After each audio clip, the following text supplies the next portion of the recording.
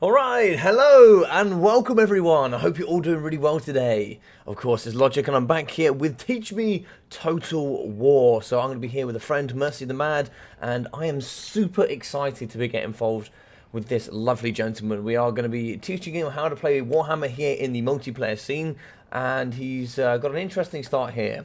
So I hope everyone's doing really, really well today. So we're going to have Hank, we're going to be having Swiss, Rubber Ducky, of course, is going to be scouting out the opposition.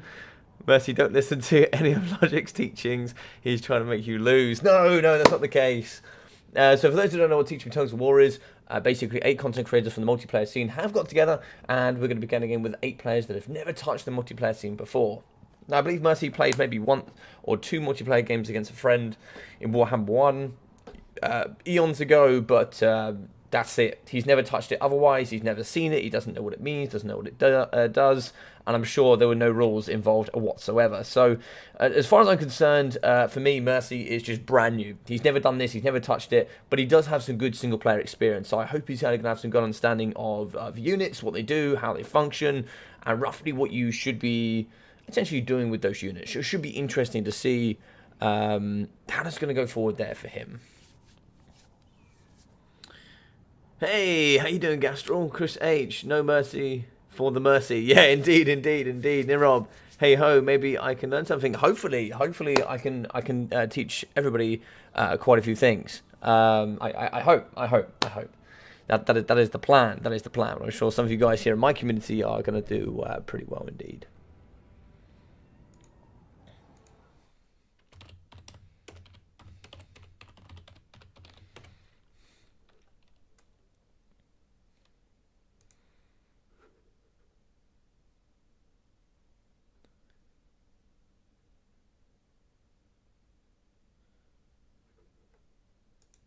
Just gonna wait for.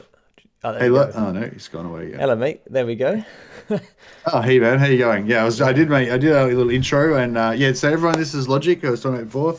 He does. He's got a multiplayer. I already explained. You do multiplayer stuff. I don't know. You can tell us some more about yourself if you want. Yeah. How hard can this guy be? Yeah. So apparently, I have an ODM in front of your name is not a good sign. Some of the guys in my chat said. I mean, that can be challenging. Yeah, for sure. It's good to know that those guys know that.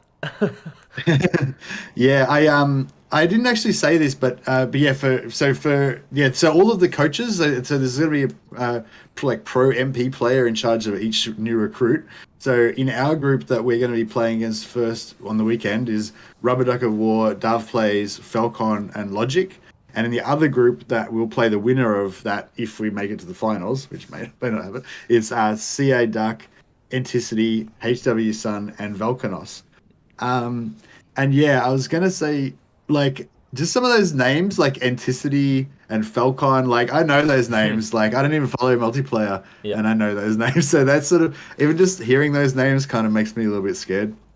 Yeah, those yeah. strong players with a great like wealth of knowledge. It's gonna be tough, but this is gonna be really enjoyable, I think. Oh, Rubber Duck said he's going to help me. He's going to give me cheats. All right. Yeah. He keeps saying on my stream, Mercy, don't listen to a word that Logic says. So there we go. Is he trying to? He's trying to sabotage that. He's a rival. He's a rival coach. He's kicking off. He recognizes. 6, so we're gonna go invade him later. Oh, okay, nice. All right. Yeah. So should we just jump into it? Do I need to know anything before I? Sounds to me like you're ready. I'm ready. All right. How much? What do I? So this is how much money I've got. 10,000. Oh no. Did you have any like questions or anything you wanted to ask me first or something?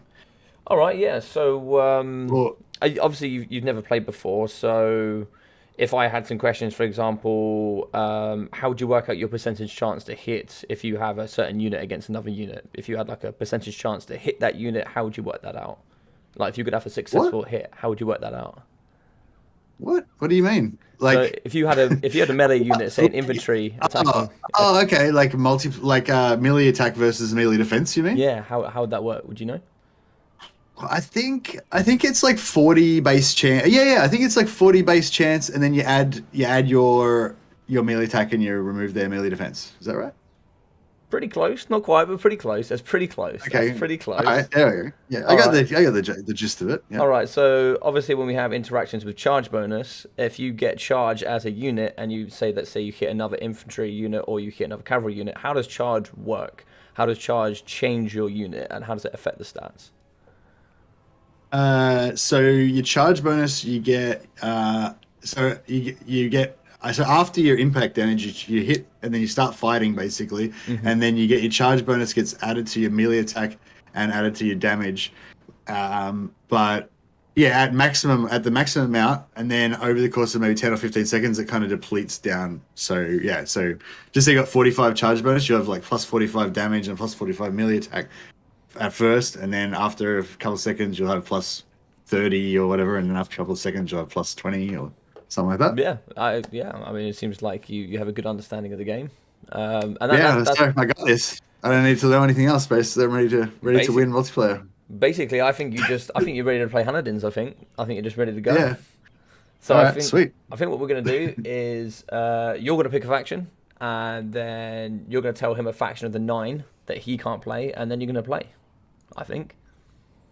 Okay. How do I don't know. Well, I guess he can't play Dark. I want to play Dark Elves, so he can't play Dark Elves. How about that? Sure. So if you do I have to message him in the chat? If you say in the box, say I'm going to play Dark Elves, and then say I'm going to ban something. So, and then I'll explain what that means as you do that.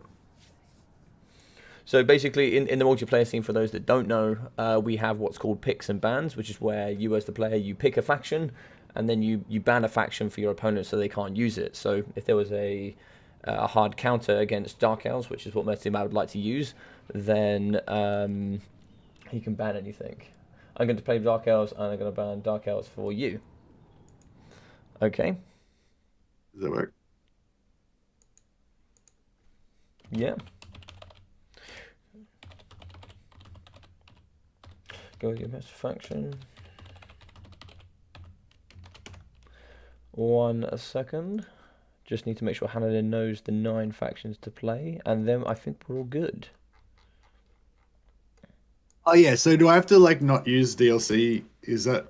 Yes, but for this particular one game here, we'll just leave it open for the first game, and then we'll go into that for the next bit. I'll just let you play. Cool, because one yeah, game I'm first. not sure which. Hand on wood, says Nicholas. I don't know what that means. Cry havoc and less loose. Oh yeah, so I forgot to. The thing I forgot to say at the start was I know this is not single player, guys, and I know this is a single player channel. But if you guys wanted to like put aside your single player bias for one day and support me in this endeavor, I'd be much appreciated.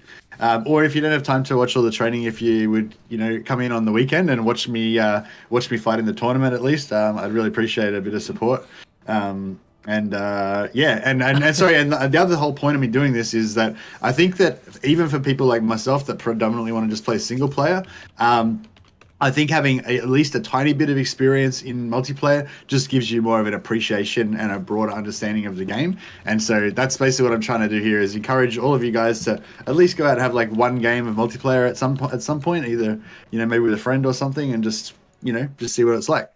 And that's what I'm doing. Factions open, bring one at 50%. What's a 50% MU? Oh, Do I need right. to know what that means? No. Yeah, he's kind of talking to me in the audience. So he's saying that he has a 50% matchup. So this is, in the community, we call this a 50-50, which is they're even on quality. So if we played 100 games, you would expect 2 players of the similar level. 50 times you'd win for Dark Elves, 50 times you'd win for the Empire. So it's anyone's game, is what you're saying. It's basically, like the odds what are he's basically saying. Basically anyone's even. game. Even. All right, we got this. Yeah. So bring whatever you like. Build any army you'd like, and out of your 12,400 gold. And then when you're ready, and whilst you're talking, I guess I'll sit and explain to the audience about all of this. So are we still talking to each other, or are we? Yeah. We got Nathan here as well from CA. He's telling Duck to not sabotage. I love it. Welcome, Nathan. Hey, Nathan. Von Carson, got 2 of the most respected ducks in the community in the same chat. Indeed. All the ducks here. We have all the ducks. What up, and congrats on getting in this logic. Thank you very much, Captain Morgan. I appreciate that, dude. Do D have hard counter? Yeah, hard counters to Dark Elves would be maybe greenskins, something like that. And for sure. Yeah, most factions have a hard counter. There's very, very few that do not. Wood Elves, greenskins, yeah, for sure. Oh wait, maybe I should get one of these things. I mean, yeah, Hydras are good. I don't know. Are they good? Right, let me. I don't know. I'm trying to think what's good in like multiplayer. I'm gonna put my screen blocker up and see what you're doing, so that my chat can't see. All right, but you're not going to give me any help yet. I'm just going to be on my own. So yeah, I'm gonna see what you're doing. Maybe I don't want so many of these. Oh, they're cheap though, so maybe I should keep them. I'm trying to think of what I need. Something like good. Like I've kind of got all this like. Well, yeah, I got my chariot. That's cool. Maybe I should have a Hydra. That could be good for something, for killing characters, maybe, or something. I don't know. I can have heroes. Is it like? Oh, okay. I keep wanting to ask for advice, but no, I won't ask for any advice. No, I'm not gonna give you any either. I wonder, how much is if I put him on a horse? Wait, if I put him on a Pegasus. Okay, we're a bit over now. If I do that. How do I get rid of him again? Oh, yeah, there we go. Okay, I got a little bit extra gold now. And maybe I can upgrade something. Hey, Ethan, how you doing, buddy? Yes, lizards are very good. I'd say lizardmen are in the top 2 in the game currently with beastmen. Yeah, for sure. Yeah, very strong. So for those that don't know, when we play here on the multiplayer scene, you get 12,400 gold, which you can spend on however you like. That can go on. You have to always bring a lord. You can bring heroes, casters, pretty much anything. Cavalry, artillery, infantry, and you just got to make an army at 12,400 gold. You've got your factions, and therefore there's your limitations. And you just try and go as hard against each other as you possibly can. And here at the moment, ooh.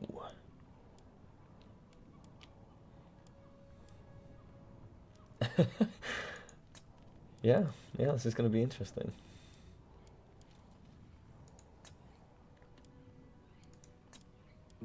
Actually, no, I can't afford that.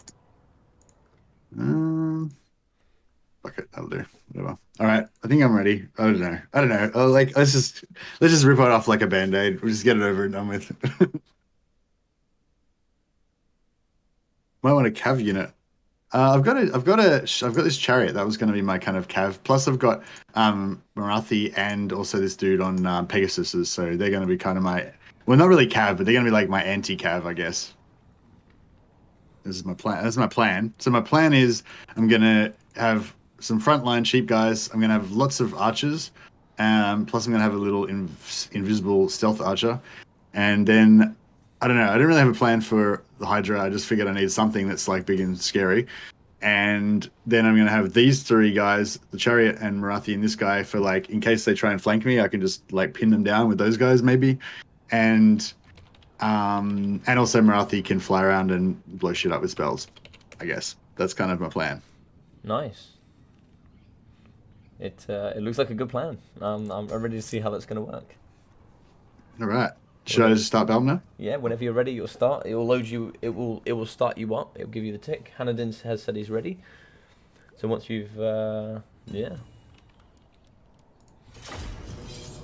What I'll do during the game, Mercy, I'll mute myself and I'll cast from my side what I see, and then after the game, I'll unmute you, and then we'll get going.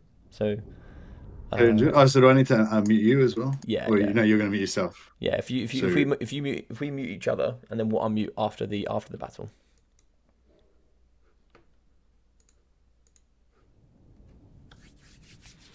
All right, so we'll be getting into it. We all know Tomb Kings are actually OP. Low key, they are very, very, very strong. Nah, they're okay. They're okay. They're not great. When it comes down to limitations, someone actually brought this up on one of my videos. Like, limitations are like pretty strong, sadly, because you don't have many units for the Tomb Kings. So, Paladins, of course, is going to be a very strong player. Mostly told me he was very confident, so I thought I'd give him a good start. We are going to be going with 3 Outriders. This is going to be limited. This is going to be limited afterwards. We're doing just an opening game here, so you can see what like multiplayer is like, and then we're going to go into multiplayer with the limitations that we have for the tournament. But we have 3 Outriders, great AP, 84 speed, good mobility there, 130 range. We're going to have triple of the Empire Knights. We're also going to have the Silver Bullet Handgunners, mixing in with Sigmar's Sons, Unbreakable Flagellants in the front line, Swordsmen as well, mixing in with the Double Spears. We're going to have double spears with shields, and then we are going to have the Amethyst Wizard here, perhaps for some Spirit Leech. Yep, and then we're going to have the Bright Wizard for the Burning Head and Kindle Flame.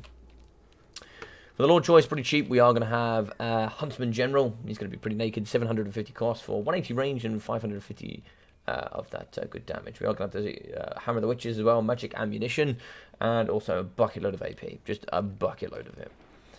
So here for Mercy, we are going to have, for the Dread Spears, a very small front line. We are going to have Cobbled Chariots, great armor piercing. They struggle with anti-large, but they do have good anti-infantry armor piercing there for the melee stats. Quadruple of the Dark Shards. We are going to have a Blackheart Corsair Hambos, Shades with Great Swords, which is going to be interesting. In the sky, we have Marathi, though. And also, for protection there, we are going to have the Master. The guy said that you left up your screen blocker, Logic. Ah, you're right.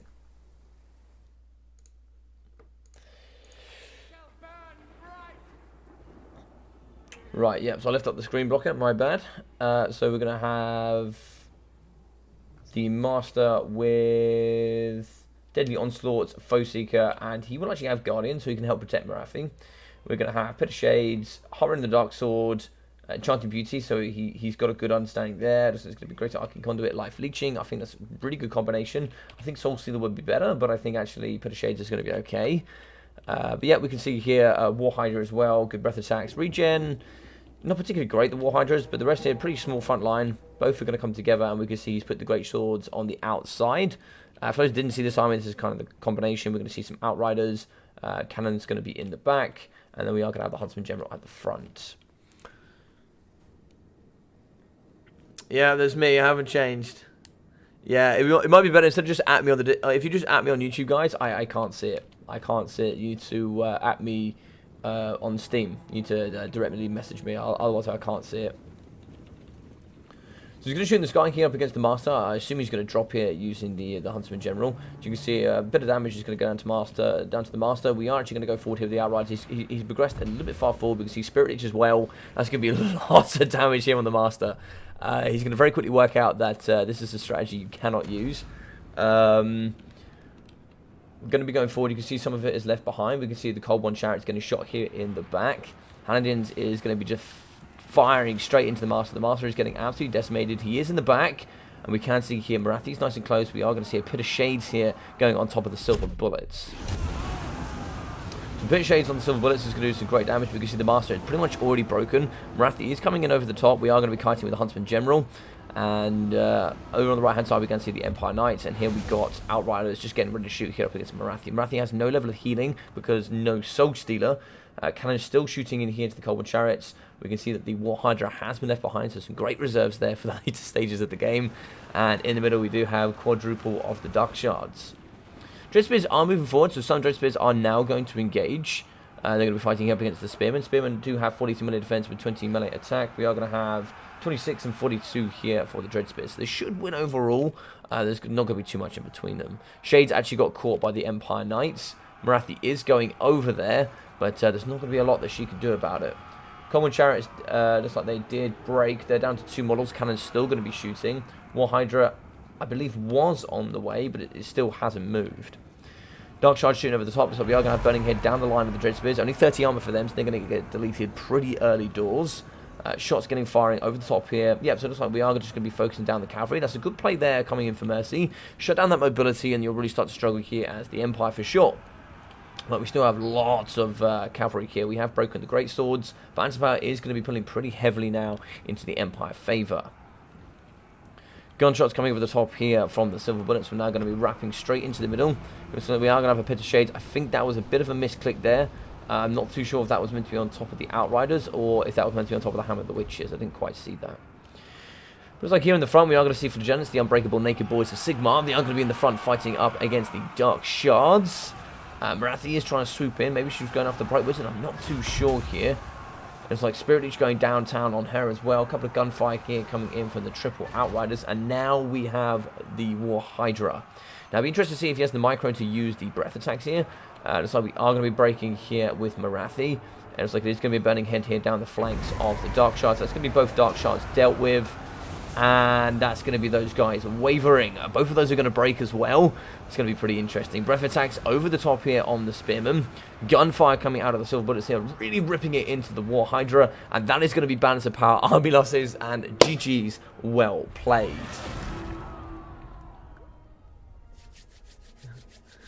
R.I.P. Master. I know. It was GG's. It was GG's. It was a good game. It was hard, but we saw there a bit of a disconjointed push there coming in from Mercy. We saw obviously the Master going in first, and then we saw the rest coming around. So 1.5k for the Huntsman General, 866 there from the Bright Wizard, 500 from the Amethyst Wizard with a couple of those Spirit Leeches. We got 91, 112, 0, 7, and 0 for the Spearman. Swordsman coming in at 19 with 320 and 280 for the Flagellants with 447 for the Sigma Suns. 970 for the Silver Bullets with 0, 400 for the Empire Knights and 1,200 for the last. Outriders at 350, 400 and 680. For the Hammered Roaches, 1,250. So yeah, really good stuff. The Hammered Witches there was just able to ground and pound here up against the Cold One Chariots. Sadly, they didn't leave home too much, and you can say the same there really for the War Hydra. It did get a breath attack off, which was good. We saw the micro there coming out. That was more towards the later stages when quite a lot of stuff had broken. We got 460 there for Morathi. We did actually see a really nice spell, which was good. 33, 200, 100, 170, and 118 for the Dread Spears. Two of these, lots of health. 160, 170, 250 for the Dark Shards. We still got 500 for the Great Swords. And 420 for the Dark Shards. So yeah, pretty good otherwise.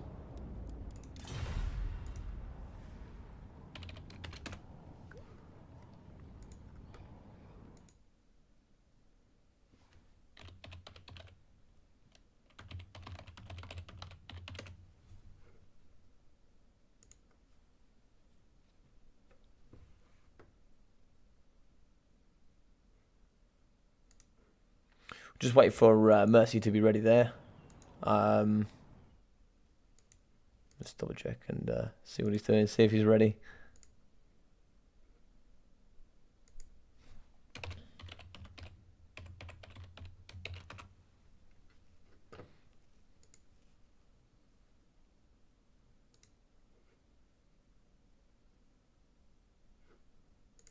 Just see what he's...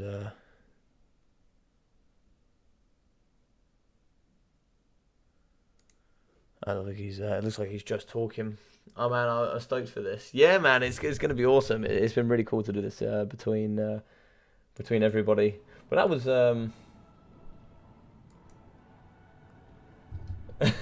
I felt like a kid fighting a tank.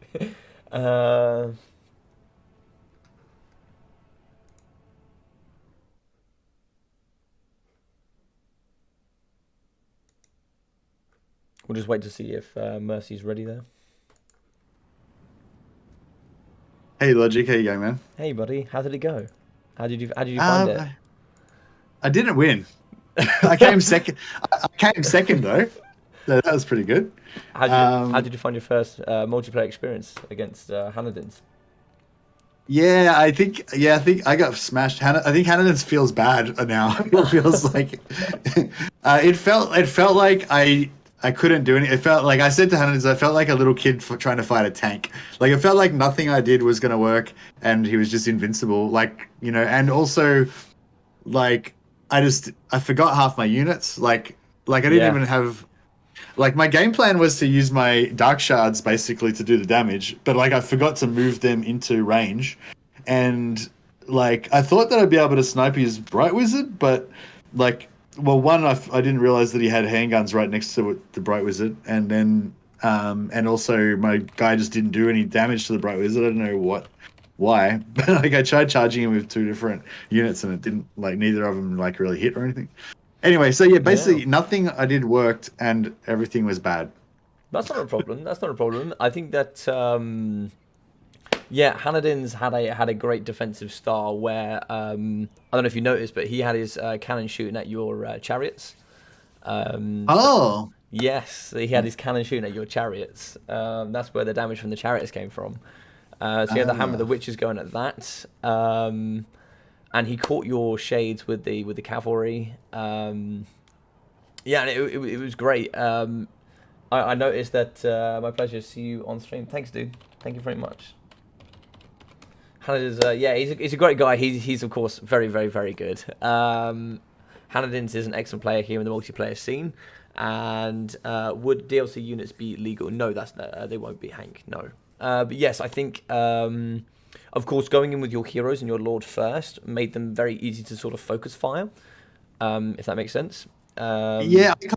I kind of thought that was the case, but then I thought I sort of checked and I couldn't see that he had any handgunners. So I thought, oh, maybe I can, you know. But then Yes. he did have some handgunners, and also he had those pistoliers, and it Hmm. was all bad. Yeah, he had 3 outriders and the silver bullets, which have stalk. So they were sat there in the back, just waiting for the trap. Oh, Yes. oh, so he didn't. So I didn't know. So I couldn't have known that he had the handgunners because they were Yes. invisible. But I suppose I should have expected it. Yeah, so Yeah. then once he dealt with the master, so the way that some people might have played that is they might have like gone in with the hero, and then they might have drawn back when they realised. Like most people go in with the infantry and use it as a bit of a bait to get your bigger stuff in, or your more expensive stuff, or the stuff that's going to do damage. Um, Hmm. but yes, I think also, yeah, I think it was very interesting. I think it was nice to see. I think I'd like to see you play 1 or 2 more things before we got some actually got some other players signed up, ready to go to start soonish. All right. Yeah, I'm ready. I mean, it can't be any worse than that, can it? Um, It's only going to get better from here, surely. 100%. So I think we have Zypher next. I think you played well. I think obviously 1 or 2 units got left behind. How did you find the micro? Did you find it different to single player? I don't know. I mean, there's a lot of stuff going on. I'm not really sure. What, like, how do you mean? What do you? Yeah. Well, how Right. do you Sorry. think it's? Yeah, I should probably explain myself. So when it comes down to the micromanagement of the game, did you feel that you had to micro faster? Did you feel like you were pressured quite a bit? Uh, I don't know. It's just like with single player, there's a huge variety. There's a huge like it's most of the time there's not that much micro, but you can depending on what builds you take. Like I was saying, like Mhm. if I go for like a full Black Art Corsair handbow stack, then it's like just all micro. You're just microing every unit at once, like in all different Yeah, directions, and it's yeah. actually kind of fun, you know, because it's so like high so much stimulus, but yeah, so I would say it was more on that end of the spectrum of like maximum amount of micro that you can do rather than like relaxed, that's for sure. How did you find playing against a player instead of the AI? um there was a lot more adrenaline.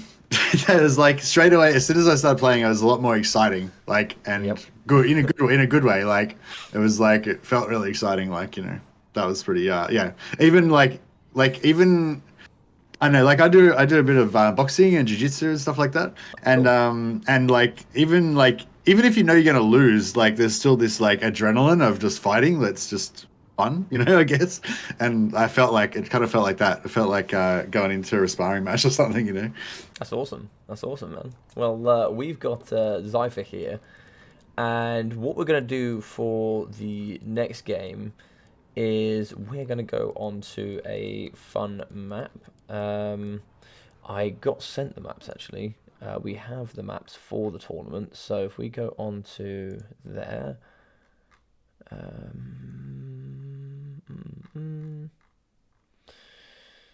Okay, we'll play one of the maps from the tournament then. Cool. Lovely stuff. So there we go. So we're going to be... Karak Angor is one of the... So when we go to our 8 teams, this will be one of the 3 maps that we use here in the semi-final. Oh, in the first day, sorry. All right, so we have... so we have Zypher here. So the way this will run is... what I'll do, Messi, I'll let you pick a faction you'd like to play out of any of the 9. You can play whoever you like for the next couple of ones, and then I'll try and build in some some pointers to improve. We'll play with the unit caps because that's the way we'll play in the actual game, and we'll try and play without any of the units that we are going to use for the tournament. Does that sound good? Without the unit, you mean the same as we're going to play in the tournaments with the Yes. same ones removed? Yeah, cool. Okay, well, I was thinking maybe I'll just go to Dark Elves again since I kind of had a bit of a plan going on. So here's a free bit of information. If you play Dark Elves, you don't have to ban Dark Elves because they're not going to be Dark Elves because they can't mirror match you. Okay, then. Well, I don't. Who should I ban? I don't know who to ban. Well, he's already chosen Beastman anyway, so. Should I ban Beastman? So I'm like, well, he likes Beastman obviously, so I'll ban that. So then he won't know what to do. So Beastmen isn't one of the factions you can play. Okay, so I don't need to ban them. Yeah, so you can. I think what we'll do, how about we just for now? We'll just let Zypher play whichever one of the other ones he wants to play then, and then we don't have to we don't have to worry about those bans, and then we can just. So do I need to take it? Are these units that I've got okay, or do I need to remove any of them? Let me have a look. So I'll put up a screen. Oh wait, I've got the list as well. Yeah, I'll show it off to my. Perfect. Where is it? So yeah, so if anyone hasn't seen, there's a link down below to the banner rules, which tells you what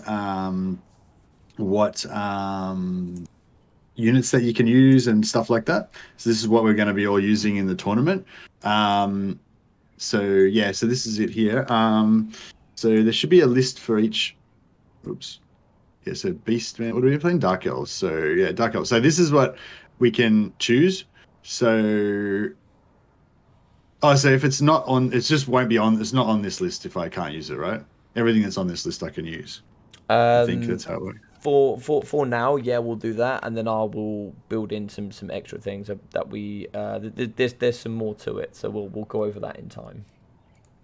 Okay, cool. Well, anyway, yeah. So this is this banner rules? Is this just for normal multiplayer, or like commonly used sort of thing? Or okay, so anyone who's interested in getting into multiplayer, this is just kind of the normal rules that everyone uses. If you're playing like just random matches online, could you expect people to stick to this or not really? So if someone's going to play online, would you say that I should advise they stick to this? Yeah, like if you play it online, would you reasonably expect your opponent would be going by this as well, or you talk about that in chat maybe or something and say, hey, do you want to go by banner rules or whatever? So yeah, if I was playing quick battles, the way it normally works is there's already a unit cap system in there, which doesn't quite follow those rules, but it's close enough. So as long as they can't really abuse that system. So it's a little bit more Wild West when it comes to that. But if I fight generally people in my community that say, oh, let's have a couple of games, yeah, we would agree to play, say, banner rules. Yeah, for sure. Actually, cool. No worries. So there's down the bottom there's a little legend that tells you what the things are, and so yeah, it's like we can have up to 4 archers, either dark shards with shields or without, counted as the same unit. So I can have 4 of these or 4 of those or 2 of each or whatever. You can have maximum of 5 infantry, or if they're in the box, that means you can have up to 8 combined. So I could have like 5 spears or 5 swords, or I could have 4 of each or 3 of one and 5 of the other or whatever. Same with these guys. And then there's some other rules with single entities and stuff, but I forget. Yeah. So yeah, you can see that there's just a bunch of units, and the legend should help you work out which everything is. Like, for example, there's manticore mounts and what they mean, how many of those things you can bring, and all those kind of things, yeah. Do you want to give me... So I took out the Hydra because I kind of felt like even if I hadn't have forgotten it, it would have been really slow and they would have just shot the shit out of it. So I took out the Hydra. I put in 2 units. I put in 3 units of Black Ark Corsairs, so I could try and do my kiting-y thing. I don't know. What do you want to give me any tips, or do you want to just go with it? I can give you one tip. Okay. You've got a lot of range, and you've got not too much to protect it. Is going to be my true. Is my one advice for you. You've got 4 units of infantry melee, and you've got, although the Black Hawk Corsairs can kite and kind of protect themselves, they've got kind of no fast elements around them that can at least protect them. I don't know if I like any of the Dark Elf fast stuff though, apart from the chariots. Should I just get another chariot maybe? Get rid of a couple of archers and get another chariot? Does that work? Have Yeah. two chariots? So my thing would be, what happens if Zypher came with some cavalry? How would you protect yourself against cavalry? Yeah, well, so I was thinking what I meant to do last time was instead of sending Marathi and the hero in to try and snipe, I was actually going to use them as the counter cavalry. So I'll basically try and pin the cavalry with Marathi and this guy, and then just shoot the crap out of them with my archers, which I just got rid of. But yeah, does that sort of work or not really? So the way it would work in single player is the computer, once you've engaged in melee, the computer will stay with that unit and will fight with you until it draws itself away. Here on the multiplayer, if you have a unit of cavalry that fights a single entity, if you just click past that single entity, then ignore it and just pass straight through it. Okay. Would the chariots be able to stop cavalry, or you actually need cavalry to stop cavalry? Um, Cavalry could be, so for example, the Cold One chariots could be a good counter, like they could shoot and kill a lot of the cavalry. You could certainly give it a go. I'm not going to tell you what to bring, but I would say as long as you've got something that can deal with cavalry or can at least stop cavalry from shutting down all your ranged, that would be something I would heavily advise. All right, I'll try this, I guess. Or maybe I should get rid. I don't know. Yeah, so Maybe I we've shouldn't got a do. link there to Mercy's channel for you guys that haven't seen Mercy before. You guys can go check him out there, and there's a link above from Muckluck, the amazing admin. He's just dropped that in for you guys. So you can join up there and go watch from his POV as well. Nice one. Yeah, I'll put another link. I put it up already, but there's another link to Rubber Ducker. Not Rubber Duck, sorry. Logic's channel. He's Rubber Duck's not on our side. He keeps pretending. He comes in here, tries to give me advice and pretend he's my friend, but he's secretly trying to ruin us. 100%. He's trying to get in between.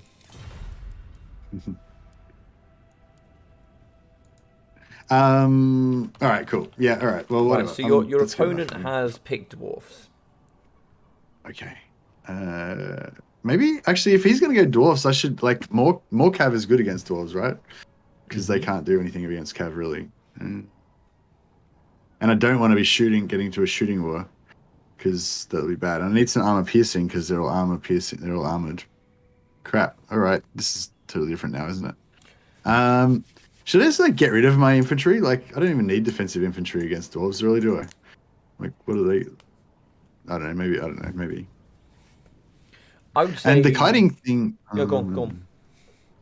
Well, the kiting thing might work because they're slow. Mm-hmm. I'm gonna need some sort of armor piercing dudes. Maybe I get a couple of units of high gunner executioners up in there. Oh, they're expensive. So there's nothing like cheap that does AP, is there? No, not really. Not from the Dark Elves, no. Apart from range, no, not really. Yeah, so maybe I should get some more.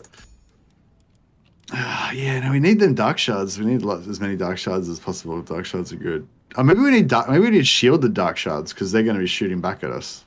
That could be. Maybe that'll be good. They do have silver shields, which are pretty strong. Yeah. Fuck. So we got to get behind them and shoot them in the back, kind of thing. And yeah. Fuck, I don't know. It's overwhelming. I don't know what to do. It's a lot to think about when it comes to the multiplayer. My way of envisioning how I approach a matchup is, I think, what does my opponent have? What are their weaknesses? What are their strengths? So the strengths for the Dowie is they've got a lot of armor. They've got great leadership, and invariably they've got pretty decent stats for the most part. They do struggle with mobility. They have big mobility problems. They do have gyrocopters, of course. So they have slayers as well, which are faster than I think most people think. And also things like, for example, mines of blasting charges, which is really good at dealing with lightly armored chaff. Yeah. So as long as you've got something to kind of deal with the infantry, for example, do you want to kite them? Do you want to put the pressure on them? For example, if they bring a cannon, what are you going to do? If they bring a cannon, are you going to be able to kite against a cannon? Yeah.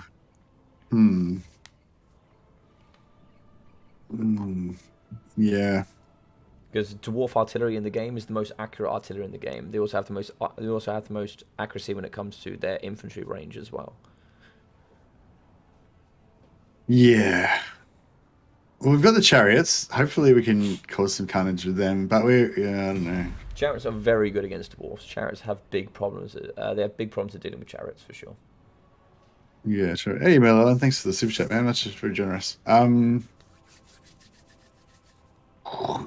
I don't know. Maybe I'll just what's 500 gold. Maybe I should just get another unit of Cav. Chuck another unit of this crappy Dark Riders in there. Maybe they'll do something.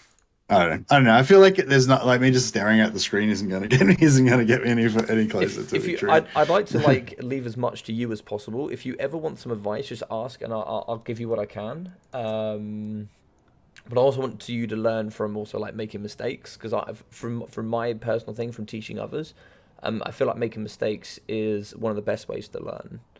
Learning, for example, I tried this didn't work, this is why it didn't work, instead of me just going, this is the army you should use, and you don't know why, instead of giving you a false ideology of, you just go, oh, this army works, so I'll keep using that. This army might not work against all players. Oh yeah, so one thing I was going to say as well. So I've got these 2 flying heroes, right? He's not going to have anything that can deal with that, right? Well, that can, he's not going to have anything similar to that. The only thing he might have is gyrocopters, which my heroes were going to smash if they try and fight melee or whatever. Mm-hmm. So maybe, I don't know, maybe I want to do some stuff with my heroes like early on before the kind of battle lines are joined and stuff. But there's all those rules you get about attacking and everything. Like, so can I if I'm how can I fly? So can I fly up and like try and drop a pit of shades on his cannon or whatever, and that doesn't count as attacking. But if I'm kind of moving my army towards him at the same time, that's fine or whatever. That's fine. Yeah. So as long as there's the beginning stage of the match. So as you're pushing forward towards his army, as long as you're making progression towards his army with the intent to shoot or the intent to fight in melee, that counts as fine as meeting the attacking rule. And you can certainly, within that stage, you can certainly move forward and use magic. But if you only use magic in the beginning stage and you show no intent to attack with the rest of your army, that wouldn't be fulfilling the attacking rule. Yeah. Okay. So both of us should be moving towards each other at the start, basically, yeah? Yes, that's correct, yeah. Okay. So what you but if you got a cannon... You could think about also artillery, because I haven't heard you speak about artillery yet. Does my artillery outrange his cannons? They do not, but bolt throwers are very accurate, for sure, and they're very good at sniping out other artillery. And he doesn't have any cavalry, although he does have slayers and possibly have... So, for example, if he doesn't bring any artillery and you've got artillery, what's he going to have to do? Yeah, okay. He's going to have to come to you, which is not good for the dwarves. Well, I could get rid of one of my units of Black Ark Corsairs.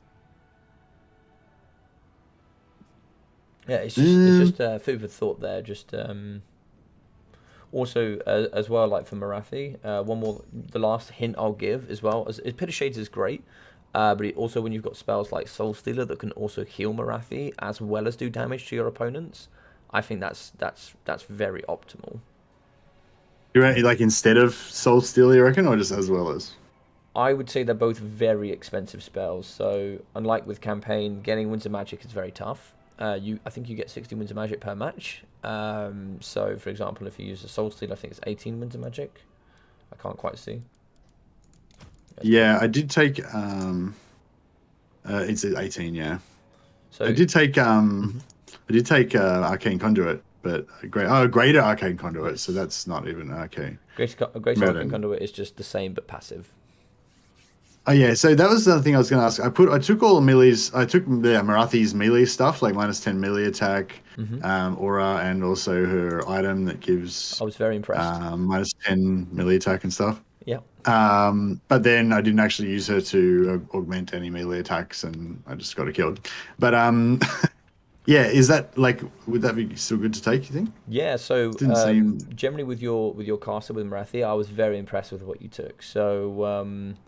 Enchanting Beauty alongside Heartrender and the Dark Sword gives -20 melee attack and -10 melee defense. So the Enchanting Beauty is constant, so you don't need to be engaged in melee.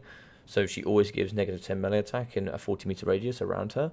So if you let your infantry go in and then you fight alongside your infantry with her, everything in that area is going to get -20 melee attack and -10 melee defense, which is huge for some units. so it can really help you Yeah. win the front line just as a passive. Soul Stealer can be great because it keeps her healed, it keeps her healthy, and Spirit Leech is great because then you get more Soul Stealers. Hmm.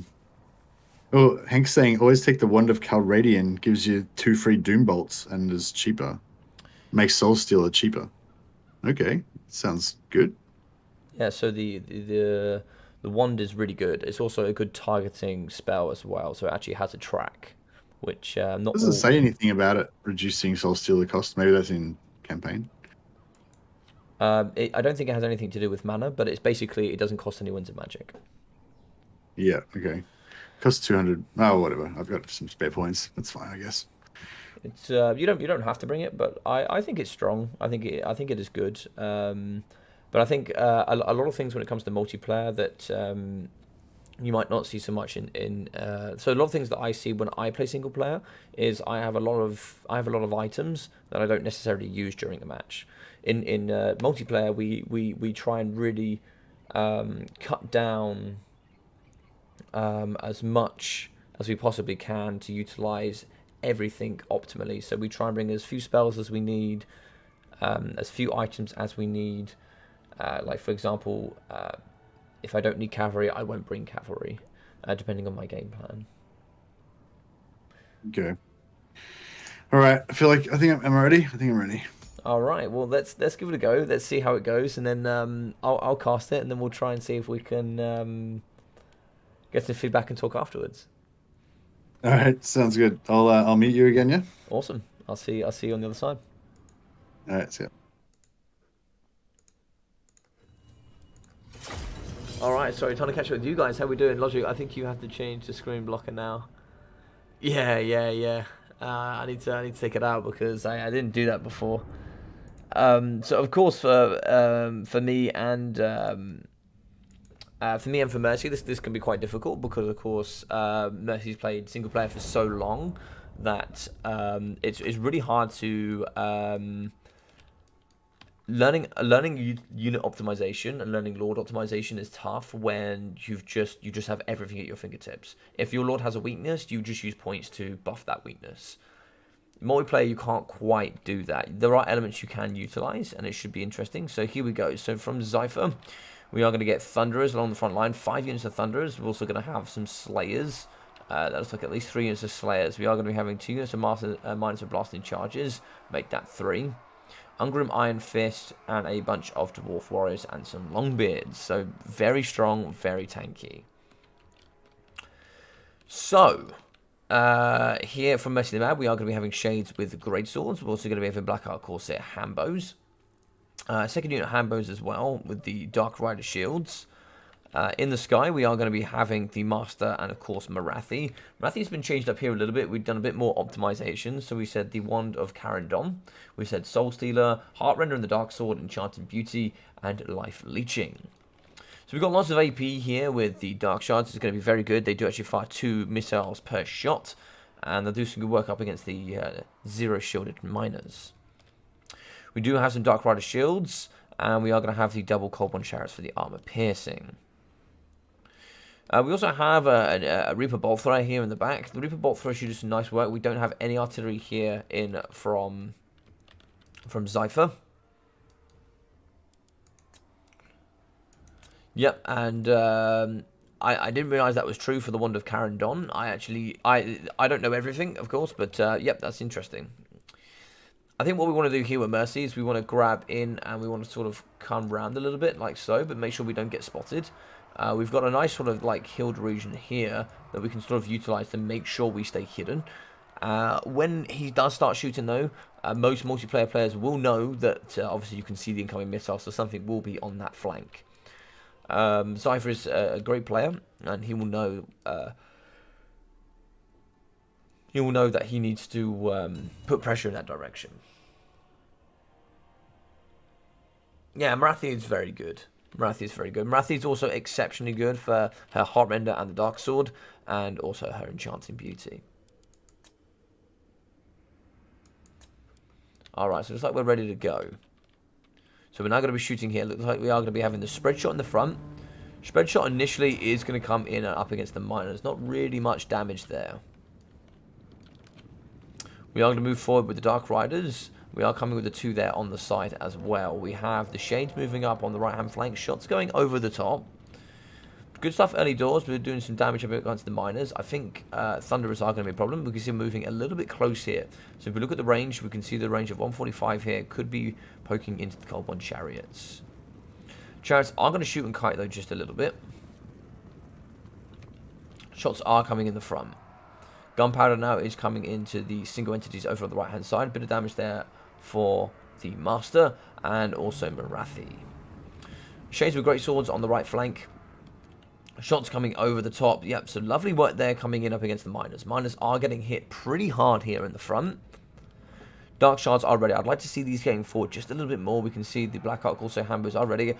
Great micromanagement already coming out of Mercy. He's doing a lot better in this second game. But Gunfire now is getting spread here into the Black Ark Corsair Hambos. He's going to very quickly realise that 145 range outranges all of his Dark Shards and his Black Ark Corsair Hambos. In the back, the Wand of Carandon is going to go on top of Ungrim Iron Fist. That should do some nice damage here. Yep, so not too bad damage there. That was at least 300-400 damage. Morathi is going to be on the flank there. She's going to be getting peppered by Thunderers. So we need to get in the back. The Shades are taking a little bit of time here, but the Shades should be able to get in the back and start shooting up against these Thunderers. Morathi is taking quite a bit of damage so far. We have actually broken some of the mines in the front. We are shooting here with the Dark Shards, and they are going to have to kite. There's not a lot they can do with it here, but it's nice work here coming out of the Reaper Bolt Thrower unit. Chariots have charged in. They are going to be fighting here up against the miners and blasting charges. We do have Thunderers nice and close by with some Dwarf Warriors. Where's that cavalry, though, is the question. In the back, we are moving the Shades. Shades still haven't quite engaged, but Thunderers are now firing into the front line. We have broken the Dwarf Warriors. Lovely work there coming in from Mercy. Big shots here for Morathi. She's now fighting in melee combat as we have the Master in as well. Hopefully we can see a Soul Stealer. If we get a Soul Stealer, it's going to be some great healing here for Morathi. Lovely. So that's going to be some great damage here on these units. That's going to be just a single Soul Stealer there. She does some good heal, but we are going to get shot on the way out here. Morathi is getting hit very hard because he's some gunfire coming in the front here up against the Dark Shards. In front, blasting charges have deleted some of the Dark Shards here on the right-hand side of the middle pocket. But we still have some shots coming over the top. Looks like we are going to be shooting here into Ungrim Iron Fist.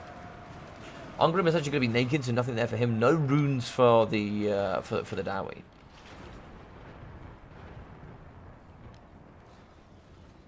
So we are going to be kiting really nicely with the Black Ark Corsair Hambos. They're just going to be moving and shooting here up against the miners. Slayers are going to chase 40 speed up against 40 speed, but we have the charge bonus here from the Slayers. We are actually probably going to break the miners here. 0 leadership.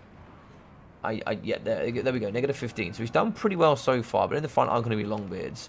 We are going to be fighting with the Master and probably just pushing past with the Longbeards straight onto the Dark Shards. These Dark Shards need to drop, but we are doing lots of damage so far. Balance of Power is going to be in the favour of the Dowie. We are going to see another Soul Stealer here in the middle. So that is going to heal up Morathi. Morathi is a little bit still though. She's going to get shot pretty hard here. She just kind of needs to get a little bit out of the range there of the Thunderers. Good kite there from the Black Ark Corsair Hambos. They're going to be shooting pretty hard there into the miners of blasting charges. Coming back here are going to be some of the Dark Shards. Looks like here the shield variety should be able to fire into the front. Shooting over the right-hand side into the Longbeards. They're going to be a little bit still there from Zypher. Gunfire now is going to spread into the Dark Shard shields. They're going to get hit relatively hard here. Looks like another Wand of Carandon here going down on Ungrim Iron Fist.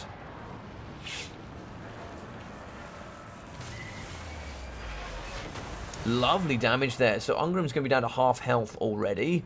Morathi's done pretty well there. So we're going to see 25 kills at 577 damage value, okay? And then the Master is going to move him with Foe Seeker. Shots coming on the flank there. We can see blasting charges now moving in up against his very expensive Shades. Shades only have 30 armor and no missile resistance. So the minor blasting charges on the side are going to do some heavy damage here. Gunfire is shooting into the face of the Master. Marathi, and that is going to be army losses and balance of power. So GG's well played, and yeah, a really fun, excellent game between these two. And being that that is Mercy's second game, that was immediately a lot better. That was a lot better than the first one, of course. Hanadin's was a very, very top player. But Zypher is no joke either. This is a very strong army here. This is very strong. We can see 577 for Marathi, 89 as well for the Masters, with 320 for the Dark Shards, with 420 for the Black Art Corsair Hambos, 675 for the Shades with Great Swords. We got 417 and 108 there for the Cold One Chariots. 230 for the Black Art Corsair Hambos, with 300, 500 as well for the Dark Shard Shields, with 270 for the Dark Riders, and 580 for the Reaper Bolt Throwers. We got 340 there left for the remainder of the Dark Shards. So, pretty good stuff there. I think that was a lot better, a lot better. Some great Soul Stealers. Marathi was kind of hanging in and around the Thunderers too much. The issue we had is we had nothing to really kind of pressurize the Thunderers. So this is a very strong army here from Zypher. Miners of Blasting Charges will delete all infantry. Dwarf Warriors are going to be tough to take down. I do apologise. Dwarf Warriors here are going to do pretty well with the double Longbeards as well. They're very tanky. 48 minute defense, 100 armor. It's always really strong. Fast Slayers as well. They move through, got some good experience. But 1.8k for the Thunderers, 900 for 600, 470 and 1.8k for these Thunderers. So yeah, very strong stuff indeed. Very, very strong stuff.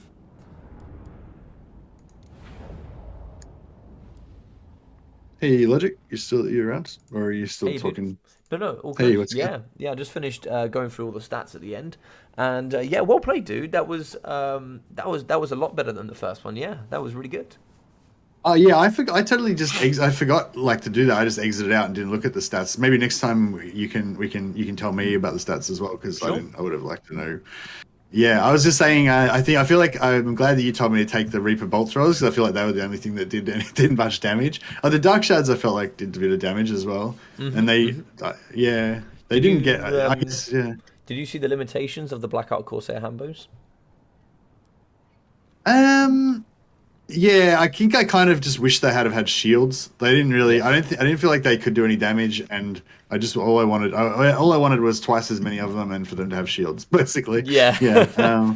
And obviously limited range. They have great kite, so they could kite the front line for Dowie for ages. But there with Zypher, he had some great guns in the front that had 145 range, which they sadly outrange there with your outrange your Dark Shards, they outrange your Corsair Hambos, and also there was some great pressure on that right hand flank there from you with the Master and the Marathi. That's some really good stuff, and I liked what you tried to do there with the Shades on the right hand side.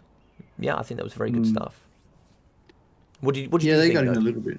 What did you think? How did you feel? Well, I tried to get into the guns with the chariots, but I wasn't like. I sort of sent them in, and then I was trying to micro something else on the right hand side, and I kind of forgot about them, and then I went back and I was like, oh, okay, the chariots are half dead, and they're half dead, and tried to pull them out, and then I just didn't micro them effectively at all. Like I just sort of, I kept like missing the points when I needed to be there to micro them, Yeah. I mean, I managed to not get them eaten by the Slayers, but that was my main. Main thing I was trying to do is not get them killed by Slayers, but Yeah. that was about it. They didn't really do anything else apart from that anyway, yeah. I think one of the biggest things we talk in the multiplayer scene is micro and micromanagement. It's the ability to make sure that all your units are moving and being optimal all at the same time. It's pretty much the thing that defines you being the best in the game and those that are trying to be the best in the game.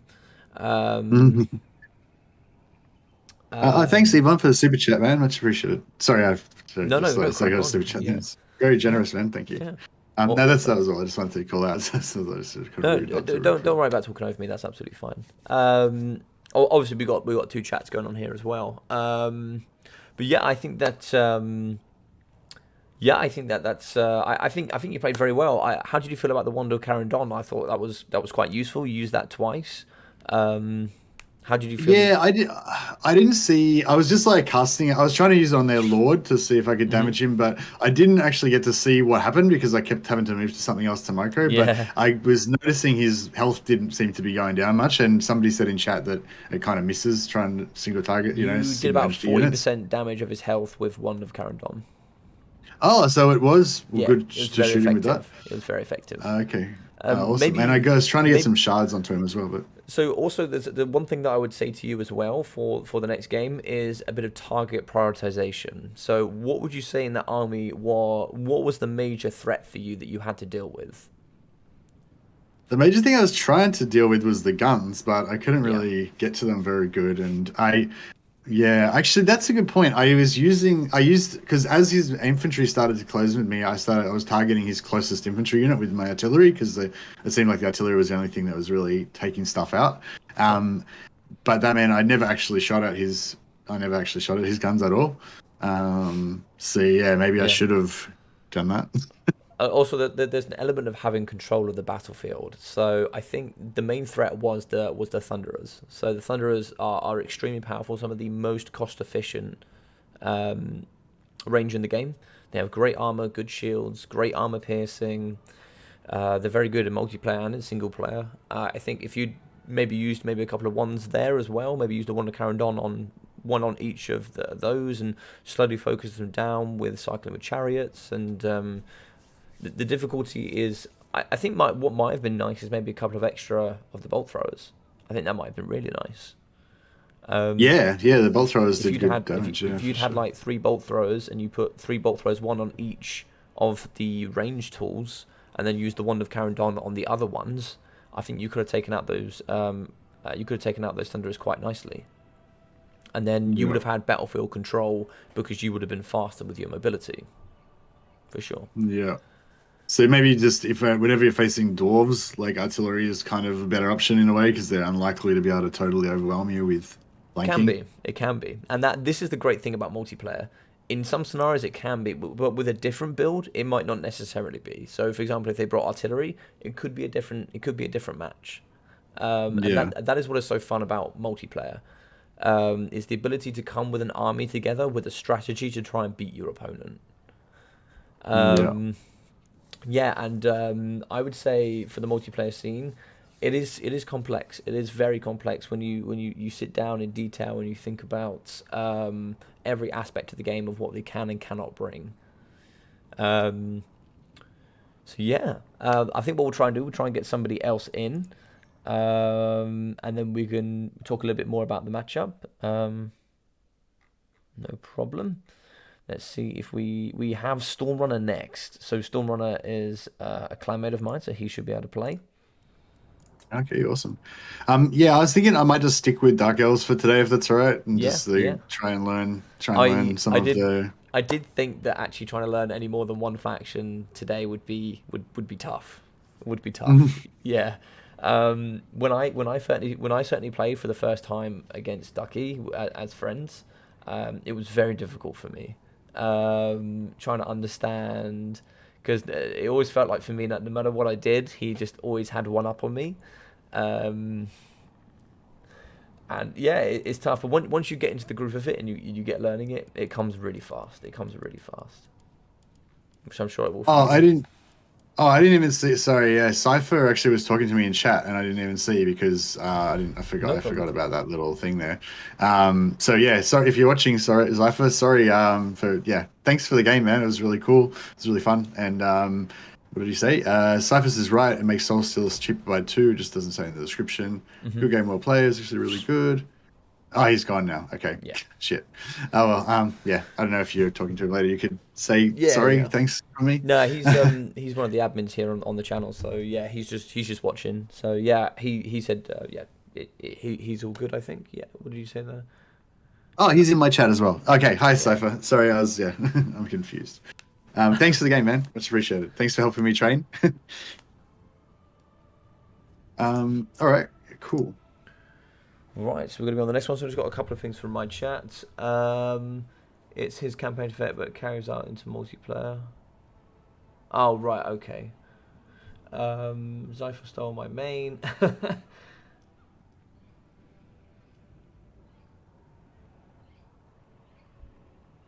Yeah, no, I think that right. So I think we should just have Storm here. Let me just send him a message. Everyone says tips for new players in multiplayer, learning which skirmish heavy builds factions and which is better at playstyle, Wood Elves or Druchii. Oh, I don't know. You might have to ask those questions in Logic's chat, guys. So yeah, if anyone hasn't already checked out Logic's channel, I've just put a link here to the stream. So Logic's gonna like obviously if you're listening to my chat, you'll hear Logic giving me advice between the battles. But if you want to get like actual like knowledge about multiplayer, you're better off going into Logic's chat and probably asking in there. Also, there's probably might be some more experienced multiplayer people in there that might be able to help in chat as well. Yeah, I don't know. I don't know anything, so there's no point asking me any questions. But thanks a lot for the super chat, man. Very generous of you. But yeah, so so for skirmish heavy builds, which is better, Wood Elves or Dark Elves? What do you reckon, Logic? In previous past, it certainly used to be king with the Dark Elves, but as of the most recent history, as of now, Wood Elves is by far the best kiting faction in the game, by far. Yeah. There you go. Yeah. They're actually the only faction in the game as well, due to their ability of mobility. They're the only true faction, I think, in the game that has an unlimited skill roofing. So essentially, the better you get at the game, the better you will get with Wood Elves because they just dominate on mobility.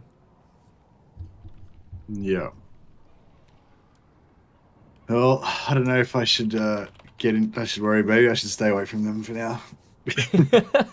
Luckily, we don't have to play against Wood Elves in this tournament. Oh yeah. So did you have any tips for me? Yes. So do we know? Or should I wait till? I will wait till he decides what he's going to pick. Yeah. Thanks, Yvonne.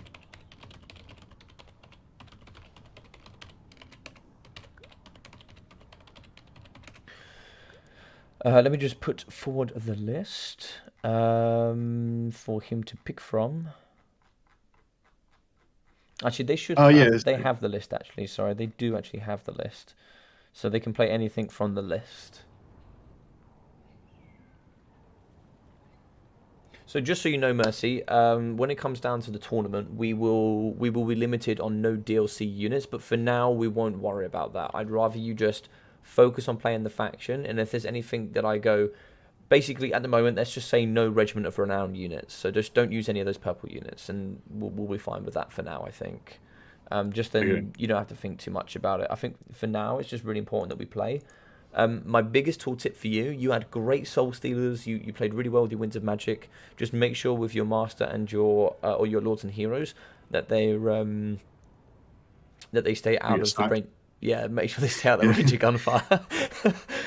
Yeah. Well, at least these guys won't have any guns. It's a bit harder to shoot them with arrows than guns, at least. Yeah. The one advantage with guns is, of course, they fire very, very quickly. The direct shot. Yeah. But no, I think you played very well. And I think for someone who's never played multiplayer before, I think you're playing very well. Oh, thank you. All right. Well, I think we need to. All right. So we're gonna listen. I'm gonna listen to the coach, and we're gonna get rid of those Corsairs with Hambos. We do love the Corsairs in single player, but I think you've convinced me now that they are not very good. It looks like we're playing against High Elves now. So we've got against High Elves. So I didn't really like these Dark Riders with shields, but I mean, I did sort of suicide charge them in, so maybe they would have been better if I didn't do that. So if we apply the thought process, what do High Elves have? What are High Elves' strengths? What are their weaknesses? Do you think? Well, they've got like silver helms and stuff. They've got silver helms so they could do some cavalry action. They might like that. They've also got lots of cheap arch. Are they cheap? Are their archers cheap? Their archers have got long range and they're pretty cheap and stuff. I would say for the majority, as a bit of a tip advice, High Elves in general are relatively a more expensive faction. Anything they get, they generally pay quite a lot for, but it also is very equal in their value. So, for example, even though it's more expensive, it's because it's better. But it is expensive, so you don't generally see too many super wide builds. Yeah. So how do I take advantage of that? By going wide? Or... Yeah, so one way to think about this, they also have every Winds of Magic in the game. pretty much for the majority that is of living magic. So they have lots of areas of winds of magic, and they also have lots of areas of units they can bring. They have a good amount of archers, good amount of infantry, but it's very expensive. So going wide can be great because, of course, trying to chew through lots and lots of infantry when it comes down to things like vigor and stuff like that, it can be quite tough to push through. So I think that it's really hard for me to try and explain a whole matchup. Where's a good tip to start? So I get some. Need some spears, I guess. one tip I would say for you is I've seen you go for quite a few expensive units. Yeah, I got rid of the chariots because I think they cost like 1100. So I'm Yes. like, even though the Dark Riders are pretty crap, I can get like 4 of them instead of So Also, maybe I if should. you lose one of those by a micro mistake, it's only 500 gold down the drain instead of 1100 gold down the drain. If that makes sense. Do you reckon? Yeah. So do you reckon like 2 Dark Riders is good, or like 4 is good, better? Like, should I go for Um, 4, or is that too? I feel like I'm not going to be able to micro 4 anyway, so it's kind of yeah, like, this you know. this this looks good so far. I would say your infantry looks a bit small. Um, Yeah. So I was going to take 4 spears. Do you reckon just all spears? I don't need swords, do I? The spears are just there to stop their cavalry from running through my archers, basically. mhm. That was kind of my plan. Their archers outrange you, so you know. Um, Oh, yeah, true. So maybe we're gonna get rid of all this and just go like all bleak swords and just bum rush their whole thing. yeah, you could go for a full infantry push for sure. You could go, for example, quite a few units of bleak swords. You could go for some dread spears. You could push in. You also have black arc corsairs you can use, which are quite strong. Um, yeah, and if you want to get aggressive, don't be afraid to use cavalry. And you've got even in this matchup, you could probably maybe think about some hambos if you wanted, or you could do some artillery as well, some artillery gameplay. Because even if they're out, Yeah, because they can't outrange me because they've got the same artillery as me, right? they outrange you by 30 range. But even then, Oh, really? you just gotta walk. Yeah, yeah. Unfortunately, Dark Hills. Yeah, I don't really understand why Reaper bolt throwers have 30 less range, but they just do. I don't really get it. There's no real. Do they do more damage or anything, or are they just No, less good? they get murderous prowess, so I guess they get extra buffs for their lore passive. Oh yeah. I was thinking some witch elves could be good to get in there because Yeah. So one I advantage don't know. with witch elves is if you attack something like a caster, they rampage, so they can't use any of their spells.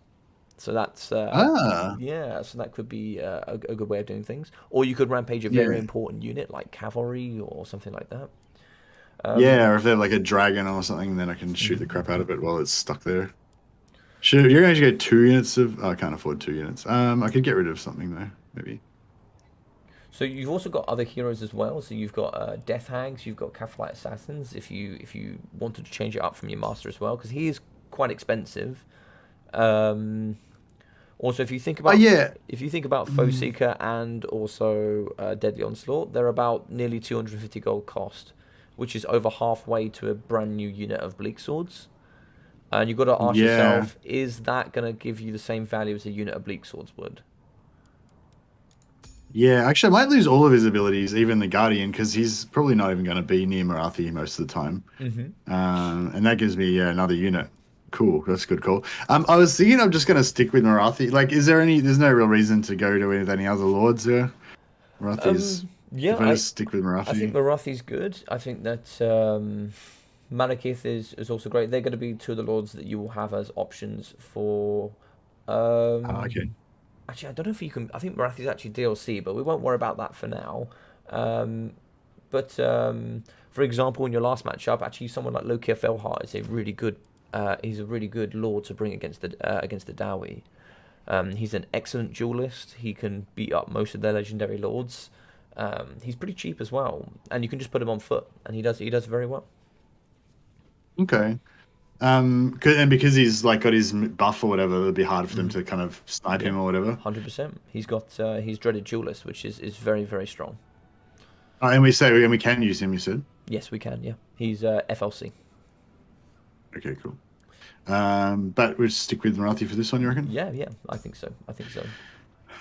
Okay, so we're gonna go for like an ultra wide kind of just bum rush them with all my infantry This strap. army already looks way more multiplayer, by the way. Okay, Yeah, cool. yeah, looks Yeah, way more well, yeah, multiplayer. that was a good tip about the abilities because I was actually thinking about the abilities that on the master and thinking that I don't use them. Yep. So, yeah, but I didn't. I forgot and didn't think to get rid of them. So that was a really good tip. So I've got 4 units of dark shards with shields. That's the maximum I can have with them, isn't it? Yeah, Yeah, yeah, yeah. you can invariably bring 5 if you want to. You can have up to 5 Can of I? them. Yeah, you can have up to Oh, I thought 5. it was 4. You can have 5 if you like. Yeah,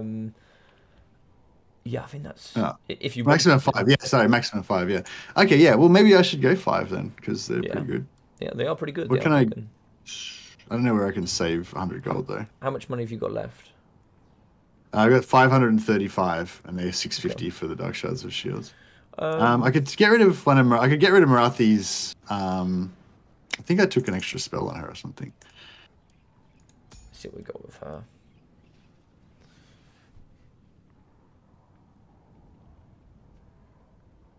How much does that cost? It's pretty cheap. No, like, get rid of that. Get rid of that. Actually, we'll put that back on. Get rid of all the spells. See, if I just take only Soul Stealer on Marathi, that's all I need, really, isn't it? Yeah. I'll take both of her items. Mm-hmm. Oh wait, now I've got heaps more money. I must have had. Oh, does it give her all of her abilities back when You you? also haven't put her on a mount. There you go. Now she's on a mount. Yeah, okay. Yeah, Yeah. no, I need them out for sure. Okay, Yeah. so now we're back where we started. But I could get rid of life leeching. If you wanted to, yeah, yeah, yeah, and then you could certainly take an extra unit if you wanted to, yeah. Um, Or you still short? there's nowhere else.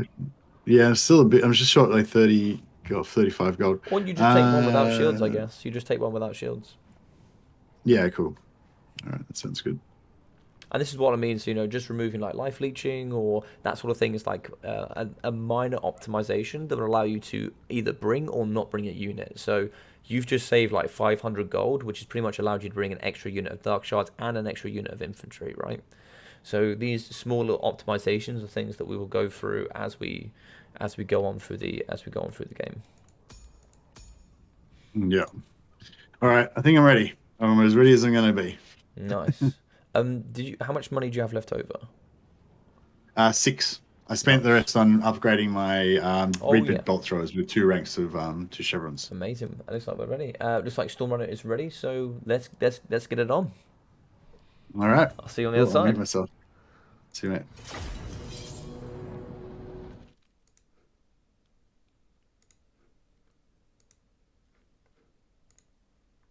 All right, so we are going to be kicking it off. Um, Perfect. Yep. Sorry, guys, if I'm not talking to you so much. Matthew's not DLC. Okay, I thought she might have been. I wasn't too sure. I do forget sometimes. I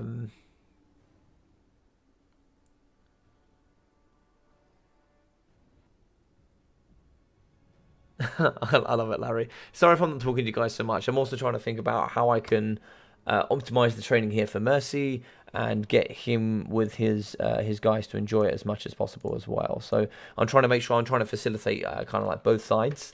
So I do apologize if I do apologize if I'm not paying enough attention to you guys. Please tell me if I'm not, and I'll or if I'm missing too many messages, just tell me. So Dread Spears in the front line here.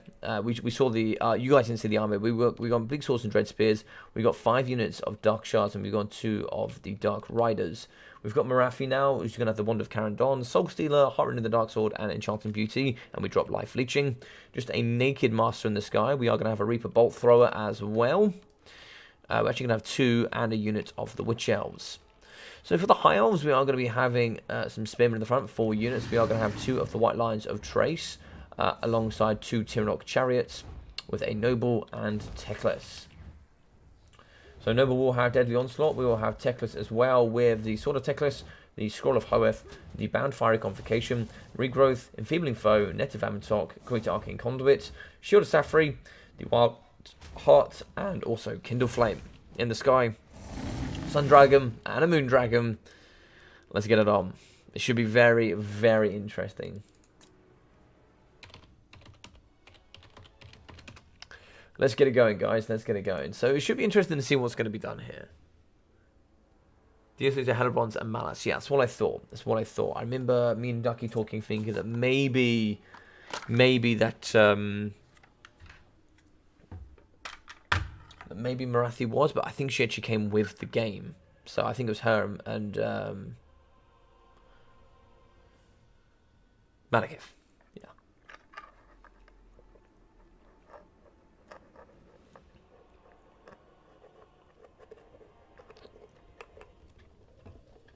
So this should be an interesting one. I think the bolt throwers with the anti-large shots kind of want to shoot the dragons, but they also kind of want to deal with the flow. They could also shoot the Tyrannok chariots if they don't move so much. This front line as well is going to be pretty cheap and cheerful, but we do have some white lines here at the back, so the white lines are going to be tough to shut down. He doesn't have too much. He does have dark shards, and he has a lot of them. He has 5 here that could do some pretty decent work. He's going to have to target prioritize a lot. If these dragons put work in, he's going to have to prioritize them. If he doesn't, then he's got the remainder of the force to do some good work with, for sure. Dark Riders want to get around the back. They want to be like sort of pinning in and shutting down the Tyrannoks where possible. Tyrannoks can shot pretty well, but they've got 80 armor, so it can be tough for the Dark Riders to get in there and do some work. Alright, let's do this. Let's get it on.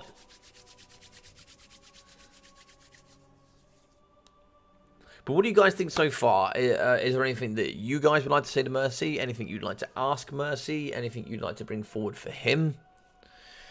Yeah, do let me know. Okay, so it looks like we are going to be kicking underway. He is going to be checking out the units. We are going to be shooting over the top. And there we go. Some great damage out of the gate here up against the spearmen. So some nice work there. Both of the bolt throwers are doing some nice work. Tyrannok's coming left. And they might actually abuse the blind spots here. So we have a thing called a blind spot. So for the Reaper Bolt Thrower, this area that it can't see here on its left-hand flank and its right-hand flank are its blind spots. Blind spot on the right-hand flank is covered by this one, and the left flank is this one, but they're both outside flanks are not covered. So if they go on the outside, this has to turn and shoot. So we are moving forward here with the units. We should be able to hit a lot, but we've done some brilliant damage here in the front. Both of these are going to go in. This is bold. This is bold cotton. We are going to be netting here with Marathi. A little bit away here from the range. So we are going to be fighting. We can see here the Sun Dragon is going to be beating apart the Master. The wand actually smashes onto the face of the Moon Dragon. So some nice work. Marathi is in. Scroll of Hoeth, Enfeebling Foe going down for her, reducing those melee stats. But the same is going to be said for the dragons. When she's engaged in combat, this is going to be a pretty close fight, I think, actually, in the sky. We do want to see a Soul Stealer ASAP here on the floor, though. We want to be healing Marathi when we can. It looks like the Master is going to pull out, and that is going to leave Marathi to her own devices. We are going to hit in the front here. Bleaksword's fighting up against Spearman. There is going to be an Earthblood here. Oh, it's going to be a regrowth in Sky, and it looks like we have lost Marathi. So Marathi is going to go down there, unfortunately, due to the double dragons. Big shots in the front, though. We are going to be winning for the majority. We've also broken the white lines. Lots of shots coming into the front. Target prioritization here for the Reapers. Now need to move maybe onto the chariots to start shooting the rest of the infantry. MercyTheMad has left the Master in the sky. He's now going to be moving. Dark Riders were getting charged off here by Spearmen. Dark Riders are in the back. Looks like we are going to be shooting here with the Tyrannoks into the flanks of the Bleak Swords. White Lions are going to be fighting here up against Dread Spears. There are shots coming in from the triple here. They have popped through the pocket. So they are going to get caught, but they are going to get microed very effectively here. We can see the dark shards are going to get moved.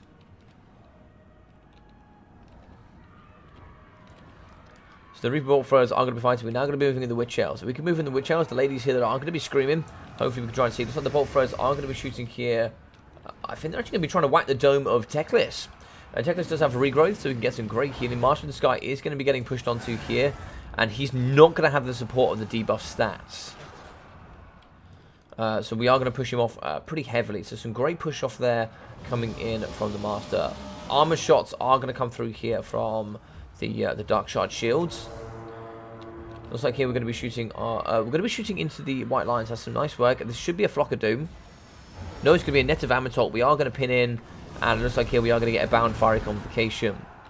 Bound Fiery Convocation is going to do a lot of damage here, unfortunately. Oh my god, yeah, that Bound Fire Reconvocation did a lot of work there up against the Dark Shards. That is going to be breaking the majority of those. But as we can see, we've broken one of the dragons here. One of the dragons is going to go down. We are going to rampage here with the Witch Elves, I think. We should be able to move in here up against the dragon. If we can rampage the dragon on the floor, that would be very, very strong. Dark Riders are going to get pushed onto here by the Spearmen. In the back, the Reaper Bolt throw is still going. We should get some of these Dark Shards back. Master is now going to be pushing off the Sun Dragon. Excellent work there coming out of MercyTheMad. That's going to be my next hit point for him. So the ladies are moving in. We have rampaged the Moon Dragon. So he is going to be fighting here and chasing after the Dark Shards. He isn't going to get a reduction in melee defense. And the ladies here are now going to be fighting. He can't move. There's going to be no control left. So that's some lovely work in there. And Mercy is doing a brilliant job. He's doing a really, really good job. I'm very excited to see just how well he's doing. This is really great. Yeah, we can see on the floor that the Noble did chase down a catch here with Mercy. If he can get in the sky and keep chasing off that Sun Dragon, that would be what he needs to do. If he doesn't, that will be the next thing. We can see some Dark Riders on the outside. We do return with the Sun Dragon. That is a bit of a shame. We will, hopefully we can maybe shoot that with the Reaper Bolt Thrower. So we are going to get a kill here for the Sun Dragon. Bolt Thrower here is unfortunately not on the artillery piece. So hopefully we can get that back on there. We are going to kill as well with that 1,390 health. Charging the back here is going to be the double Tyrannox. They're going to be cleaning up the archers in the back line. But in the front here, we have shattered the White Lions. That's some great work. He's playing very, very well at the moment. Witch Elves are now moving in. Hopefully we can rampage here up against the big man. We are actually going to rampage the chariots. That's some lovely stuff. We're going to rampage both chariots. We can move in with the spearmen and do some lovely work in there. Swordsman coming in as well as the master. We are going to move in with the dragon. We do actually have Dark Shard shields in combat. If we can move those out, that would be optimal. In the back here, we have some of the units that are returning. Over the side here, we can see Bleak Swords chasing off. There's a big rampage here in the middle. The dragon should go down here. We're still going to be shooting with the Reaper Bolt Thrower units. So Bound Fire Convocation coming through. It's going to go straight down the middle here of the Reaper Bolt Thrower. Where are the ladies? The ladies have broken. Shots are going into and up against the dragon. The dragon has broken. We have a bunch of spear units left and some infantry for the Reaper Bolt Thrower. We have some Dark Riders coming back. We get a fat charge there on the White Lines that are pretty damaged. Master comes back. If the Master can chase off the dragon, this would be some good work there.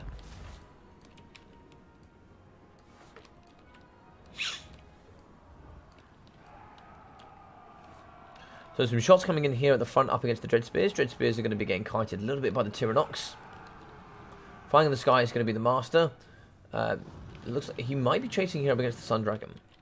Bolts are now back online. We are going to be shooting. Oh, we killed the dragon. Lovely stuff coming in there. Really, really good work there from Mercy.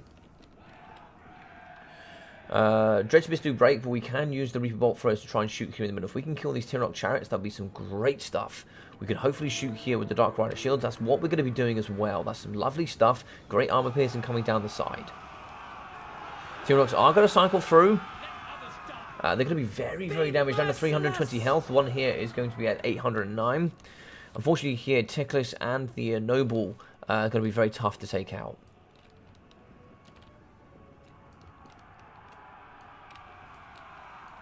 It looks like, unfortunately, we're not going to be getting the Witch Elves back. They might return. They do have a leveling ship. They do return.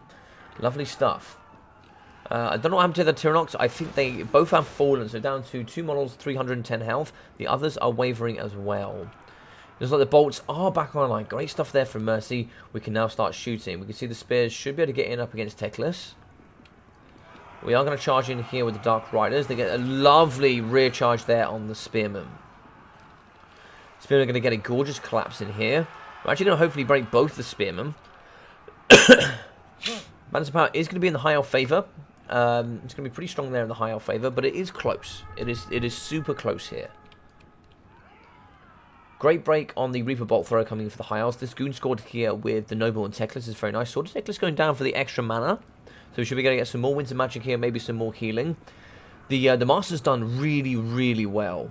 But this unit just needs to stay nice and tight together. We have broken both of these. The Dark Riders are still to go. Balance of power is going to be held by these two. Great chase off. These have been shattered, so bringing these back in and maybe chasing off the Spearman would be good. We have ammunition left for the Reaper Bolt Thrower. This Reaper Bolt Thrower is unfortunately not going to be getting protected, so it is going to get charged down here by Teclis. Teclis is in, so we now need to start moving in with the infantry if we can. We are going to be chasing off the Spearman. Great stuff there. We can still... Oh, Dark Riders are now going in. This could be a win for the Dark Elves.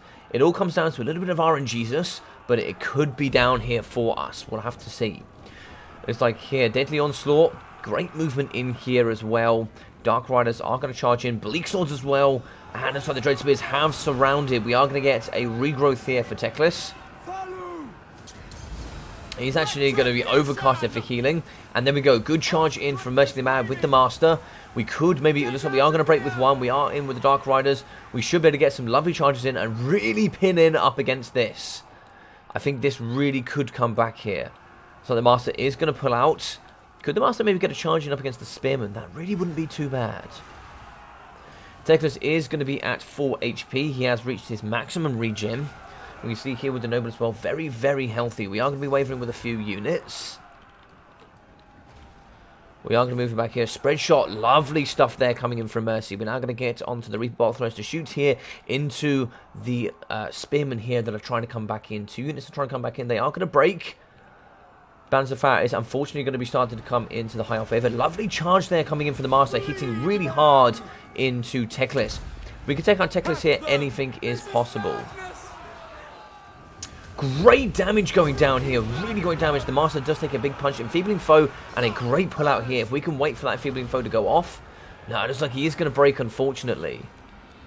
Teclis is really trying to pull out here, but I don't think he's going to get the chance.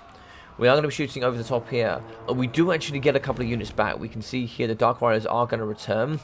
We might be able to get him back. -1 leadership for the Master. If he can come in for just 1 extra charge here on the big man, it could certainly be some great work.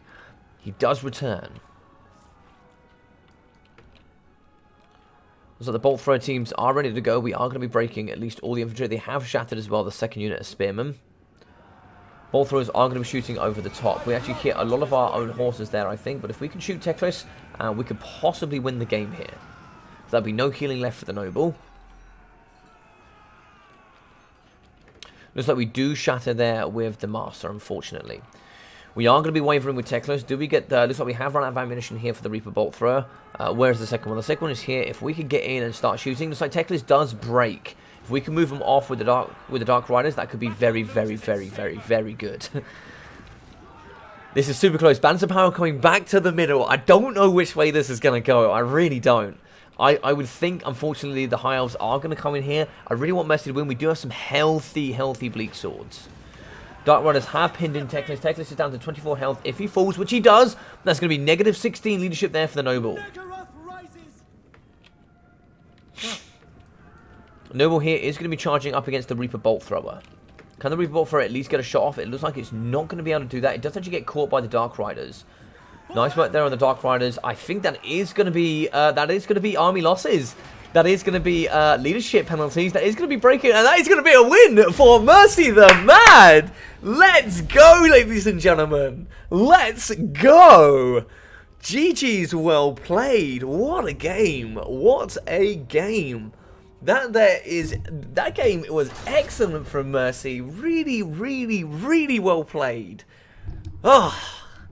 Just shows what coaching does, but really well played to Storm. I want to say thank you very much to Storm. This was very clearly not the optimal build to bring for the High Elves, but he is an absolute Chad, and he came through with a gorgeous one indeed. He's played very, very well, and well done to him. 2,000 damage value for Teclis. Actually, let's wait to see if Mercy's ready.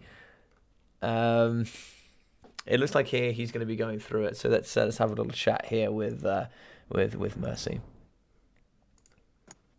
Hey, Logic, can you tell us about the stuff? Hey, dude. How you doing? Yeah, good. I accidentally exited the post-battle screen. No worries. Yeah, victory. That was so tight. I thought that... Yeah. I didn't think that his Noble was going to break, and I thought he was just going to kill everyone. So, yeah, you got negative... you rear charged him, so that was -14 leadership. -10 from the artillery shot to the face. and then he was losing in combat, so he got -4. So he was just like a bucket loads of negative leadership, and just kicked up army losses when he broke. So he lost. Yeah, that was so cool. Well I played, think I dude. feel like that wide, like having lots of stuff everywhere worked a lot better for me than having, having a bigger army was better. Generally, I generally mean this. You would have actually won a lot earlier with 1 or 2 extra little things that weren't mistakes, but are sort of like extra bits of game knowledge. If you had, for example, if you did it towards the end really well, but if you'd use your master to chase off the Sun Dragon a little bit earlier, it wouldn't have got that regrowth, and then you would have that regrowth would have had to be used somewhere else. But yeah, man, well played, really well played. So how did it Thanks, feel? man. Did it feel good to win? Felt good. Felt good. Feels good. Nice, I didn't say. Oh yeah, I've got to read the chat. I've got to be a good opponent. Yeah. GG. Oh, thanks. Yes. Well The other thing as well. Even though you were actually winning the dragon fight, I don't know. Here's a question: Why did you pull out your master from the dragon fight? You mean right at the start when it was Yeah. Marathi and the master Yeah. on the dragon and the well, I felt like I don't know. I just saw the health were down to like 60% on Marathi and the master or something, and I was just like, that seemed a bit like, because Marathi's my lord, so if she goes down, then like Marathi did end up going down before I got to use all of her spells, and I didn't get to like buff of all of her, Yeah, basically that was it. But she ended up getting stuck, so it would have been better if I'd have. I mean, if I wanted, I like as I pulled her out, like she ended up getting stuck and the master got away, which I would have rathered if the master got stuck and she got away, if you know what I mean. Yeah. But, Well, let's go through the units. So Marathi got 900 damage value. So yeah, pretty good stuff from her. She didn't get any kills, but of course she did quite a lot of damage there up against that Sun Dragon. The Master got 1,500 damage value, so being he cost 1,250, he paid for himself and some, which is what you would expect and hope for. Your Bleak Swords performed very well, 450 there, so they paid for themselves, 540 as well. Dread Spears at 750, 380, 280, and 1,500 for one unit of Dread Spears. So Wow. one of them tripled their value. That's pretty good. Your Witch Elves were so good. So They were like good. the stars of the show. They Yeah. executed. They basically the key to killing like heaps of like one or two of the dragons and the like, chariots. chariots Yeah. and like just everything was getting killed by the witch elves. It's so cool because like in the campaign, like they're kind of useless, Yep. and it's so good to be able to like for them actually, because they're such a sexy, cool unit, and you want to 100%. like use them, and but like. You can't really use them, but it's great to see them actually be good. I think that's where multiplayer varies, right? You can certainly see all units here have their place for sure. Like for example, Spearmen are not very valuable from the High Elves in campaign, but they're used a fair amount here for the High Elves in multiplayer, for sure. Your Dark definitely. Shards, 320, 600, 850, 470, and 200. They did some great damage there on the heavily armored White Lions.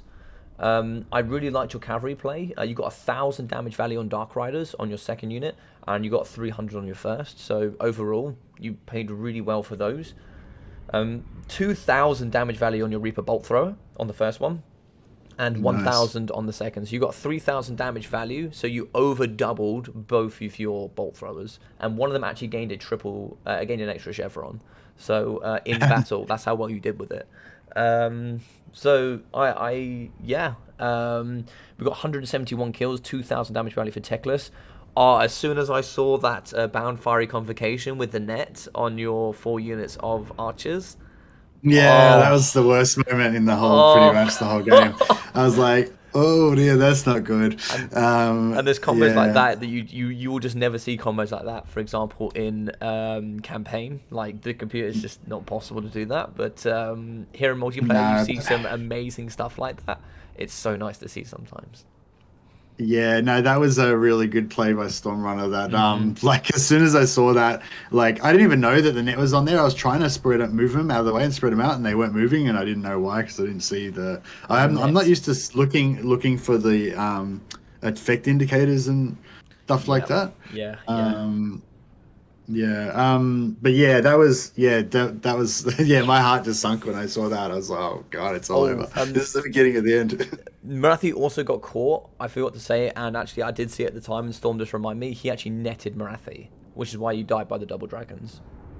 Oh right. Yeah. Oh, so when I at the start when I tried to pull her out, When or you later, yeah, or when the you pulled second. out the master and you tried to pull out Marathi at the same time, he Yeah. netted Marathi.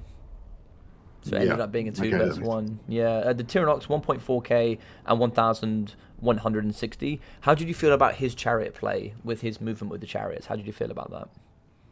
I was definitely scared of the chariots, and they kind of were really bad, like I thought they would be, but they weren't as bad as like I thought they'd be even more. Like I thought they'd just be all over my shit all the time, like Tyrannox are pretty and memey when it comes to multiplayer. They're not particularly great, I would say, for the high elf roster, but they certainly have a lot of potential to do well. Um, yeah, they're like underpowered scourge runners, in my opinion, is what I would say. yeah. I felt like I was definitely worried about them, but they actually weren't. They were. Like, I felt like they weren't as bad. Like I guess I Yeah, was really expecting them to be super bad, but they weren't as bad as I thought they would be. but you like Well, yeah, do the witch elves.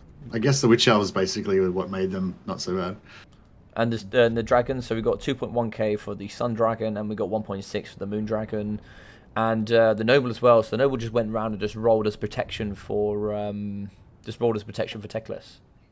Yeah. So I think Although actually, he did threaten my mhm, hero. I think he yeah. nearly killed my hero. Yeah. That was pretty scary. You got some great charges in there. I think actually if you'd gone with in this particular matchup, if you'd actually gone with just bringing Guardian, that would have been really nice to protect Marathi for the extra 50% physical Oh, resistance. yeah, exactly. In that particular Yeah. instance, yeah, So yeah, for if we sure. go for over one or 2 points of improvement for the match, I think you actually did really well in the dragon engagement. One thing there was that you engaged away, so you built your army with like loads of range and good artillery, but you took the fight in kind of his deployment zone. So you couldn't Yeah, cover. So there's no way his dragons would have come forward into your deployment zone to fight when they would have been under fire of all your range.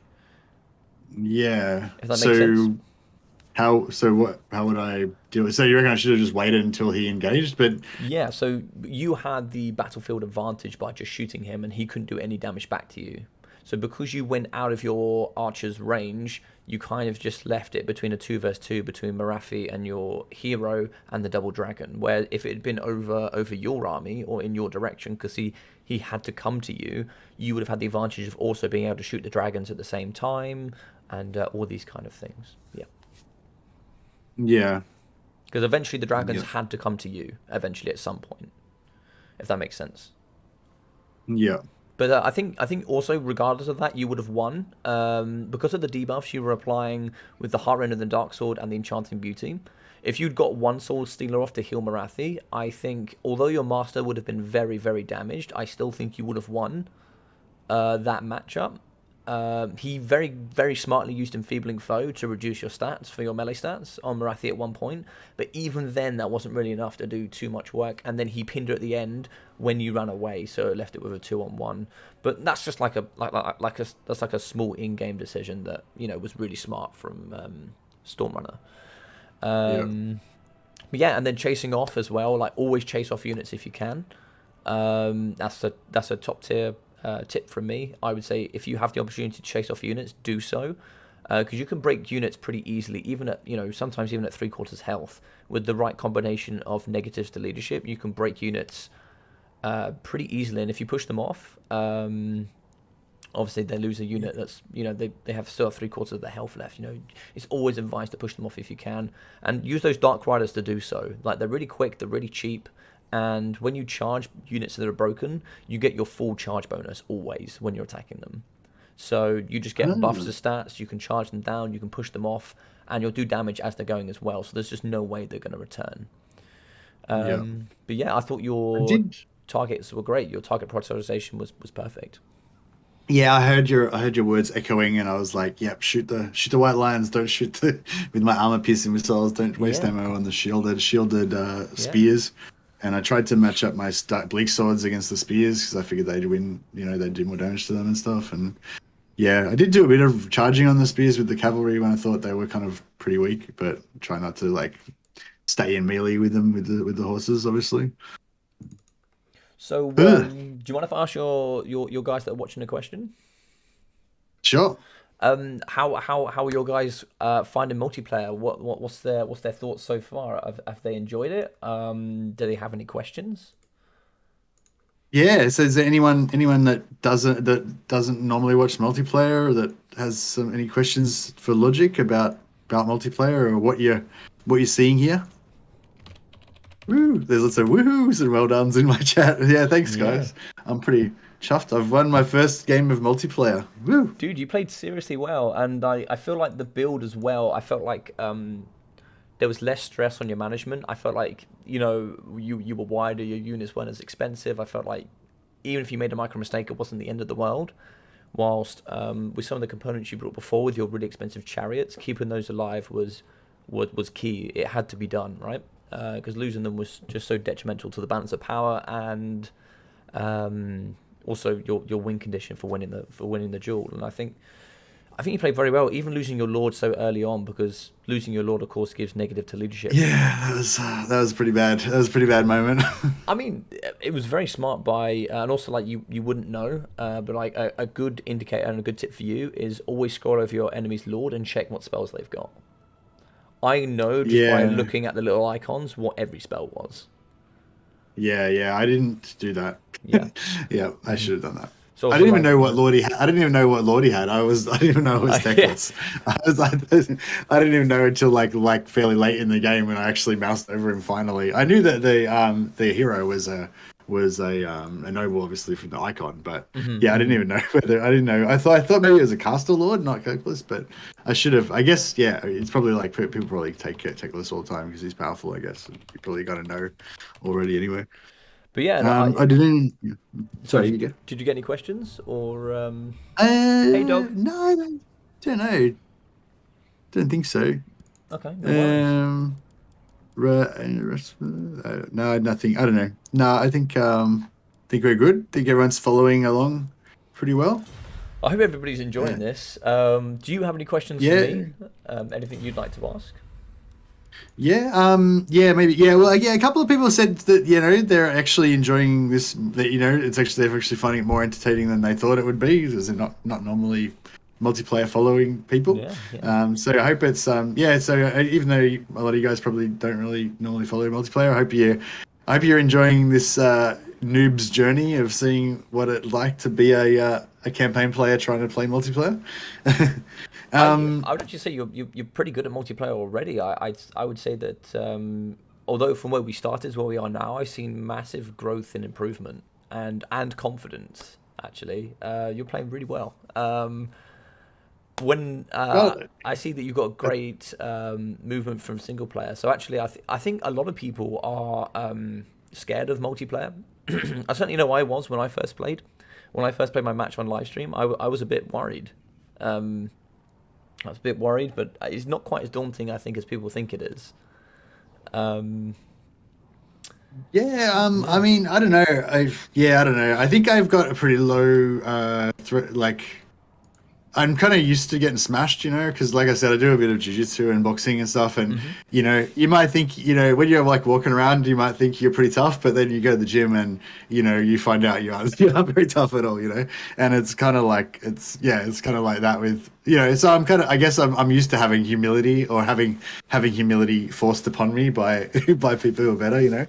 So I don't I don't mind getting publicly smashed because I'm used to that. Yeah. I mean, I that that just, is I just, that's great. Yeah. I just like it's like I said, it sort of feels like sparring. It's exciting. It's fun. You're like having a fight and with somebody and, but no, but in a good way, not like there's no bad blood or anything. It's just a fun. Yeah, kind of like sparring. I guess like sparring with your mate or something. What was I going to say? Oh yeah, I did have one. Yeah, sorry, I wanted to say I agree. I feel a lot better now. I feel like the army composition was a big thing. Also, those little tips that you gave me just to give me something to think about. Like, because in the first match, I didn't even know what I should think about. Like what am I thinking about? Whereas Yeah. after you give me those comments of like, this is a good priority, that's not good. Don't Then now that means I've got some things like I've got some like rules to apply to the situation. Like, okay, what's this situation? Does the you know don't prioritize stronger attacking units apply to the situation? Yes, it does. There's some strong attacking units, I'll attack them. So it's cool to actually have some some things to apply or whatever. Yeah. And I was gonna say, just with this army composition, so obviously I feel like the witch elves were really the star of the witch elves and the ballast and the roper bolt throwers, I guess, were the star of the show. Oh, I know there was a few good things, but the witch elves were really the thing that stood out. So it's like, I guess my question is, should I take more witch elves? But I feel like one was kind of exactly the right amount. Like they were where So they needed to be all the time, and what they I did would it. They think did what about they needed to do. is this. So if we know that high elves have lots of archers, right? They have lots of abilities to take archers. What is the one weakness that witch elves have that is pretty strong? That they get the shit shot out of them. They have no armor is the big Yeah, weakness. So it's a risk against reward, and the thing is taking one witch elf paid dividends. Right, it had that one opportunity. So sometimes one or two can be really nice, but if you just take a bucket load, sometimes it can be a big problem. Because of course, if he just goes with a bit of a kite army, say this, if we come with shadow warriors, for example, that are a great kiting tool, which are like Black Hawk Corsairs on steroids, in my opinion. They can dumpster builds like that. yeah, that sounds. Yeah, so I think you had, and the one nice thing about your army is it had a bit of everything. It had everything you and all the tools you needed to do really, really well. Um, so you had front line that you could use to protect. You had witch elves in case you needed to rampage something. You had dark shards to shoot all that elite, heavily armored stuff. Dark riders that you can now use to chase some stuff off in the late game. So use them as a bit of a threat blocker. So you can use them to block up chariots. You can use them to block up other elite cavalry. You can use them to block up for example, lords or pin-in lords or heroes or any expensive units. You can use them like that, and then in the late game, just chase off all those broken units. Yeah, for sure. Yeah, yeah. And sorry, I did have a question actually from the chat. Somebody said, "Ask Logic about the Shortbeards League. I highly recommend it." Okay. So Logic's got a Shortbeards League where he takes brand new players like most of us who don't know anything about multiplayer, and if you want to learn, and Logic's got like a program that will get you trained up to be good at multiplayer. Basically, is that the gist of it? Yeah, so, Is that it's sort of like that. So the way what happens is you come and play against me and my admin team, and we, depending on the best, we have a best of three together. We see how you perform, and depending on what level you play at against us, we put you in a league. And you go in a league with a bunch of other new players of a similar ability level. We have 5 different leagues, and they're for the tiers of the dwarf infantry units. So Urkra Miners will be at the bottom. Then you have Warriors of Dragonfire Pass, Grumbling Guard, and what happens is as you win your league, you progress through the series and you get better and better over time. And then once you win the top, you then get progressed out of the league and you go play with the wider community. And you only play against other newer players of your ability level. So what it does is it gives you some experience of how to play best of threes, how to find your replays, how to post them. I then cast them on live stream as a bunch, so you guys can get some learning from it. I then will go do some individual one-to-one stuff with you. I've done that with some players. Then we also do tournaments at the end of the season. So we then do a short period tournament. So you guys then come together and you get tournament experience, league experience, and it will also invite you to other people in the community that are newer as well. So it gives you hopefully a great foot up into the community where you're not playing against all these amazing players immediately at the straight start. Because that is some of the problems we have. Yeah, for sure. Yeah, that sounds good. And I've heard, I haven't really, I've sort of heard stories about, sometimes when you play online, maybe the person you're playing against not very friendly, or maybe they sort of cheat a bit with cheesy tactics and stuff, and they don't necessarily, they don't really necessarily care whether you have a fun experience or whatever. They just Yep. want to smash you to get their ranking up higher. 100%. Whereas I imagine in the Shortbids League, you're kind of you may not know everyone in the league, but at least you're part of a kind of a community and stuff. And it's all private as well. So when you guys play, it's a private little Discord section that is just for you guys. So there might be like 6 of you and me in there, and you post your games, and no one else can see it. No one else has access to it. So it's just for you guys to enjoy and have a good time with. Yeah, that sounds cool. I might have to talk to you about that after this week of training, because yeah, like what I was saying before is like I think I would like to get to do a bit of multiplayer here or there, but I don't have time to like organize anything, but like so yeah, Logic runs like different, like he runs different tournaments, plus he runs the Short Bids League, plus he streams, like I don't know how you find time to do all this stuff. Like, yeah, and like he plays with these people in the Short Bids League to help them get better and stuff. And how many people are in the Short Bids League? You said like 42 or something? Or? So there's 42 playing this season. We've got 82 signed up, ready to go. Yeah, like, do you know what I mean? I don't know how you'd find time to look after all those people. But anyway, yeah, I was going to say.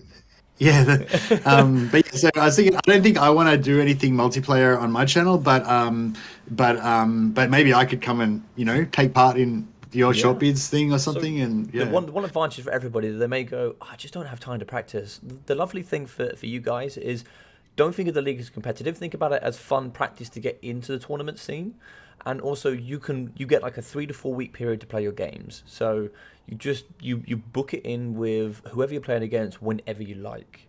You get 3 to 4 weeks to play 5 or 6 best of 3s. A best of 3 maybe might take an hour. You play, you take your time. The maps are given to you. You actually given a document, Mercy said earlier, that tells you what you can and can't bring in your matchup. So everything's given to you. It's just simply learning how to do that. And then I have admins nice and close by. We can sit in the games with you. We can help you a little bit, and just kind of bring you into the multiplayer scene, kind of as gently as you would like to be. And that's kind of what I want the league to be. Yeah, and I imagine as well the other thing with the Short Bids League is it's specifically for people who are beginners who want to learn before they get into the wider multiplayer. So basically, it's everybody else is just like you. Like, so it's not you're not going to run into somebody who's like everyone else understands what it's like to be you because they are you. You know what I mean? Kind of thing. If you know what I mean, like in terms of individually play it against everybody that joins my league, so I know at the standard that everybody is in. So there is no way that somebody can slip through the crack and play that is too good, because I either know them or I've played against them. So it is guaranteed that they will be of your ability standard. I'm just letting Yes It's Me know that we might be just a few more minutes. If that's sorry. Thanks so much for everyone for who's been helping me train. Sorry if there's a bit of a weird format because Logic's like teaching me, so there's like heaps of waiting time in between battles, so it's probably a bit annoying for the people who are wanting to come and have fights and stuff. Yeah, I mean, I appreciate everybody that's coming on as well. Thank you very much, guys, to come helping me and Mercy. It means a lot to me. Mercy, you're absolutely smashing it at the moment. Honestly, I was smiling throughout that entire match. I hope you go back and watch that because I was so hyped when I thought you could win. I wasn't sure. I didn't save the replay, unfortunately, but it's on the stream, right? Stream. Yeah, of course, Yep. Yeah, for sure. Okay, cool. Yeah, actually, it might be interesting for me to watch some of your commentary of the battles and stuff and see what that's like. I do general commentary like I would do for any other match, so that the guys here can enjoy it, and then also like it could be some good feedback for you as well. What I'll do afterwards for everybody that's watching on your side or mine, I will put in a little timestamp so you can literally just click straight to the game, so you can miss all the middle bits, and you can just go straight to the games. So you should be able to just hop through that nice and quickly. Yeah, that sounds great. Just a reminder, anyone, if you want to hear Logic's commentary during the battles, there's a link to Logic's stream, so you can have that switch over to his stream to hear his commentary. So go on, mate. Oh no, I was just going to talk about the battle. Yeah, did you have anything else before we talk about the battle?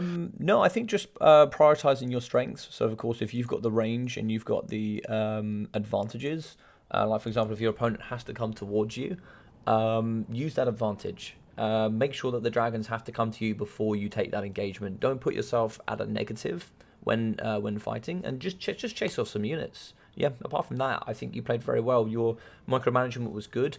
Also, be careful when you're moving around your. I know it's really high stress, but be careful when you're moving your archers. I do it a lot myself, where they kind of like overlap each other. They bunched up. Yeah, Yeah, that yeah. was like, yeah, that was when he got me with that net and the invocation. I was just like, that was my fault. Like I shouldn't have had him bunched up like that. Dude, I do And it. it was I do like, it. and he punished me for it. It was like, But yeah, Okay, so this. Oh, yeah, sorry. I just check if Pancake. Are you playing VC? Let's see if he's playing. Yeah, he Vampire said Counts. he's playing BC. Yeah, he said he's playing BC. He's playing BC because he can't play Two Kings. Yes, I was thinking like, so he's going to be all melee. Obviously, he's not going to have any ranged.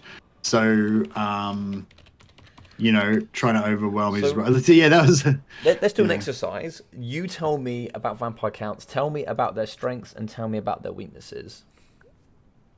Okay, so their strengths would be that they've got good magic. So if I blob up anywhere, he's going to be able to like Wind of Death me or Pit of Shades me or something. So I don't want to be providing him with any of those opportunities. He's going to have a lot of cheap TARP hit units, where he potentially could. They're flying. I think they have strong flying. So if he wanted to make a goon squad, he could have like a vampire hero or two vampire heroes or something, and a lord and a what are those dragons called that they have? I don't know. The undead things. Undead black dragons, I think. The Vargle. Or Terrorgeists. Right. Terrorgeist. So you could have like a Terrorgeist and like 3 flying heroes and stuff. So I was like, maybe I shouldn't go flying, or maybe I should get more flying to count his flying. That's kind of one thing I was a bit worried about.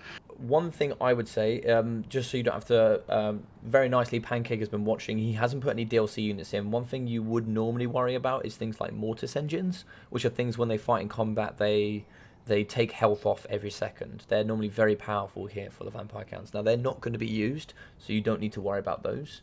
But I think you're very right. I think monsters are a big thing. A lot of their big monsters have regen, so they're very tanky. They don't have a lot of armor, but they're very tanky. They heal a lot, and they pack a huge punch. Yeah, that's the thing. I was thinking they're not going to have as much armor as the dwarves, or especially. Oh, I don't know. I suppose you could go all. They also have what do you call it? 2 extra excellent elements about them. There's 2 other things that make them very good. One is they got really good cavalry. Things like Blood Knights and like Black Knights with lances are very, very strong. And the last thing is also they're unbreakable, if you think about it. Yeah. Because they crumble, they're very, very difficult to deal with. They'll fight at full capacity all the way up until they die, which can be very tough. So yeah, what would you like to bring? I just got a subscriber. Thank you very much, David. I really appreciate that, buddy. Thank you, mate. Nice one. Yeah, if anyone hasn't already subscribed to Logic, you might want to check him out. We're gonna be training for the next week solidly. So there's gonna be streams and stuff on Logic's channel as well that you might find interesting if you want to follow my multiplayer journey. And the same goes for or if you want to get into. Same goes for this side, guys. I know you guys watch me play campaign on Twitch, and it is dreadful. So go watch Mercy and watch some decent campaign for Christ's sake. Yeah, we like to have a bit of fun, bit of cheesy exploits, a bit of roleplay and thematic armies and campaigns. Usually try to have a bit of a storyline going on. I really loved your campaign where you did the supply lines, where you limited how much you could recruit.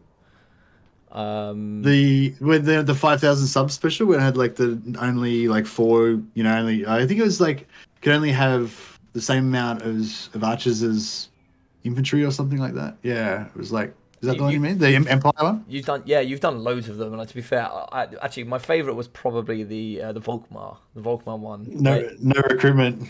Yeah, oh my god, that was so good. Yeah.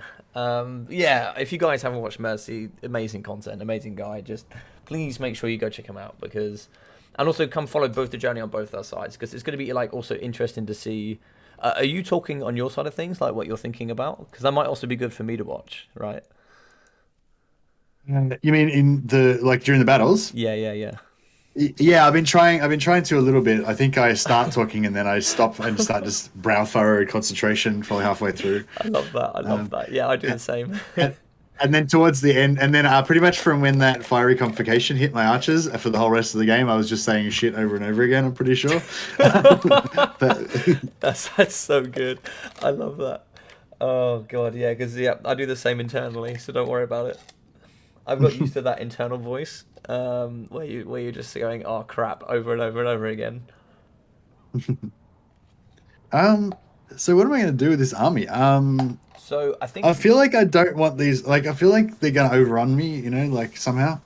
I'm afraid of their cavalry, of their flying things, and everything getting into my artillery. there's one unit that could be really nice here that you talked about before that you really like quite a lot.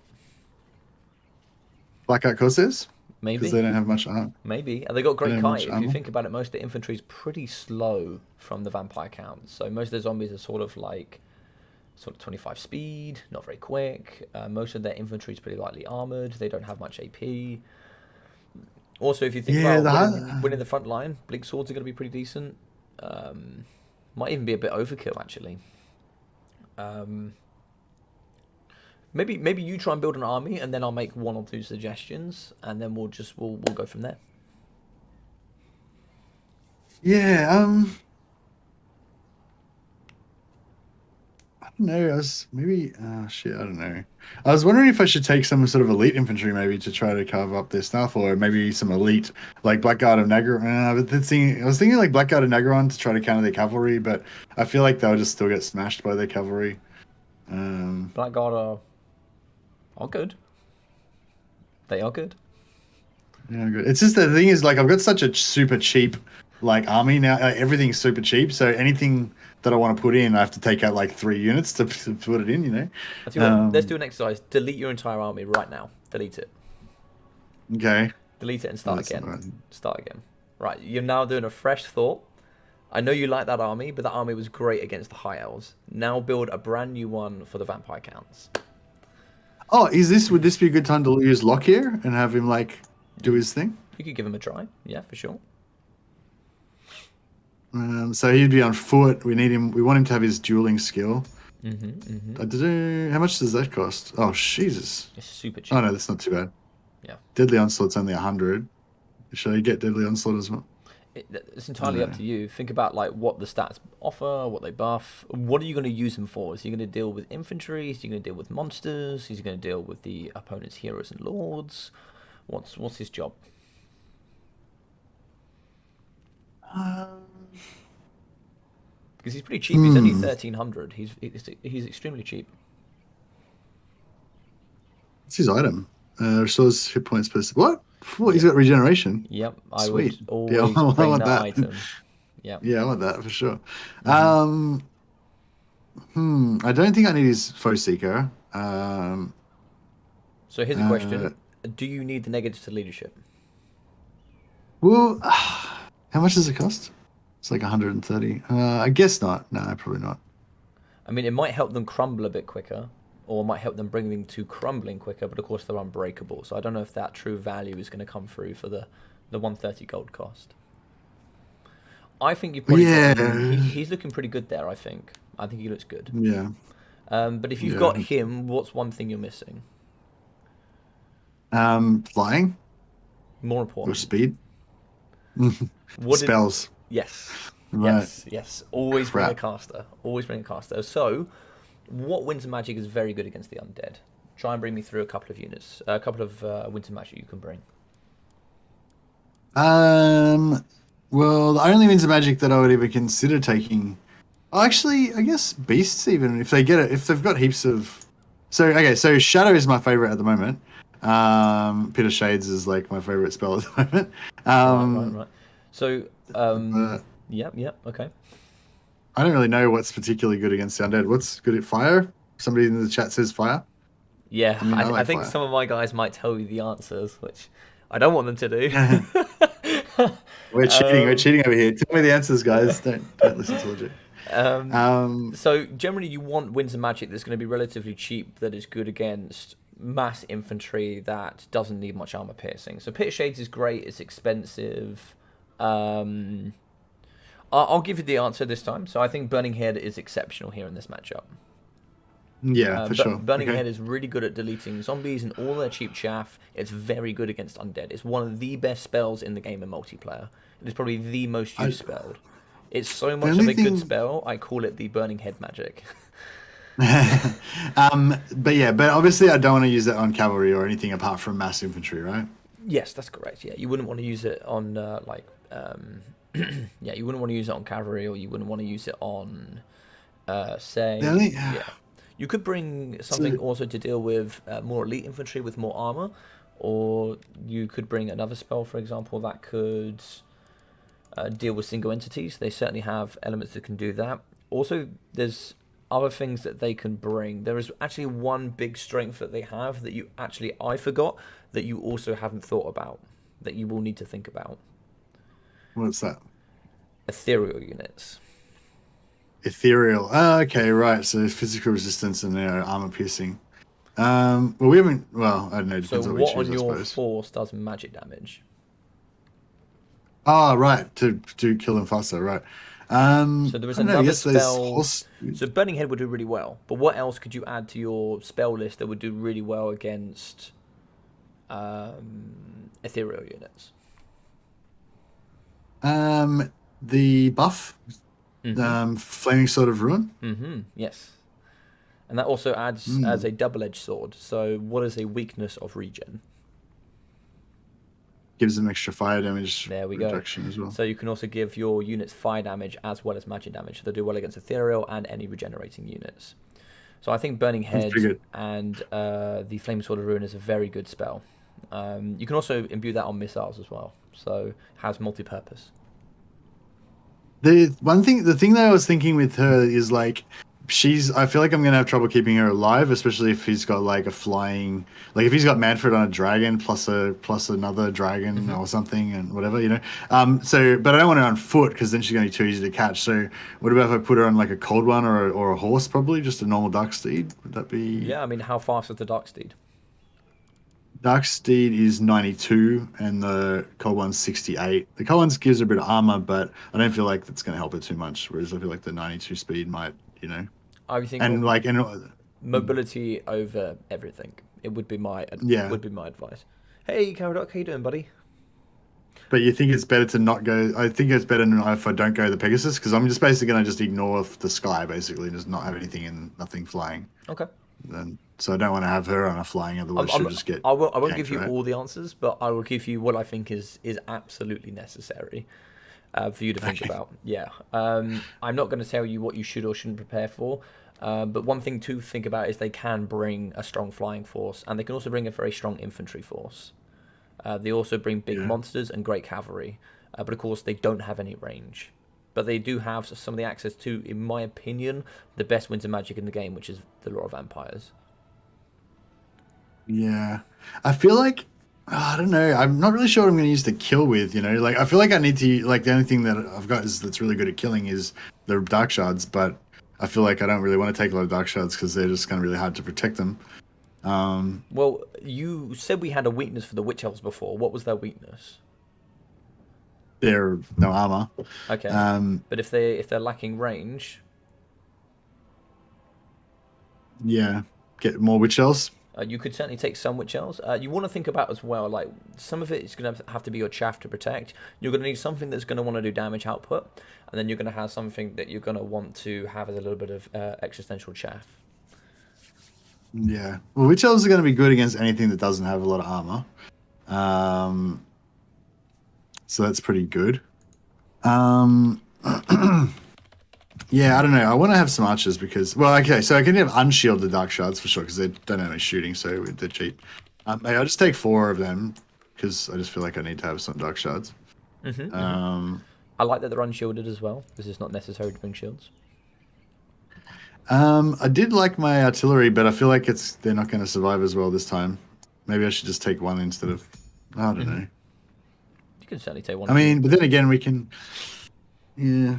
Oh, then again, I mean, we can just shoot at them for free. The one when they're nice not- thing for bringing those is that it's with artillery is that you then also don't they obey the attack and rule for you, right? So Yeah, they we don't give you have to move forward. exactly. It gives you the advantage there, and also they've done very well for you so far. Like I think you've done really nicely with them. Also, I really liked how you got your crews back on there when they got broken off. And also in your battle, another tip: don't be afraid to take them off sometimes.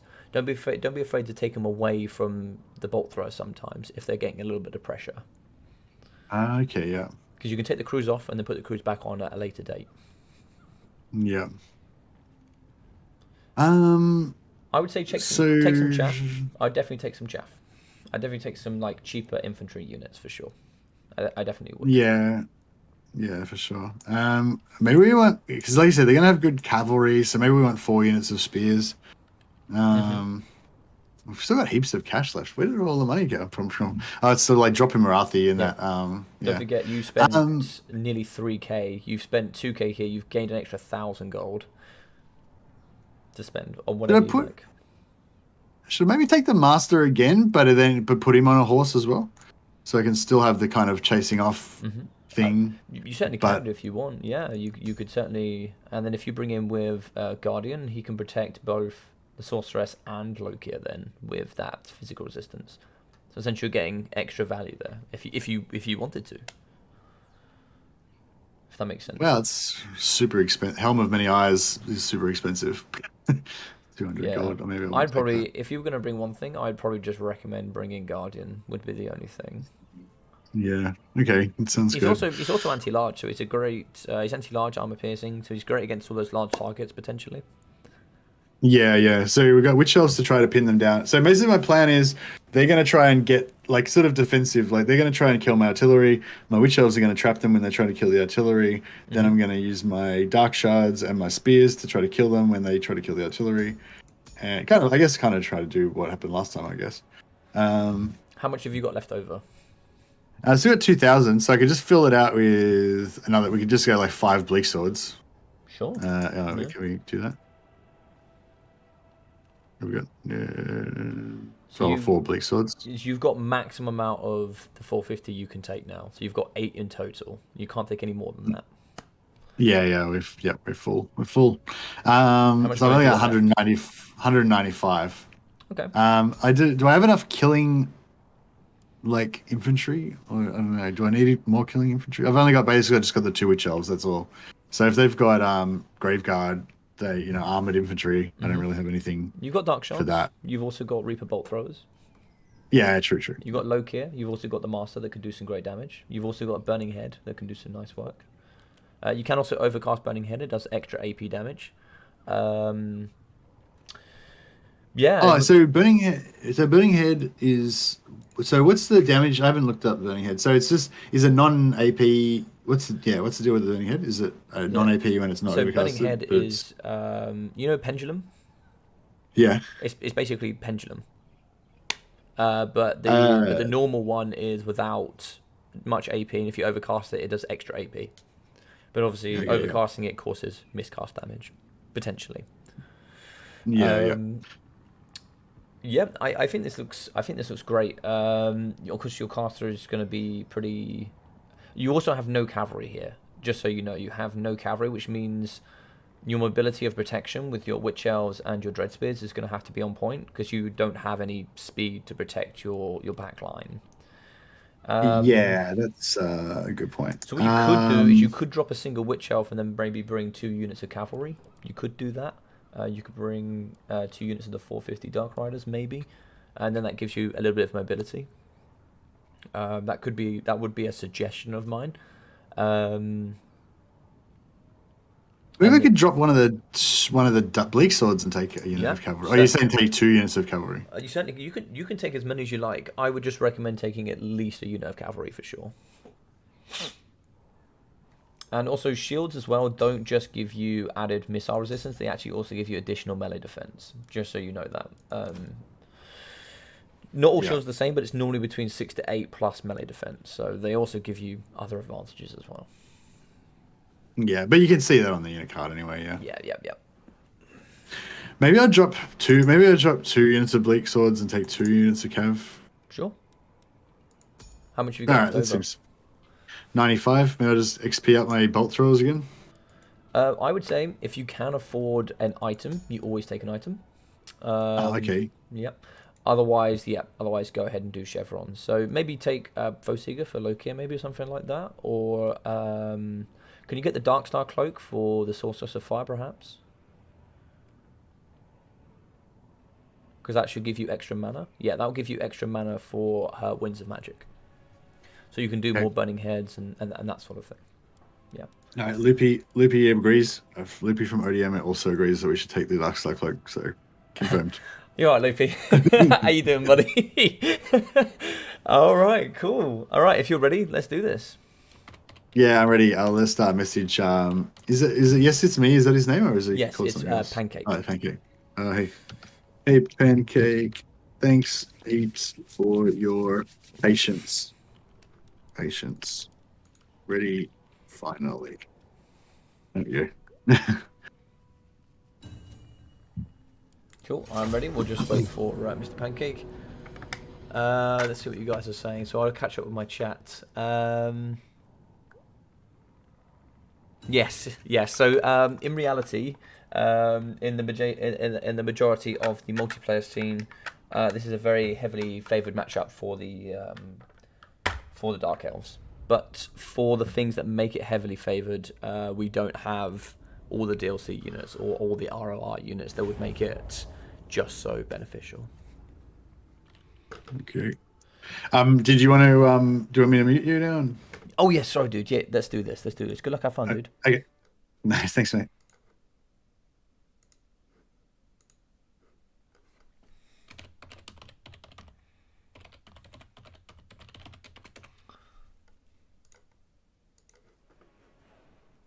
All right, everybody. Sorry, I've not been talking as much. I really appreciate all of you watching. I appreciate all of your kind words as well. This is super fun for me. I'm really enjoying this. I hope you are all too. If you are new here and you haven't checked out Mercy, please check him out. Give him a little follow and just say hey from Logic. That would mean a lot to me. And if you want to follow me as well and leave a like, or subscribe, I should say, that also really does help. It helps a lot here on the channel. Thank you very much to CA for all of this awesome stuff as well. Like being able to be partake in Teach Me Total War. I love teaching for new players in the game. I really love Warhammer and I love bringing new players in. Evidenced by my short beard tournament. I love doing it. You know, Mercy asks, how do I find the time? I find the time because I love doing it. I love being part of this community. I love being involved in the multiplayer scene, playing single player. It's a brilliant game. It really is a brilliant game, and I want to share it with more people. So, yeah, I'm really excited for this, and I generally think Mercy is actually really growing on this very quickly. I'm really trying not to influence his decision-making too much. I'm trying to make sure that he picks the units that he thinks he should bring, and then learn why others might be more optimal. He was kind of on a good idea with Black Ark, not Black Ark Corsairs, but he was on a very good, strong idea when he was thinking Black Guard of Nagarond. But of course, he would then have to think more deeply about the matchup as to why they're worth it, and it can be quite tough. And also, what you guys think will be very strong is very different, because in this tournament, you can't use any DLC units. So there are certain elements, like you can't bring Mortis Engines in this matchup. There are quite a lot of things that you cannot bring. So what we traditionally know as powerful might not always be that great. But let's go with the Vampire Count build. We are going to be having 2 units of Blood Knights. They're very strong, about 1,700 gold cost. Anti-large, they've got Frenzy, they've got Flag of the Bug Keep, which gives them 20% missile resistance. Double Vargulfs as well, which are super good regen punching monsters. Fellbats in the sky for great mobility. On the floor, we are going to have a Black Coach. Black Coaches are super hard to stop, some of the heaviest, if not the heaviest chariot in the game. And it will have the Black Nimbus, the Unholy Vigor, and the Black Scythes, alongside the Necromancer with the Forbidden Rod, with Heinrich Keller here, who will have the Lord of Undeath, Raise the Dem, Gaze of Nagash, the Val's Dance Macabre, with also Invocation of the Heck, the Chaos Tombblade, Curse of the Undeath, and Master of the Dead. Zombies dotted around the front line. That nice cheap chaff is going to be really good at just reducing the figure there of those elite units, alongside skeletons here in the back. Skeletons and the zombies will really struggle up against the Bleak Sword front line. Dread Spears as well will do okay against the Blood Knights. They do have 110 armor. So I think this is going to be a tough matchup for the Vampire Counts. And we do have triple of the Dark Shards in the middle. We've got Witch Elves in the back ready to rampage, and we've also double Reaper Bolt Throwers. Cavalry as well, which is what I would recommend to at least protect the flanks. You can even just use them defensively. You don't have to be aggressive with them in particular. Brett's going to be strong. Bretonia is also a very hard, steep learning curve for a faction, Mr. Von Carstein. But yes, I agree. They will be a very strong... there are some people in this tournament that have never played a game before. They've never played Total War, and that includes single player. So they don't know what they're doing. So as hard and as great as Bretonia will or won't be, it all depends. It really, really all depends. I'm very lucky that I've got a player that has played some good level of single player. So... there we go. All set and ready. Good luck. Have fun. Let's do this. Yeah, I think there's a strong chance for Mercy to do well here. VC DLC is from Grim in the Grave DLC. Yes. Yes, it's the Grim in the Grave DLC, which was Volkmar the Grim, and it was... what is his name? The Supreme Cart Lord himself, which I forget his name. The meme himself. He's not really much of a meme anymore, but I forgot his name. But yes, Volkmar the Grim. But yeah, big shots here coming in the sky. That's why we are going to be shooting into the front lines here up against the skeletons. I wouldn't mind seeing the bolt throws going to the single shots and hit on the Vargols, but we're going to be hitting up against a lot of the bats in the sky. The bats need to just go wide here, get into those blind zones, and just kind of wait here a little bit. They're getting a little bit aggressive, and it's going to get interesting. I like holding the line. You can see there's a lot of damage coming out here from the Reaper Bolt Throws. They're going to be shooting in the sky here up against the Fellbats. Doing some pretty decent damage. The front line is going to get hit pretty hard here. You can see it stacked on top of each other. The zombies are slower than the Skeleton Warriors, so they are going to overlap a bit. Fellbats are getting shot. We do have to be careful. You can see that the Dark Shards aren't really moving out in this direction to kind of screen them out. Blood Knights is a really hard overflank on the right-hand side, and it hasn't really been met here by the side of Mercy. So the right-hand flank is really heavy here, Blood Knights, and we need to be getting some more cavalry and some more tools around onto this right-hand side to deal with this immediate threat. We are going to be moving around some spears. That's some nice rotations there coming in from Mercy. The front line is ready to go. We are shooting in at the front here. We have Bleak Swords ready to go. We are going to charge in with the Black Coach here up against the Dread Spears. In the front, we are going to have the double Vargols up against the infantry. We are going to be shooting here with the Dark Shards and also here with the Reaper Bolt Throwers. They're going to be firing up against the Vargols. Looks like we have for Loki Fairheart in the middle. He's going to get moved forward. We actually do see Fellbats here chopping straight onto the Dark Shards. It looks like here we do have the Reaper Bolt Thrower with a bit of a gap here in the middle to really press in. We can see summons in the back here. The Dark Riders have been broken by the Blood Knights. Witch Elves are in the middle. They are going to be fighting. Black Coach is in the middle with the Fellbats as they fight here. We can see Loki is in the middle with the Master. We have broken the Fellbats. Sorry, the Fellbats have broken the Dark Shards. Shots in the final, so we are going to be rampaging one of the Vargols. He is out of control, but we are absolutely well and truly deleting. Burning Head in the front here is going to catch some of the stuff. There we go, it's deleted some of the units here. Bolt Throws over the top, so we do lose one of the Vargols. That's a big loss there. Balance of power is going to be in the favour of the Vampire Counts. We are very handedly shutting down the back line. Here in the middle, we do have Loki of Farhigh. Should be able to fight here up against the Blood Knights. Blood Knights are all in the backside here. So it looks like here we have the Master. Master is getting involved. We can see Krell's also not moving, but the Black Coach is just, oh my god. This is what a heavy chariot can do. Just removing Dark Shards. But they are shooting in the front here up against the Vargolf. And we have Reaper Bolt Throws here with Dark Shards in the back ready to go, but the Fellbats have been excellent here. In the middle, we could be seeing a summon. We can see the Reaper Bolt Throwers are shooting zombies a little bit slow here. Deadly Onslaught as well as the Dreaded Duelist going down as we fight here in the middle. We should be... oh, looks like we are deleting Heinrich Keller in the middle, who's using the Overcast Dance Macabre, plus 24 melee attack. We do have Blood Knights that are kind of trapping in the Master. Heinrich is going to be trying to run away, but he's not going to be able to get too far here. Fighting in combat up against Loki is going to be really tough. Heinrich is now moving, but it might be a little bit too late here. He's now going to rear charge up against Loki of Fellheart. Moving back in is going to be the big man, Heinrich Keller. We did use an invocation there on him. He's going to be pretty weak. One of the Vargos is going to be regenerating, but he's also relatively struggling here in the middle. Reaper Bot Thrower has been shut down here by the Felbats. We are shooting it in with the Dark Shards. Balance of Power is heavily pulling here in the favour of the Vampire Counts. Blood Knights fighting up against the Witch Elves. Dread Spears moving in. Good charges here from the Dark Riders. So now we have the Spears, and now they are going to struggle in the back, but Balance of Power is even here for Heinrich. In the middle here, we can see the Necromancer is going to struggle. Loki at high here should keep fighting. He is going to keep healing. Melee defense is going to be high at 70. He is struggling here up against Krell, though. Krell is absolutely no joke in combat. We are actually going to terrify Loki here in the middle. That is going to be a big problem there. In the middle, the Master is going to struggle as he does try to fight here up against the Necromancer. Loki isn't going to get pushed off here, so the Bleak Swords need to come in and create a screen, but they have been instantly terrified. That is going to be army losses. GG's and well played here to Mr. Pancake. Very good stuff. Lovely work.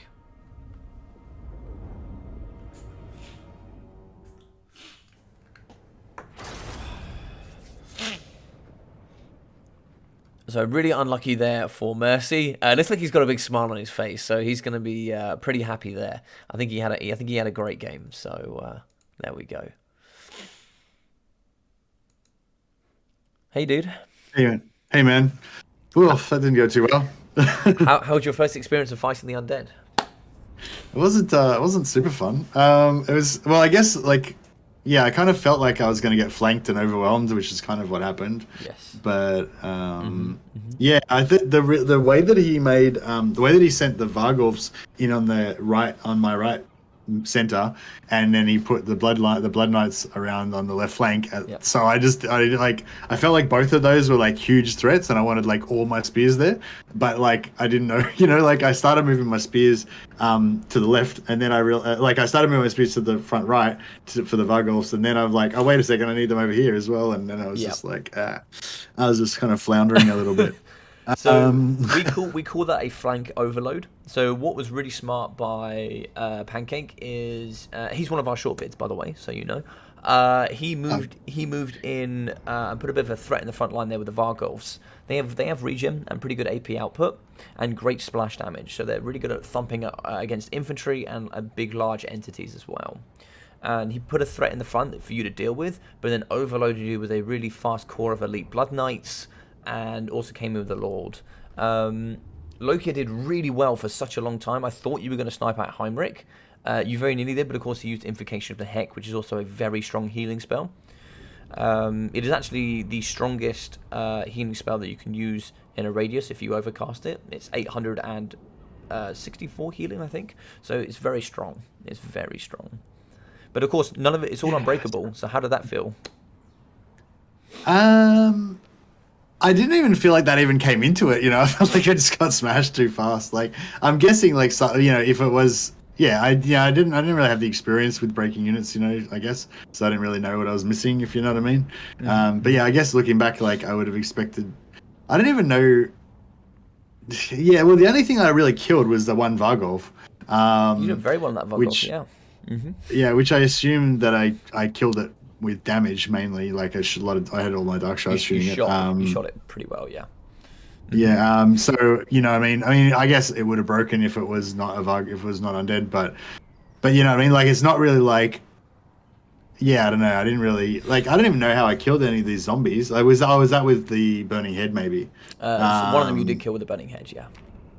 Yeah. So let's jump through it then. So if we go through, Loki got 2,050 damage value, so really well played there. Of course, he cost 1.5k. We've got. How come I can't see any of this stuff? If you go down to where it says his kills and you put your mouse over the kills, it will come up with. Oh yeah, okay. Yeah, so that will come in. Will come in there. We got 150 for the Sorceress of Fire. Unfortunately, she got sniped, but that's okay. That's also what makes Marathi really strong, the fact that she can heal and has all those debuffs. It makes her actually more tanky than she seems. Yeah, that was the thing I was gonna say when we were setting up. Like, I didn't like maybe you'd be better off taking Marathi or. I would advise it, but I wanted you to experience Lokia and see what it's like taking a caster on the side. Yeah. Yeah. Yeah. With yeah, what I was gonna ask, like, with that, like, what, like, was there anything that I could have done about that? Like, should I just have like tried to run her into some spears or something? Would that be the best way to keep her So alive?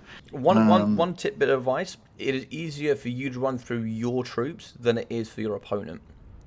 Right? Your troops will put up no resistance when you pull through your own units, and when, of course, when your opponent comes through, you'll fight them and hold them off. So sometimes using your own units like infantry as blockades to prevent players from trying to progress onto your unit. So in actual fact, the only thing that could have caught your caster there on speed was the Felbats. Nothing else was fast enough. So if you just pulled it through some infantry, then yeah, I think that would have been really good. And what was smart by Pancake is he was actually summoning units in and around your heroes and units, so you actually couldn't pull them away. So when he was fighting Lokia, he summoned a unit of zombies in behind. So what that does is it's basically a free meat sack that just kind of traps you in to force you to fight up against his really strong entities, which kind of unfortunately got you killed there with Lokia. Yeah. Yeah, no, he did work initially pretty good. Once his buff wore off and he got like, that happened, he was like, a bit. I was actually looking after the sorceress at the start. Like, I was checking on her to make sure she was safe for it, but then I got distracted, and then she was screwed, and there was nothing I could do about it really.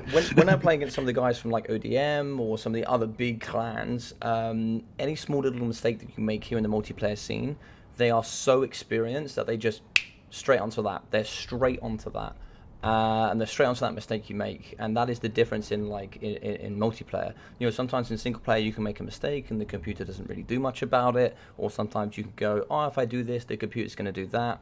Whilst here, you've got to almost anticipate what the player wants to do, how it's going to do things, and just micromanaging everything everywhere can just become so overwhelming sometimes.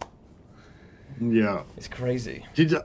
Oh yeah, I was going to ask about clans and stuff, just for in case other people that don't know anything about multiplayer might be interested as well. So, what's the deal with the ODM? Like, is it like, are you only allowed to be in ODM if you're like super pro at the game? And so basically anyone who's got ODM in front of their name is going to be a killer, or is there going to be a range of players in there, or what? This is my advice: come into the multiplayer scene first before you think about joining a clan. Work out all the clans, because there's a bunch of different clans. Some have more presence in specific areas of the world. So, for example, we have VM, which is very heavily Russian scene. We have ODM, which is very heavily French. I'm part of a clan called DBD, so that's me and a Rubber Duck of War have the Death Before Dishonor clan. And all these different clans have different values. And what you should try and do when you play in the scene, and let's say you come join the Shortbeards, get to learn what these clans are, what their values are, and who you'd like to be part of. Some are just a group of friends that play together. For my clan, you don't have to be good, you don't have to have an experience, you just have to be a great person, want to play, and essentially just want to get better. That's all you need. But for like ODM, they're a specific, very competitive clan that you do have to be good to play with. Okay, so if we see somebody from DVD, then they're probably going to be nice, and if we see someone from ODM, then they're probably going to kick our ass. That's the short. Pretty much. Okay, good. That makes sense. Thanks for clearing that up. No, cool. So one thing I was going to ask as well was, do you think that my army was like? Okay, so yeah, I guess this was like a multiple part question. So first, my first question was, do you think that I could have won with this army, or that I had was there a problem with this army that I was probably always going to be at a disadvantage? If I talk about true optimization, this wasn't the most optimized it could have been, but it was still strong. It was definitely winnable. You could have won with this. You would have struggled to deal with the Blood Knights. Your immediate target should have been the Reaper Bolt Throwers on the Blood Knights. Your target prioritization should have been that unit's 1.7k a piece. I want to shoot that with my bolt thrower. Yeah, I'm not sure how. Yeah, I'm not really familiar with. Like in campaign play, I don't really try to shoot at moving targets with artillery because it's not very efficient, damage per second. But but it's different. It's different in multiplayer because you're not just because you got there's threat rating kind of thing. Also, when most people play against Vampire Counts in campaign, the computer might use an invocation on a unit of zombies. Here, when you're playing against the player, they're going to be using invocation on their main units. Like, you're not going to see somebody invocate maybe a unit of Vargals because they regen, but they're definitely going to be using invocation on their Blood Knights. And it does revive models. So that is also the other thing when it comes down to playing vampire counts, reviving models, having really tanky units, 110 armor, decent speed. They're very tanky, they're anti-large, and they absolutely well and truly thump. And the fact that these things can heal and keep their model count nice and high is very difficult to deal with. So trying to do what damage you can to them early doors is really key, because these skeletons are like not a threat. Like, your bleak swords will even dread speeds will handily beat them in combat. So we did actually take out like 60% of one of the Blood Knights. Mm-hmm. Do you know what that was? Was that some Witcher? Oh no, I don't even know how we did that or if what I killed them. can remember, I think it was Loki that it was the unit that was fighting Loki alongside Heinrich Keller. They just piled into that blob in the middle, were they? Okay. When actually Loki lost is because he summoned Krell. So obviously Heinrich Keller has Krell that he can summon. Krell actually hit you from behind. So not only did you get the rear charge, but when you hit from behind and the flanks, it actually has a multiplier on your melee defense. So if you get hit in from behind, you actually only get 30% of your base melee defense. Yeah. So it actually reduces your melee defense. If you get hit from the flank, it also reduces. So he came in with his armor piercing and just thumped you straight from behind, and that kind of killed off Lokir. But I would say one thing. If I had have noticed that and like turned him away, because obviously Kemmel is not a melee threat. If I'd have turned Loki to face Corel, would that have made much difference? Do you think? Yeah, or 100%. not really? 100%. I think but also at one point Loki was fighting on his own against Blood Knights, Corel, and also Heinrich Keller. At that point, you needed just to pull Loki out and use some infantry to get him in. But that's what makes vampire counts so powerful, right? Is that all of their units are unbreakable. All of your infantry was fighting up against zombies that just weren't dying or they weren't going away. So everything was engaged. It's really tough. One thing from the beginning of the game, when I thought it might be a bit difficult, is the right hand flank overload. You needed to rotate some more resources around to deal with that. So if you saw that his cavalry was coming onto the left-hand side, you needed to start putting some bleak swords in the front to deal with the skeletons and the zombies, and then start rotating some of your spears and start moving around maybe some of your dark riders to really help bolster that left-hand flank you had. I did bring my dark riders over straight away. But I just didn't know whether I got confused between the Vargolfs and the Blood Knights basically, and I just kind of did that around and didn't really do anything. Yeah, the one thing I think won the game was actually getting the Fellbats on the dark shards. Getting the 3 Fellbats on the dark shards, stopping you from shooting and putting the AP out, putting that damage value out that actually killed a Vargolf. Because I think one of these got a super amount of damage. I think 1,250 for one of your dark shards. They just deleted one of the Vargolfs because they've only got 40 armor. One of the dark shards dealt 6,000 damage. Yeah, 6,000. That would have been the one that killed them. Yeah. Straight up. Yeah. And you can see the other ones, like the one on the left hand side, got 166 damage value. So that's the one that got shut down like kind of early doors.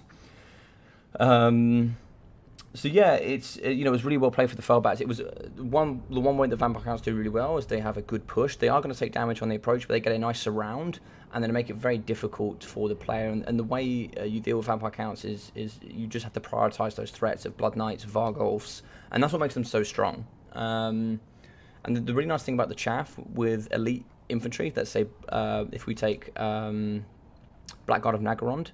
If they're fighting zombies, they're going to just reduce their vigor. Essentially, if you can reduce the vigor of an elite unit down to exhausted, their melee attacks are going to be slower. It's going to reduce their armor values, melee defense, melee attack, for a unit that cost 100. Yeah, and they're not going to die. They're going to take a while of time as well because they're unbreakable. So yeah. That's why zombies are like, you'd never see them in campaign, but here they're very valuable. They're very, very valuable. And they're really wide, they're really irritating. That's why things like Burning Head, that is cheap, can clear out chaff, and is very, very good. And you can just summon zombies. Invocation's very strong. We didn't see Gaze Nagash much, but we did see the Dance Macabre, which gave melee attack and speed bonuses. Yeah, no, it was a great game. It was a great game, and I think VC was a great experience for you to come in and play against. Yeah, it's kind of making me want to play VC as well, because I kind of like that, that utility that you've got with like summoning zombies is really fun, like to use and stuff as well. And yeah, I think he didn't take. Sorry, Karen. No, I was going to say after today we can explore some other options, and I think starting with I think you're playing really well with Dark Elves. You seem very comfortable with them. Yeah, like I understand how all their units work and all that kind of stuff. So that I just don't know how to do multiplayer. That's the only thing. Yeah. I think my analysis of your master, he obviously cost you 1,060. I wonder if, and he got what, 300 damage value for you. I wonder if actually maybe bringing in a different unit might have done better.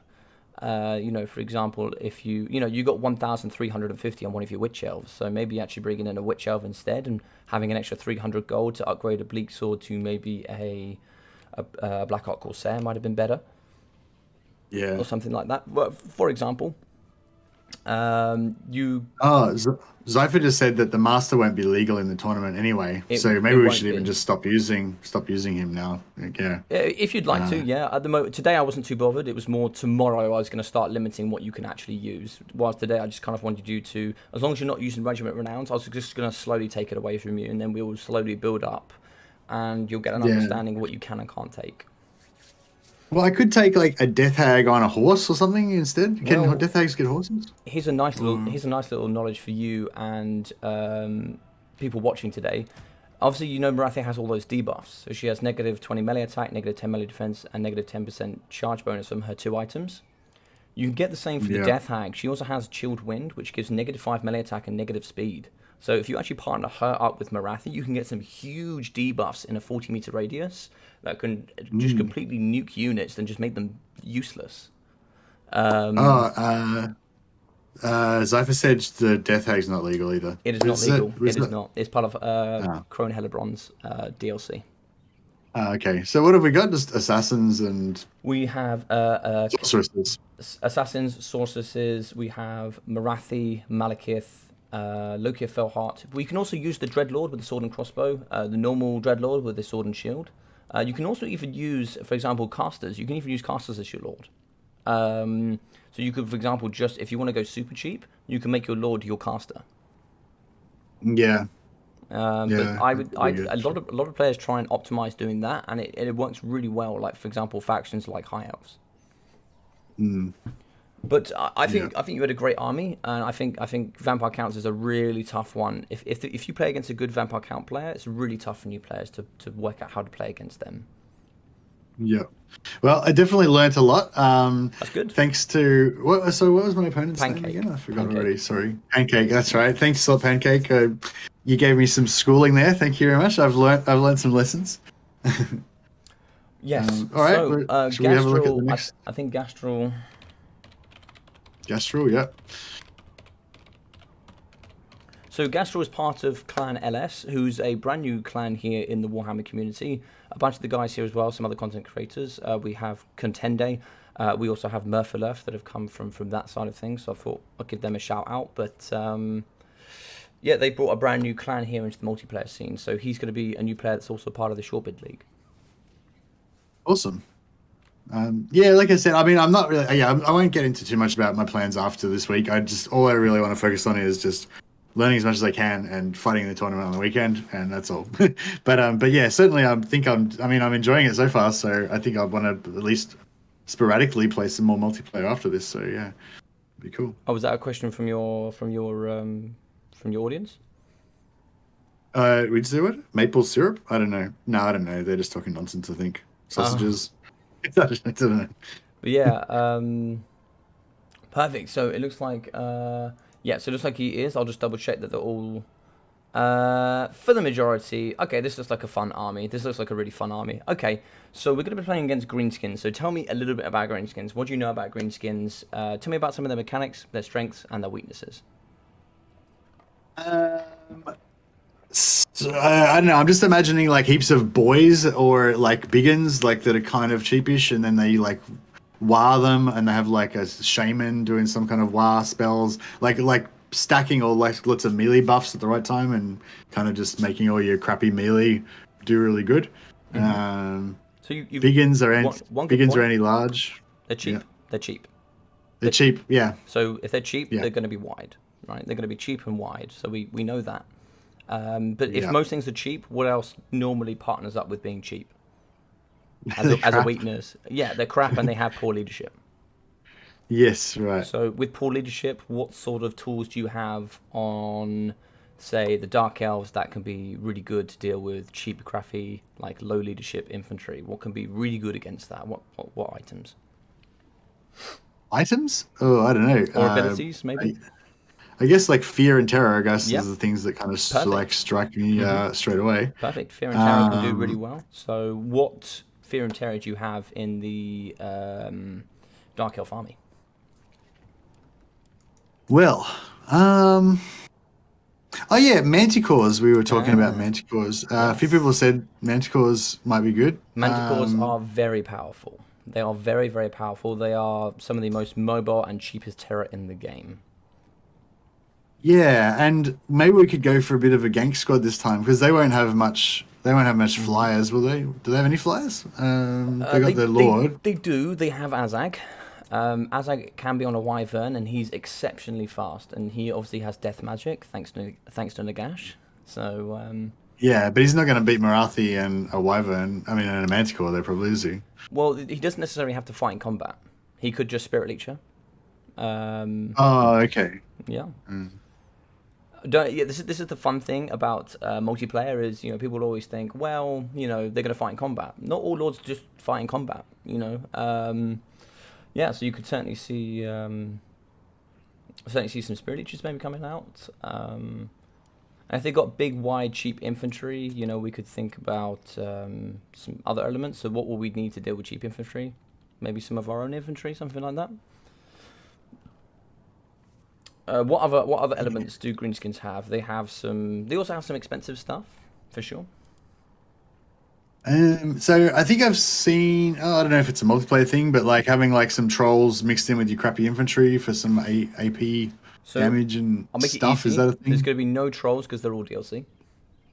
Okay. Luckily, Gastral and those have been amazing. They're not bringing in any DLC units. So if they're DLC, I'll let you know they're not bringing it. Okay, awesome. Are witch elves DLC? No, witch elves are okay. The Yeah? normal ones are fine, but you can't use yeah. the Sisters of Singing Doom, of course, who are exceptional. They are so good because they cause terror, man. They cause terror. Yeah. I feel like shields aren't as important because our greenskins don't like. They've got some archers, but they're not like super good, are they? They've got cheap wide Daka lines, my friend, Yeah. Okay. Fair. and they've got skirmish cavalry. Oh yeah, there's fucking there's wolf riders and crap are really annoying. God. So yeah, because we can't really outspeed them. I think you're we can faster. we can outfly them. Speed 92. I think they're 95 on the wolf riders, aren't they? 92.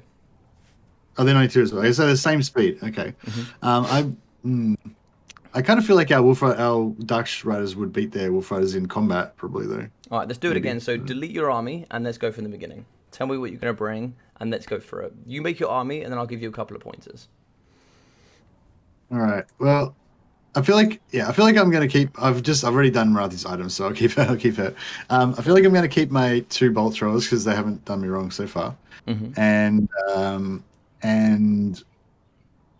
So you reckon maybe we don't want double witch elves this time. Maybe we just get single witch elves again in case they get shot. I kind of like the idea of having 2 manticores, but I feel like I can't micro too many things, and I'm going to let 2 it go. manticores is strong. I won't tell you that it is strong. 2 manticores is strong. It's very hard to snipe 2 manticores. But it's entirely up to you. 1 manticore is also strong. Corsairs for armored anti-infantry. Yeah, that sounds pretty hot, actually. Biggins aren't AP, are they? They're just anti-large. Orc Biggins are anti-large, and they're bigger and harder. So the bigger something is, the more damage they do to it. But they do not have armor piercing. They have decent armor piercing stats, but they're not classed as an armor-piercing unit. So yeah, if we go for like like a tough front line of Black Ark Corsairs, Certainly could do. they might be good. Most of their crappy infantry will struggle against those. They've got good armor. These are anti-infantry, so they are going to get those bonuses when they get that charge as well. Yeah, true. I don't feel like we need Harganeth Executioners or anything that does anti-armor particularly. There But are some I do heavily armored want- tools they have. Yeah, well, I want my Dark Shards again. Feel like the Unshielded. I mean, the shields are great and everything, but I feel like the Unshielded, like that 100 gold difference is. I can take 5 of them. Can I? Yeah, I can take 5. Yes, Can you I? can. I'm gonna interject and give you a different thought process. There's a missile cavalry that you haven't thought about yet. I'm not saying you should or shouldn't bring it, but I'm saying they are also an option. Okay, so missile cavalry. What do we got here? We've got these. Oh, we got these Raven. No, we can't use any. You can't use any regiments around. Yeah, but you can use the Dark Rider repeater crossbows. Repeated crossbows, 650. They're not too expensive. They got how much ammo? They got they got a little bit of ammo. So they basically think about them as a combination between Dark Riders and Dark Shards. Yeah. So I'm kind of that sounds good. Let's just take them instead. We'll just lose the Dark Riders and take them instead, and then that way we can plink away at stuff, and then we can use them as Dark Riders. And at the end of the game, well. you can use them to chase off units because they've still got 92 speed. They're going to be quick. They've also got great range. So I'll give you a hint. Most of the range there from the Greenskins is around about 100. So if you're going with 115, you are going to have the range advantage. Yeah. But they do have artillery as well. So they do have artillery that can certainly be utilized. They also have Black Orcs. But if we take out... Oh, yeah, shit. They got, Black Orcs have a lot of armor. They do have a lot of armor, and they have a lot of armor piercing. They punch. They be big boys. What do you think? Like Dread Spears versus Black Orcs can hold them for a while, or are they just going to run through them? They got great melee defense, but they can also go like really wide with goblins. They've also got fanatics. They've also got. Let's think about what else they bring. So they also got. They won't. Oh, can they take Savage Orcs? I think they can take Savage Orcs. So we've also got Savage Orcs as well.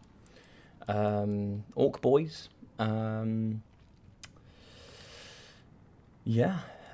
think about what else they can bring. They got Squigs, artillery, and then some shamans and some heroes that they can take. All right, so I'll tell you what I've got. What I'm thinking about so far. So I've got. Oh shit, that doesn't work out. We're going to lose some more money from somewhere. How much are you under? I'm over by 471. I guess we could. You could drop a Dark Shard, maybe. I think that would be good. Okay, so I've got Marathi plus 2 Ferromanticores. So if they do have any artillery, I'm thinking she can just go and hunter seek that stuff and destroy their artillery, maybe. Or she can kill Azag if he wants to try and come close, or they can pick off stuff on the edges, whatever. Marathi, goon squad for Marathi, basically, with the 2 Manticores. Plus, we can split off the Manticores to use them for terror and recharging things and all that kind of stuff. So, I've got that going on. If you remember the game between you and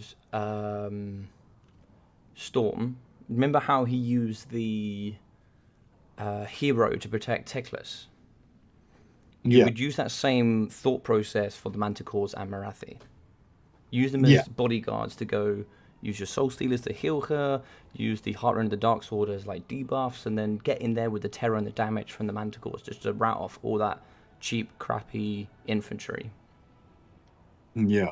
Use them as a bit of a snipe squad, if you like.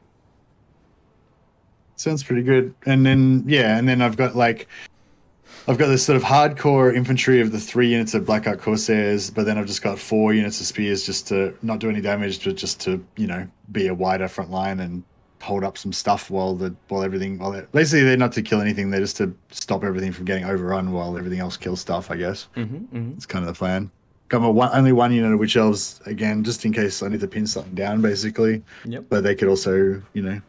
I don't know. Yeah, I don't know. Do you think And that's then if you've got enough left over, I'd just take Marathi's passive. Give her extra mana, so we get more Soul Stealers. no 10 short? No, 10 short. Okay. Yeah, maybe just chevron some units. Does chevron the manticores, or are they gonna? Or maybe we should chevron the maybe we should chevron the corsairs. Yeah, can do. Can do. Yeah, for sure. Is it better to put like one chevron on multiple units, or all of the chevrons on one unit? It is always statistically better to put put as many chevrons on as you can, and then put them all on the same unit if you can. Okay, Yeah. Sounds good. But yes. All right, I think this is a great army. I think this is going to potentially do really well. I think you've got some great ideas. You've covered the majority of the bases that I have for most of my new players, which is you have Terror, you have Armor Piercing, and you have great anti-infantry tools. You also have range superiority with your bolt throwers. And I'm liking a lot of what I see at the moment. You're able to shift your bolt throwers between single fire and multi-fire. I've seen you with some great repositioning. I've seen some great target focus fire. I also like the way you're using Marathi as well. Yeah, I think you're doing really well, dude. I think you're doing really, really well. So, well, thanks for your good instruction. All right, let's should we get in there? Let's do it, man. Good luck, have fun. Yeah, thanks. Man. Oh yeah, I didn't say hello too. Oh, again, wait till I get into the game. All right, I'll meet you and we'll do the thing. All right, everybody, I'm back. I do apologise. I know I'm not talking to you enough. I know I'm not talking to you guys enough. I do apologise. I'm trying to do a bit of everything here. I really am.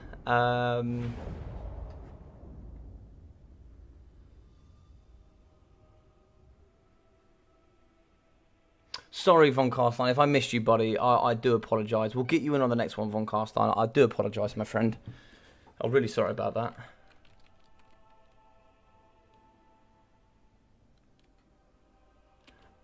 What I'll say for you, Von Carstein, you are a very experienced player. So if you could take like a similar approach to Storm and maybe go with a bit more, I'm not asking you to meme, but go with a bit more of a friendly build. You know, maybe try and challenge yourself a bit because, of course, Mercy here is a new player. So you know, do take, you know, I don't want you to throw the game, but you know, don't go with, you know, the most optimal build you've ever seen if you could. But here for the goblins, we have got 4 units. Also, please do link up with Zypher, and Zypher can update you on what units you should bring. Try not to bring any RORs, try not to bring any DLC units, just so we can try and even it out as much as possible. We're also going to be having some Orc Biggins here in the middle, so we've got 4 units. Oh, sorry. Goddamn screen blocker. God damn it. Right, so we've got 4 units of the goblins in the front. We've got 2 of the Orc Biggins, and then 2 more Orc Biggins on the left. We've got some Black Hawks in the middle, and then we're going to have 4 of the Spider Rider Archers. Good poison, good kite. We've got Orcs here in the front, 2 Orc Biggins, and we are going to have, I believe it's double Goblin Big Boss, and then it's also going to be a Wurzag. So the double Big Boss is going to be having Slippery for one, and probably Slippery for the other as well. Let's just get a look in here. So certainly Slippery for one, and Slippery for the other as well. So extra speed and melee defense. Wurzag here with Get Back Here, Edbutt, Brainbuster, Gaze of Mork, and the Bonewood Staff with the Wurzag's Revenge, War Paint, and Power of Dewar. So yeah, very interesting. So of course from the Dark Elves, you probably heard quite a bit, but we got 4 units of the Dread Spears here. Mixing with the anti-infantry Black Ark Corsairs for the anti-infantry. 2 of the Dark Rider Repeater Crossbows there. We are going to have some Witch Elves in the back. Triple of the Dark Shards. Double of the Repeater Bolt Throwers. Double Ferromanticore and Marathi here to make Ice Power very proud. Soul Stealer, Heartrend of the Dark Sword, Enchanting Beauty, and the Murderous Prowess. Blocker OP indeed, Mr. Cyrus. Blocker is OP. Let's get in. Yes, if anybody that wants to play today, please make sure you touch in base with Cypher. He'll update you because him and all the mods here are amazing. Just touch base with these guys as well. And if you can't get hold of Cypher, I'm sure Muckluck will be around because he's an absolute gent. Just make sure you touch base with these guys, and they'll be hopefully be able to try and explain to you what is needed. So some great shots coming down the flank here. We are going to be targeting on top of the Spider Riders. I think that's just going to be the initial target here for them. But still, I'm not sad about it. This is some great priority targets. We are going to be hiding here behind the rock, and that's really smart. That's going to negate a lot of the missiles outcoming, but we are going to delete the skirmish cavalry. It is a problem. What I'd like to see them soon is start targeting the Black Hawks. Black Hawks are going to be a problem. There's not a lot of tools here. We do have Dark Shards that can do that. Now you can see yet again he's going to be moving out just a little bit far, and he's going to drop. So that's a good learning curve there coming out of Mercy. He got in there. He's done a little bit of damage. He's going to get out. We do have some healing, and he's going to be running away. We do have to push forward there. He's going to be shooting with arrows, so I'm just going to make sure. It looks like there's a good luck, have fun. It's okay, just here to help you learn. Perfect. I really appreciate that, Gastrel. I really appreciate that from everybody that's come in just to help me and help Mercy's day. It does mean a lot to us. We can see here that hopefully get a bit of a rotation here to kind of meet up the force. But he's got his army kind of facing this way. He now wants to rotate a little bit here and kind of meet the force on where you can kind of rotate that. And you can see he's doing that, and that's really good. You can see he already has the idea to do that. He's going to be dropping back with the units here. Marathi's going to be kind of moving over towards the cavalry. He's a little bit away from his forces, but he's got to be careful of that Reaper Bolt thrower. It is walking just a little bit too far here. He does want to be shooting the cavalry. He could also be shooting here with the Black Hawks in the middle. Looks like that is going to be the case. We are going to be going downtown. I don't know if that was the Spider Riders or we're going to be shooting here. It looks like we are going to be shooting into the Black Hawks, and that's some great target management there coming from Mercy. Over the right-hand side, Spider Rider is now going to be shooting maybe into the Dark Rider repeater crossbows. You just have to be careful. These are very lightly armored. 45 armor here for the Spiders, and only 30 there from the Dark Rider repeater crossbows. Shots in the skies are going to be coming over the top. They're going to be doming straight into the Orc Biggins. Marathi and the crew are going to be around, and they're actually going to be doing some really good work. I don't think he knows this, but of course he's going to be duking out a lot of the shots there. Ammunition is going to be going down. Now this left-hand flank here for him is looking pretty weak. That also, the repeater bolt throw in the back there has no cover. So we are going to be shooting in from behind here from the Dark Rider repeater crossbows. That's some lovely stuff. Shots coming in the front. We are going to be doming into the front of that. Oh, Gaze of Mork coming down. Gaze of Mork smashes into the face here of the Ferromanticore. I think we're comfortably winning here with the Dark Elves.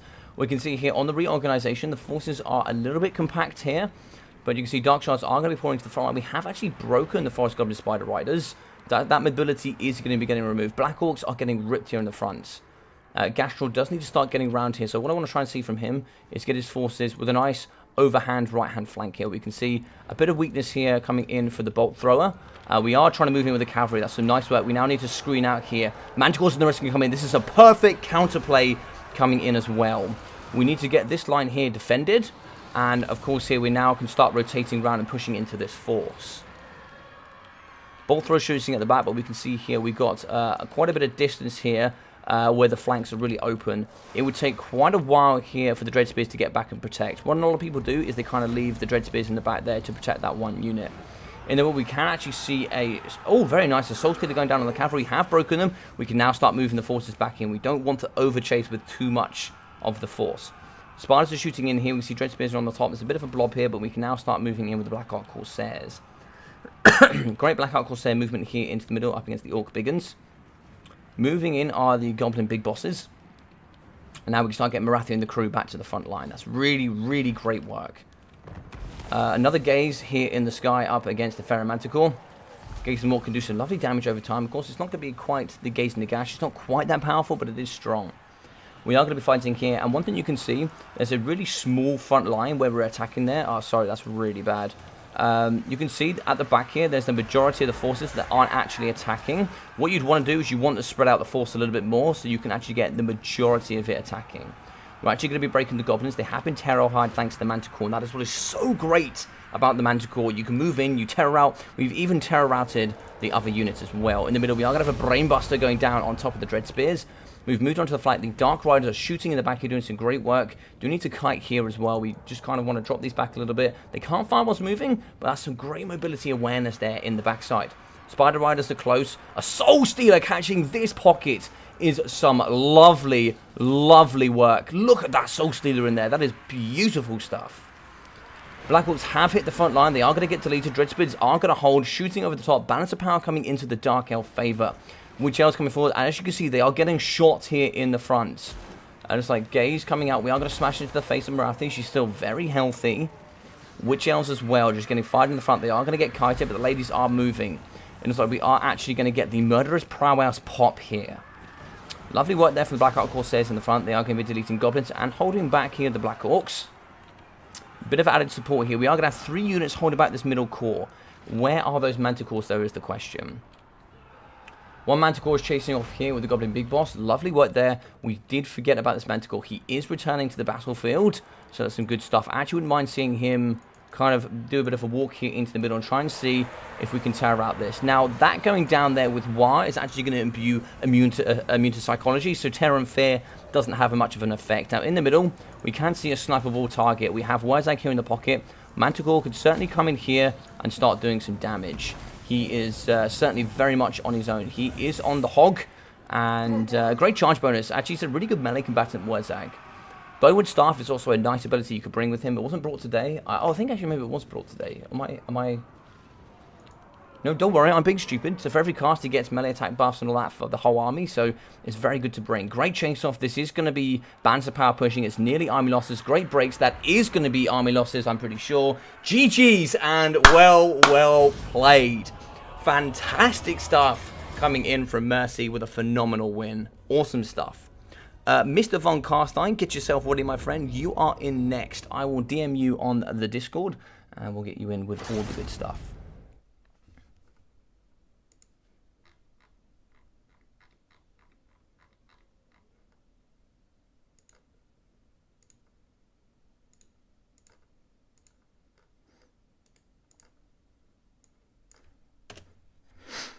Right. So let's find out what happened then. GG's, wow. Well played, dude. Thanks, man. How was that? That was stuff. It felt good. It felt good. Dude, so many great positives. Let me just send this to Von Carstein so he can join up, and then let's go through it because, dude, you played so well. You're so well. Awesome. Yeah, I feel like, I don't know, nothing. Yeah, no, everything that I wanted to do worked, and nothing that I was worried about happened. And yeah, like I was a bit worried I would forget about Marathi or the Manticores or something, and they would get, yeah, just everything worked out great. Like my Black Art Corsairs found good matchups in melee. Yeah. The Witch Elves tied down the stuff they needed to tie down. Also, great target prioritization. That's the first thing I have to say. Really great target prioritization. I said to myself and to my chat, I want to see him shoot the Black Orcs. You shot the Black Orcs. Excellent stuff. The Black Orcs did nothing, did they? They were just like, you nuked they did 89 damage. Yeah. That is the problem with Black Orcs in multiplayer, is the fact that they are so expensive, they have no shields, and they do have massive armor and great armor piercing. They even have immune to psychology. But the thing is that that's if they reach the front line. And thank you very much, Gastro. I'll say this quickly. Thank you very much for bringing an appropriate army for the tournament and being such a gent and playing today. I really appreciate that. Yeah, thanks a lot, Gastro. Appreciate you helping me train, and thanks for being so patient while we. Yes. Thanks to everyone for being so patient. Like, as obviously I need a lot of instruction, and so yeah. Dude, you really don't. You played so well. Like, one thing for your infantry, I found it was a bit crumped. It was a bit sort of close. Don't be afraid to have them a little bit spread out a little bit more, so you can kind of cover a wider basis. So it would take longer for your opponent to get around the flanks, but your cavalry play was really great. Your cavalry did really well. So you got 1,100 on one of the Dark Riders. You got 722 on the second unit. Your Dark Shards 850, 700 and 550. Manticores 470 and 160. And they didn't get much damage, but they terrified so much infantry. And what was really great to see is that you terrified one of the Goblin Big Bosses and then chased it off. And you can see it went off with 3/4 health. Yeah, that was, I sort of trying to like send them to chase things away and then bring them back and kind of keep Marathi working at the same time. I actually really liked using Marathi that time. Like, I got her into a couple of fights where she was doing her buffs and stuff, and I got 2 casts of the got 2 casts this time. The other Yeah. times I only got 1 cast. I Your think. cast on that massive blob in the middle, gorgeous cast there. Yeah, your Marathi gameplay was great. Yeah. I don't actually understand. I don't really know how that spell works. So I don't usually use it too much. 40 is it- meters area of effect that does damage to anything in that area. So the more blobs they are, the more damage, basically. Yeah, essentially, it's basically a great anti-blob tool, and all the damage you do there, you heal half of that back on Marathi. Oh, okay. I thought the heal Yes. was just independent. Like I thought you just got Nah. a set amount of heal. Nah, it's on Soul Stealer. So if you'd used the Soul Stealer against the double dragons before, you would have actually healed Marathi quite nicely in that duel. Okay. And the Manticores, not only do you come in with all the debuffs, and the Manticores also provide Terror, which is actually negative 21 leadership. It was really good, man. You were coming in, you were helping the front line, you were terrorizing units. He didn't even get onto your archers. He didn't touch any of your archers or any of your Dark Riders. Yeah, it's really well played. Yeah, somebody in chat said that they think that last Gastral should have rushed more or something. So Gastral is a new player as well, to be fair. Yeah. I've never seen him play Greenskins before, so I think this is a new force for him. Yeah, well, thanks for taking it easy on me in terms of not taking like a killer build or anything. But I was just gonna say, yeah. So I felt like when he moved, like when I saw him shifting his whole army around to the left, like on the one hand I was like, oh no, now obviously I've got to deal with that left flank. But on the other hand, I did actually feel a bit of relief. Oh, he's not going to rush me. Sweet. Like I felt like now I've got time to do stuff. So yeah, do you think that? Yeah, like, do you know what I mean? Like, I felt like maybe. Well, I mean, I don't know what the right thing for him to do was, but I definitely felt better that he wasn't rushing me at the start. You know? Yeah. I mean, you'll definitely find people that are more aggressive, and certain playstyles, like for example, Falcon and his student, will probably be very aggressive because Falcon is generally quite an aggressive player. I also like the way you rotated your forces to match his force. Do you know how to click all and rotate all in a specific formation? Yeah, I do, but I was struggling with that. Like I was trying to move my infantry and I was like struggling for some reason. But then later on I just grabbed them all and dragged them around and stuff like as a block. If you use alt, you can shift them back and forward as a set blob. Yeah. Yeah, that's what I did eventually. Yeah. Like I fumbled around with it at the first time I tried to move them though, and then I ended up just moving them one by one. But then like later on, I did manage to move 5 or 6 of them at once using that. Do you know how the control? If you do alt and control, you can just rotate it as a pivot. Yeah, I always forget. Like my hand, like I know how to, like my body knows how to do it, but then when I try to think about how to do it, I can't remember. It's the pressure of micro in the moment, right? You're getting pressured by somebody else who, is actually thinking at 100% capacity, right? It's 2 people playing really quickly, really trying to create a weakness, and I like what he did there. So you'll see some players in the industry, they'll try and rotate their forces so they can hit one of your flanks with their full force. So essentially it's half of your army fighting their full army, and they try and beat you that way. They try and overwhelm one of your flanks entirely. Or you might see like a flank overload where you get a small blob go on one flank and try and destroy one flank. That can be quite good against defensive builds, because we're playing quite defensive at the moment, which is, I feel, quite an easy transition for campaign players, because it was for me.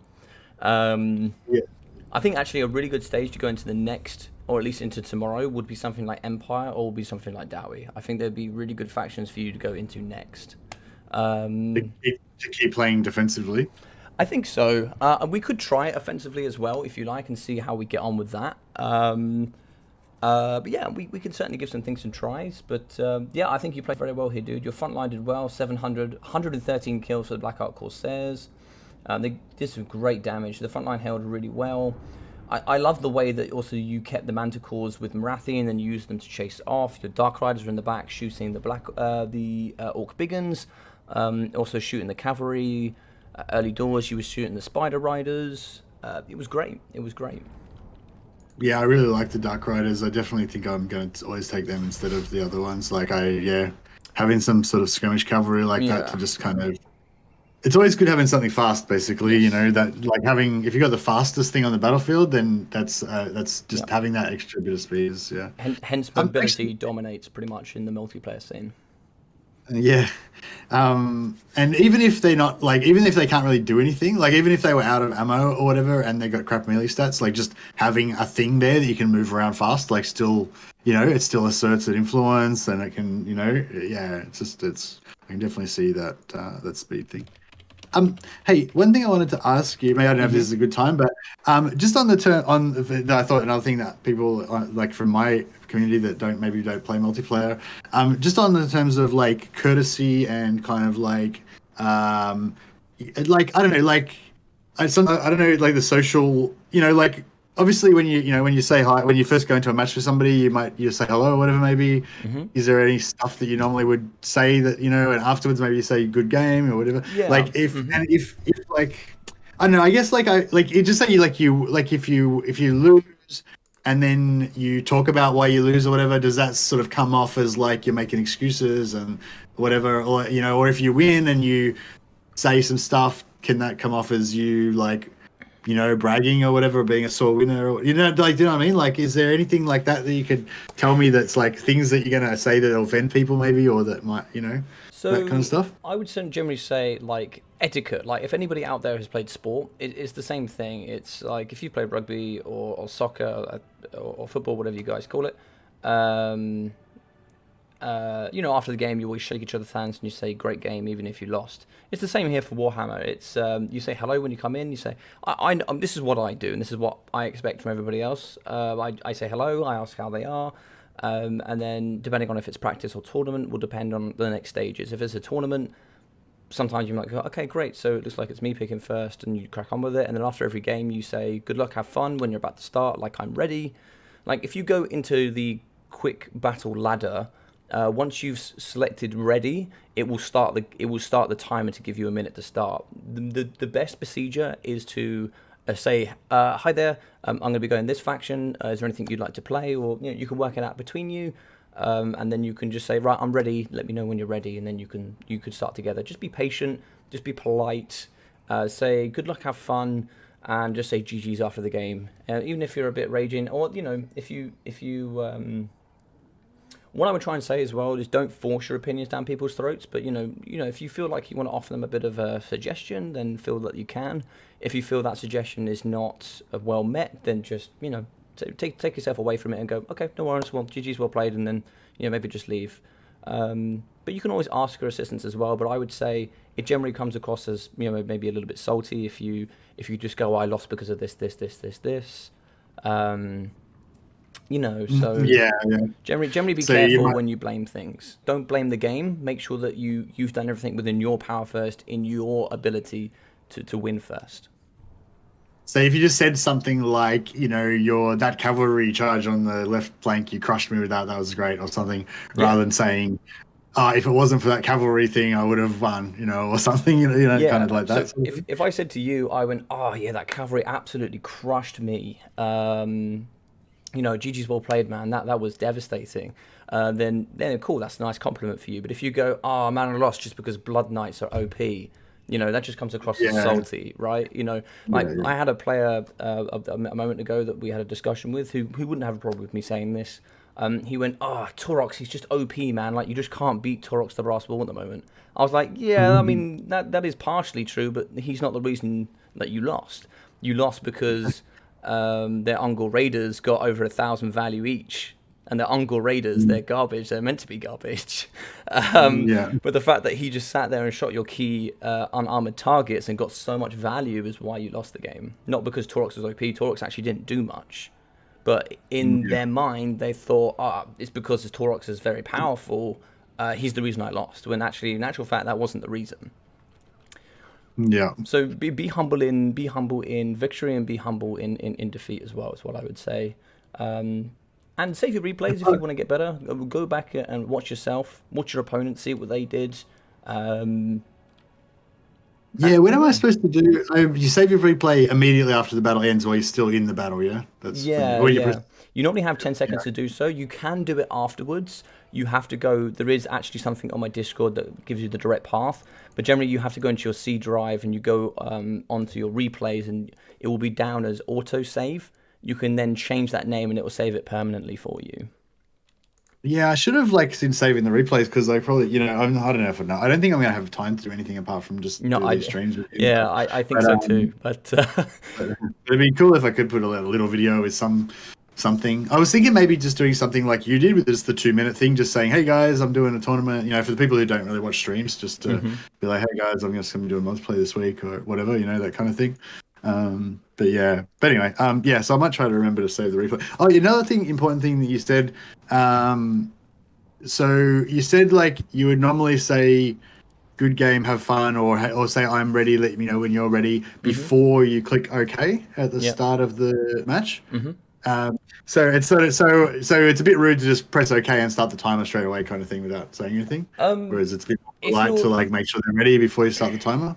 It's not like rude, but I think it's like it's good common courtesy to just be like, okay, I'm ready, and I hope you're ready, because some armies are like bigger and wider, and like maybe some factions that are very defensive, like dwarfs or empire, that might need a little bit more time to set up. It's good common practice to go, okay, I'm ready. Basically means you can start when you're ready, because then I'll be ready to go, if that makes sense. So the first person that is ready goes, okay, I'm ready, good luck, have fun. Now let's the other player know, okay, great, they're ready. I would say good luck, have fun, and then I would start, and then they would click start as well. It's generally the best way to do it, yeah. But I wouldn't say it's rude. Yeah. There are some people in the community that they're not very talkative, which is okay as well. Some people are shy and these sort of things. So if they don't say it, doesn't mean they're being rude, or doesn't mean that their social skills perhaps maybe aren't where they would like them to be, and sometimes that's okay as well. It's all a learning process for all of us. Yeah, that's a good call. It's like you want to show courtesy to other people, but then but also don't take offense easily. Yes. Be patient with other people, but also try to show as much courtesy, but also be patient with other people. If don't immediately think they're trying to be offensive to you just because they do something strange or whatever. Yeah. And try put yourself in their shoes first before you try and make any sort of assumptions. Try and think about how that person might be feeling as well after the game. They might have lost, they might be a bit angry or just a bit upset. They might say something in the moment they don't mean to, or they don't really mean in general. So, sometimes just let people be and let people stew over and do what they need to do, and just try and be as positive, try and be as open and as welcoming as possible, because it's like any competition, losing is not always fun, and some people take it differently. Yeah, good call. I was over just said as well, some people are not very comfortable with the English language as well. That's a good call as well. Not everyone speaks English. Massive Polish scene, massive Russian scene. There's a massive American scene, English scene, French scene, German scene. North European scene with like Sweden, Norway, players up there, all over the world. People play all over the world. Yeah. So the amount I got into a call with like, I think there was a couple of ODM guys in there from the French scene, a couple from the Spanish scene as well, from EC, and we're all trying to translate. The majority we used was English, which was lucky for me because I cannot speak any other languages. But it was amazing to sit there and try and interact with these guys when we're all trying to come together to talk, because we all struggled so hard. But we all found it funny because we're all in the same boat, right? So I'm just gonna check my jug boil my jug for a second, making coffee. No worries. Can you chat to keep you entertained for a while? We'll do. A little dance here, and then I'll dance around and try and entertain people. No worries. So yeah, I hope everybody's enjoyed the stream. I've actually got a stream up from Mercy now as well. So if you guys are talking in there, I should be able to see you as well. So me English good. I love that. But yeah, I hope you guys are enjoying the stream. Me and Mercy are going to be training every single day. We're going to be trying to get a little bit better here. I got some subscribers. I got a subscriber from Linksy, Yvonne, Dustin D, and David. Thank you very much, guys. I really, really do appreciate it. I got a really nice invitation to come here. I'm actually not in the CA program right now. I actually need a bit of a higher subscriber count. I also work on Twitch as well, where I do single player content as well. So thank you very much for the support. And for those that don't know Mercy, please do go support him. He's a great guy, and he's really chilled, really fun to get involved with. We're both super excited about this, and he's playing very, very well at the moment. So do go support him as well. And also, what do you guys think about the competition scene in general? Have you guys enjoyed the small element of this? Would you want to try some yourself? And let us know.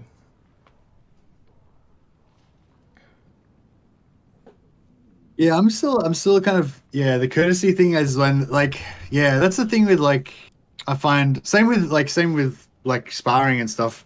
It's like I find, like, it's not really like it's just the social part is the part that I have trouble with, like, it's like, I don't know, like, if you have a good bout and you win, and then you're obviously really happy, Hmm. but then you don't want to, like, celebrate too much of the other guy that just lost, Of and, like, course. or and also, or conversely, if you lost, quite often you're quite critical, like, you're kind of like, now you're going to introspect about what did I do wrong, blah blah blah, but then you don't want to be all fucking depressing to the other guy as well, you know what I mean, who's like Yeah, of just having a good course. time because they just won and stuff, and it's like, yeah, I don't know. It's also Yeah, I what find that's I love that about martial arts, right? There's a massive respect element there. Respect for your coach or your trainer, also respect for your opponent. These are key skills that I think you need in life in general, and I think as well for those people that maybe don't have, like, I've certainly struggled in the past with losing, being I'm extremely competitive myself. Um, Sometimes I go, this, that, etc. And sometimes it's just realizing, it's a growth thing as well. And I always try to invite those back as much as possible that are polite, that show great etiquette. And I try and get these guys on live stream as much as possible, almost irrespective of their ability level. Yeah, I need to. I need to, maybe for the next couple of rounds. I need to practice that because I keep leaving the battles too early. Like, I don't think I even said good game to my opponent that time. Oh, I that's forgot okay. his. For these guys, they're Uh, just hopping in and out, but they can hear you. They're all watching. But yeah, yeah. I mean, yeah. Just what was say who was my opponent that I just played then with the greenskins? Gastral. Gastro. That's right. Yeah, I did. Yeah, I knew his name. Yeah. Yeah. Thanks Yeah. again, Gastro. It was a good game. Yeah, it's So we cool. got we got Um, I, Undead. I'll just get my coffee. Sorry, Yeah. Undead. I'll be back in a sec. And let's ask Undead which faction he would like to play.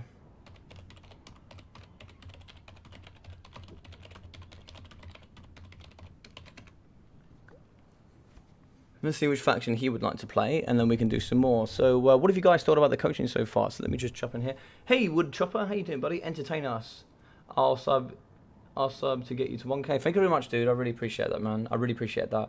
I do 2 streams a day. So I stream almost entirely multiplayer here on my YouTube. I also do a lot of Total War Warhammer 3 content, so I try and give you guys as much content as I can. And I do single player, a lot of that on Twitch, and I do some other stuff as well. So I really appreciate your support, dude.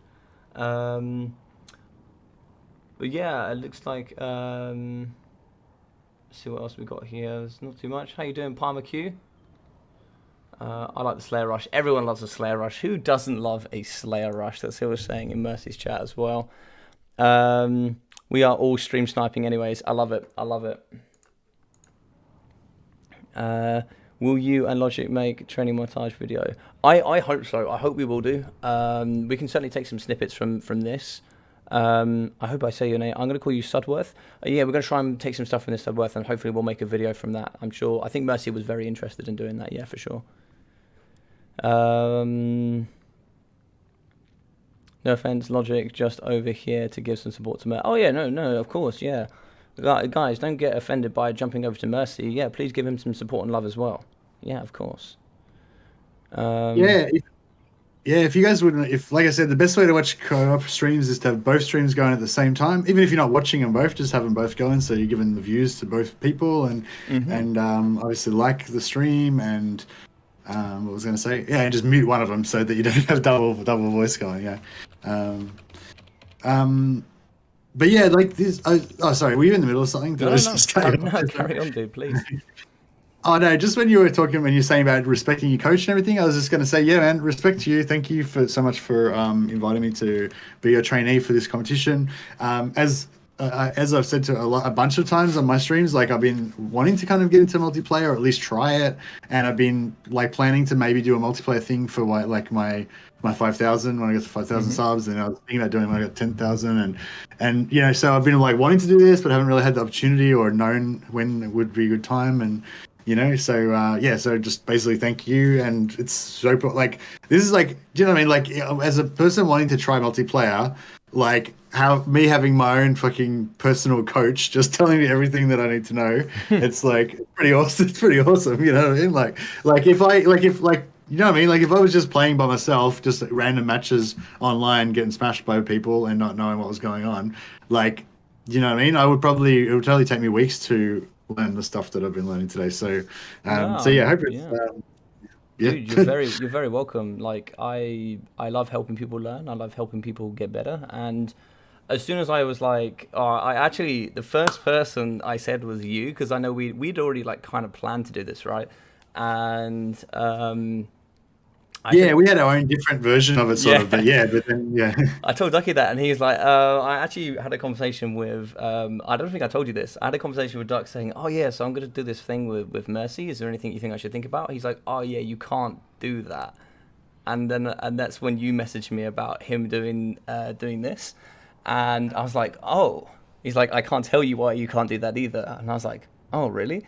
And then I was like really disappointed, but then this came along, and I was like, yes, we can do it together still. So I'm super happy that we can do this.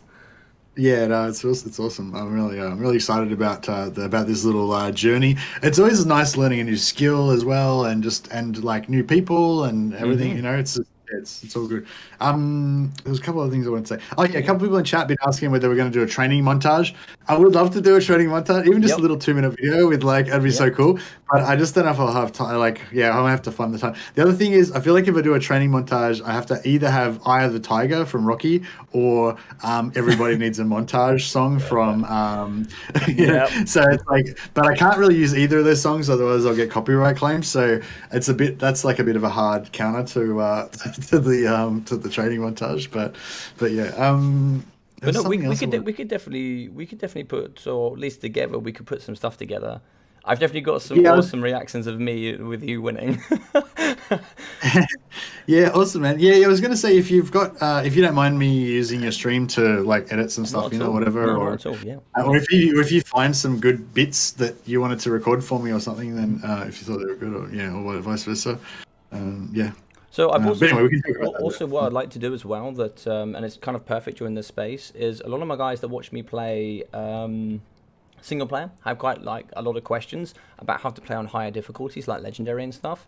And I've learned some stuff by like watching you and watching some other great single player stuff. But we could always do the reverse of this where we do some legendary streams together. On single player. Yeah, just co-op head to head or something. Yeah. Yeah, and we can go through some details about how to play some single player, how to up your level a bit as well. And there, if you guys also wanted to get interested in that. Yeah, for sure. Yeah, I mean, for anyone who's familiar with, if you're not familiar with my channel, if you're familiar with Legend of Total War, I'm very much inspired by Legend. He's like the reason I pretty much got into streaming from watching his. He's the only YouTuber I ever used to watch until fairly recently. So, although I'm probably a very different personality to Legend, and stuff like that, but I think that, that's, if you're familiar with Legend's style of playing and kind of thinking about the game and stuff like that, I think that's, you've probably got an idea of kind of how I go about it in terms of the technical aspects, or at least I try to. So my evaluation of Legend is he's very ruthless. He only cares about efficiency and what's the bet, what's going to win the games for him. Basically, kind of like almost like a multiplayer mindset, but for single player. So this is really good because he finds out what's good. So I'd say I maybe probably don't have that mentality. I'm nowhere near as like kind of competitive or like winning focused. But I think there's kind of like a single player community.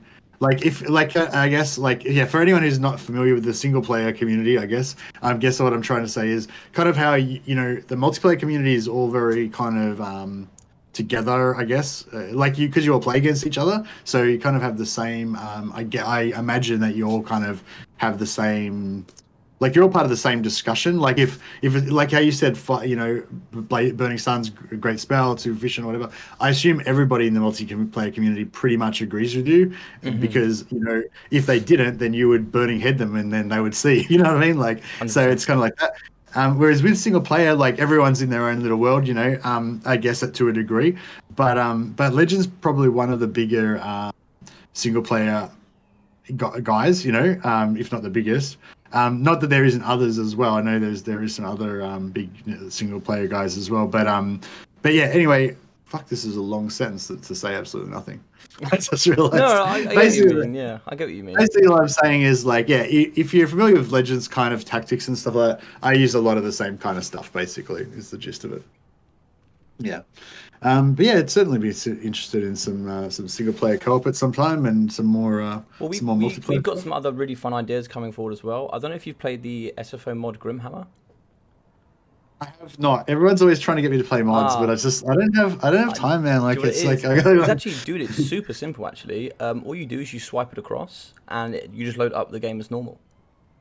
Yeah, it's instant. But, it's awesome. But yeah. we got some cool multiplayer stuff we're doing with that as well. So me and Ducky are going to do a Grimhammer multiplayer for a bit of fun as well. So there's some really cool stuff that we could certainly cross over and do.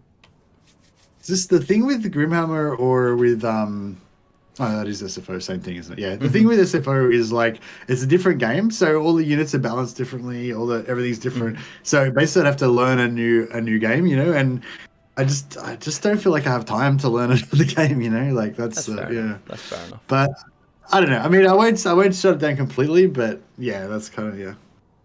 But yeah, I think we're ready with Undead. He's going to be playing the Vampire Counts. He's got a full army. So whenever you're ready, I would say rebuild your army from the beginning and let's think about what you want to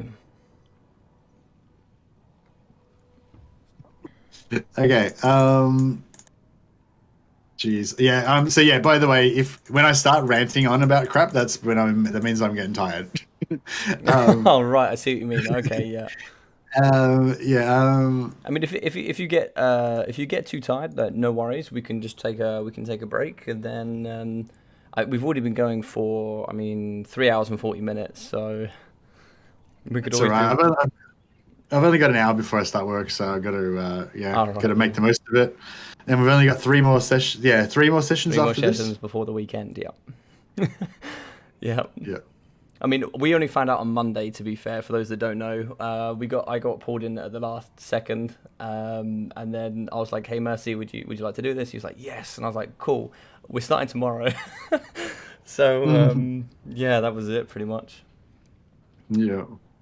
So, yeah. Okay, cool. so, all right, well, I feel like there was, the flying threat was not really there in the last game.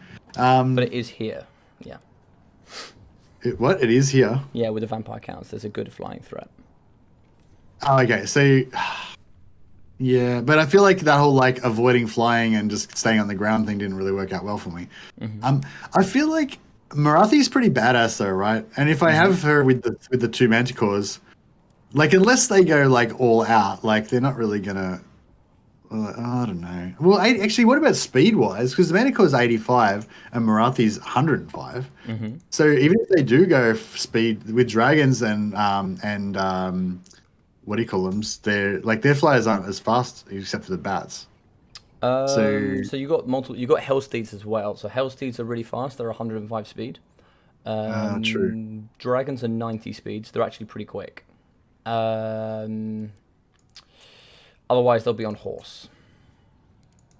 Let's think what else we can do. I don't know. I mean, I'm really liking my flyer. I'm really liking my Marathi and 2 Manticores thing. It's actually there's a really strong Dark Elf player in the community, and he pretty much invented the double Manticore Marathi build, and it's very, very strong in pretty much almost any matchup.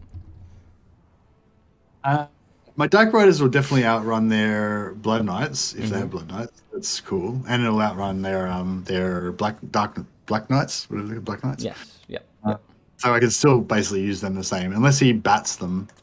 But if he bats them, then I can Manticore them. So that would work out all right, I guess. Don't forget as well, Blood Knights have Blood of the Flag of the Blood Keep. Yep. So they get extra missile resistance when they're not fighting in combat. Yeah, they get 20% missile resistance when they're not in melee combat.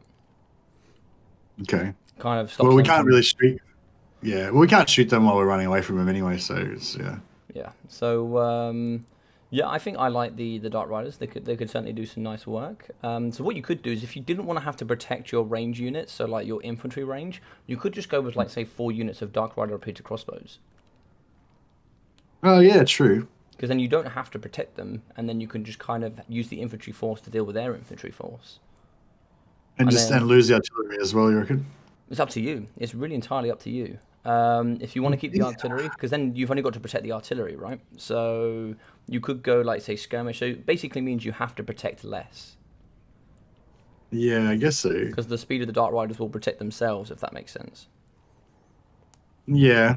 Yeah, I mean, when we should try different stuff, I guess, as well. So maybe that's a good call to just try something different. Um, yeah, and we're gonna be highly. I wonder if we could just go like our whole army skirmishing, super fast skirmishing army. Yeah. I wonder how that would work out. You got Just Scourge all Runners. Dark Riders. Scourge Runners are very Yeah. strong as well. They're 950. They're anti-large and they have armor-piercing shots. They're very good Robert- indeed. Rubber Duck's asking how it's going. It's going terrible. So I haven't learned anything. I don't know what's going on. I'm not ready. I don't know. What can we tell him to throw him off the scent? He's trying to get information on us. He is. He's trying to find out. He's trying to find out my strats. I'll cover my screen. That's Tell him nothing. Tell him nothing. What about shades? They have stalk. Yeah, I don't know. Ooh. So I see what it is. They started at 6 o'clock and they've done their training and they finished Mercy. So we damn well know that we've been doing more work than they have. That means an automatic win right here. I like that. that's right. Yeah, that's like I can't remember where that quote's from, but there's like a training quote is like the other guy is always training and he's always training harder than you. Remember that. And it's like so. Yeah, that's us. We're the other guy. Exactly. Exactly. Yes. Okay. So now we've got the. No, I think. Yeah. Actually. Yeah. No, I think we've got. Yeah. So we've got the 4 Dark Riders. We've got the 3 Flyers. So we've got like this whole massive skirmishing thing. And then if we make just a big block of sick infantry in the middle that are just gonna like hold. Let me put this question into your mind. So you've now played against Vampire Counts. We know they can bring a bunch of chaff. We know they can bring Blood Knights. You know they have Graveguard. Just when you go through and build your army, make sure you've got a tool that can defeat all of those items. So, for example, if he goes Blood Knights, what have you got? If he goes Graveguard, what have you got? If he goes mass zombies, what have you got? If he goes for Flying Force, how are you going to deal with it? That's what I would recommend when you build your build. Have you got every element covered from what they can bring? If they've got ethereal units, what are you going to do? Yeah, I think. Well, I think like this is great. This like if they got flyers, we can deal with this. What we've got here is going to kill anything they've got with flyers, as long as we don't get other things mixed up in it, you know. And it's going to defend Marathi, and if we have melee fights, this is going to support the melee fights super good and everything. So this what we've got here is really cool, I think. But in terms of everything else, So another interesting stat for you here is a bit of advice. When it comes to their melee infantry, there's only 1 unit of their melee infantry that actually has armor piercing. the ghosts, the Hex Wraiths. It's actually Graveguard Great Weapons. They're the only ones that are armor piercing. Oh, great weapons. Yeah, and then ethereal ones do have AP. Yes, you're correct. Yeah. So if they bring Graveguard Great Weapons, they're anti-infantry, they're armor piercing. So a thought process might be some Blackheart Corsairs might do really nicely there as well. So you could bring in a bunch of Blackheart Corsairs. You could bring in some Bleak Swords. You could bring some Dread Spears as well to pin up against. I think going super wide here wouldn't be too bad. Well, we can't really go super wide because we already spent heaps. We already spent a lot. But, But also, you don't have your repeater bolt throwers here, so you could just go like lots of infantry and then put all of your micro on the skirmish.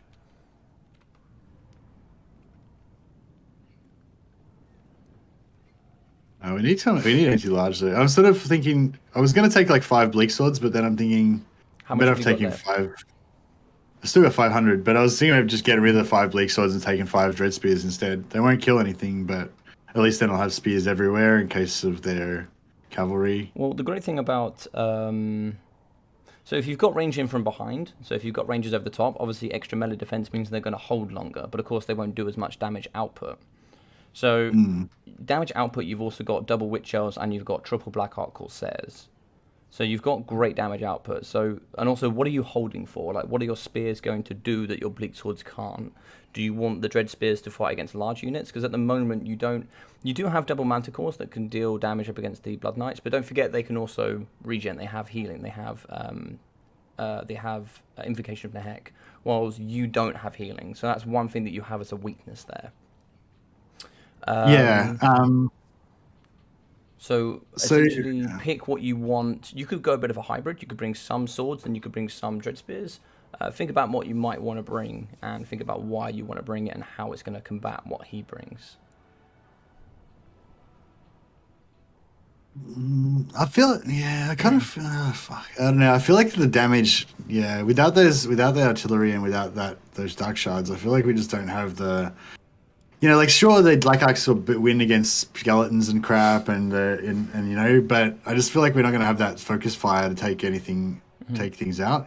So I'll throw in an alternative as well. You do actually have like items like Cold One Knights. So they're anti-large, they're armor piercing, and they're cavalry. So you do actually have cavalry that can do well against Blood Knights, for example. I don't know. The thing is, I just feel like they're slow as fuck, They're so slow, and I don't think super slow. Like it's super painful trying to micro with cavalry that are so slow. And don't forget, they're only 70 speed for the Blood Knights. They're not that fast.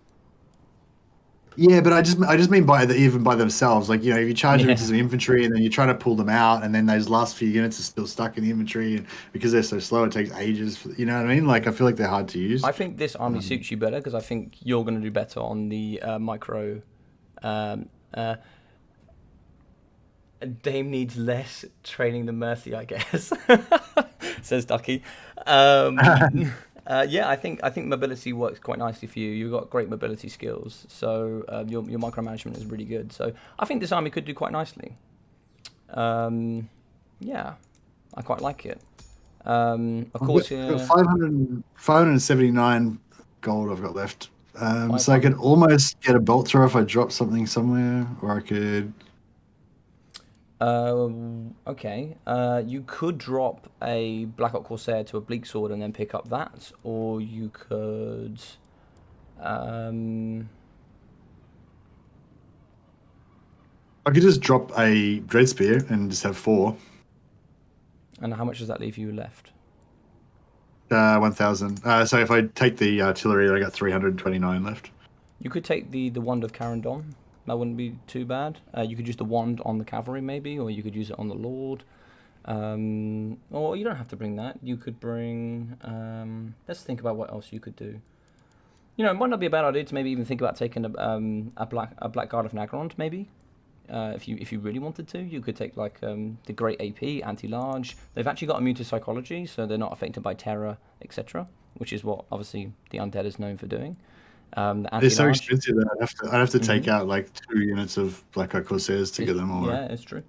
So I'm just giving you options. Sorry. Yeah. Yeah. No, it's it. I think that. What if I just take an extra?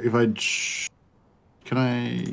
That's no, not quite. I was gonna say I could almost take another. I could almost take another Witch Elf, but not quite. Would another Witch Elf be good? I feel like. I mean, they're good at taking the chaff out, but the chaff are kind of ignorable anyway, really, aren't they? Also, the chaff, like even skeletons, will do just as. I mean, they have okay melee defense, but they will return fire due to the light armor. So if they do successfully hit, the base weapon damage will do a lot to the Witch Elves. They don't negate a lot, so they're great damage output, but they also take a lot of damage in return. They're very glass cannon. Maybe I drop a Dread Spear and take another Black Ark Corsair. So I got 3 Dread Spears. I kind of really wish I had 4 though. Did I take the Carandon? No, I don't have the Carandon. So what you could do is you could just put one of your Dread Spears on top of the Reaper Bolt Thrower, and then you just have a front line of 6 units of the infantry with your double Witch Elves, and then try and see if you can skirmish and then snipe out units using the Manticores and Marathi. You could play it a little bit like that. So, drop 2 Dread Spears and take another Corsair? No, sorry. I was thinking you could just put one of the Dread Spears in the game. You could just leave one Dread Spear on top of the Bolt Thrower to protect it. and then that's protected, and then you can just have your front line deal with the chaff whilst you skirmish with the Dark Riders against all the cavalry, etc. And then use your manticores to snipe out units, heroes, lords, and that sort of thing. Maybe I'll drop one Black Art Corsair and take one Dark Shard. So I've got one Dark Shard, one Bolt Thrower, and then I can, like you say, put one or two Dread Spears on top of the Dark Shard and the Bolt Thrower, or keep them near each other, maybe. I don't know. Cool. I mean, I think this looks great. Yeah, we can certainly give it a go and see how it goes. Yeah, all right, cool. I try to get a bit of action going for people who are watching as well, rather than just theorizing. And I think that's a really good thing for anyone when you're learning. Like, theorizing is great, but doing is the go. Like, there was some study they did where they had two groups making pottery vases or whatever, and one group had to make like 20 pottery vases by the end of the week, and the other group had to just concentrate all their efforts into making one perfect vase by the end of the week. And the people who divided their time amongst the 20 vases actually had the better vase by the end of the week, because they'd had trial and error over and over and over again 20 times, whereas the guys who spent a whole week on one vase, did worse. So this is what happens when I get tired. I start writing about bullshit that doesn't matter. It's fine. All right, let's do this. Let's get this going. This is going to be good. I think this is going to be a good game. Duck's telling me to drop Marathi instead of Rakath because he has a cooler hat. I feel like that's not good advice. I feel like anything the Duck says at this moment, you shouldn't believe a word of it. We can actually use Rakath. I forgot he's an FLC, but Rakath is not very good, sadly. I wish he was better. He kind of sucks in campaign, and he kind of sucks in multiplayer. Yeah, he's got a shit hat. I don't know what Duck's on about. That hat looks shit. Oh, God. All right, well, listen, man. Good luck, have fun, and I'll see you on the other side. No worries. Thanks, guys. Thanks. All right, guys, let's do it.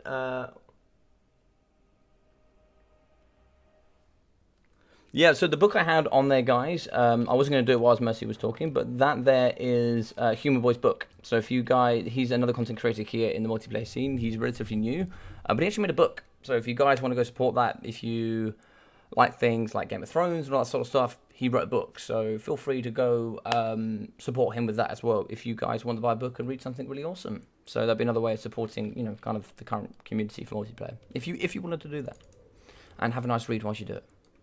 So, for the undead double of the direwolves in with Blood Knights, we are going to have 2 Blood Knights, 2 Black Knights, which are anti-infantry. We're also going to be having a unit of the Cane Wraiths, alongside the double Graveguard, as well as the Skeleton Warriors. We are going to be having the Von Carstein Vampire Lord. So as you can see in the front here, just a bunch of zombies as well, just super amounts of chaff. Just chaff.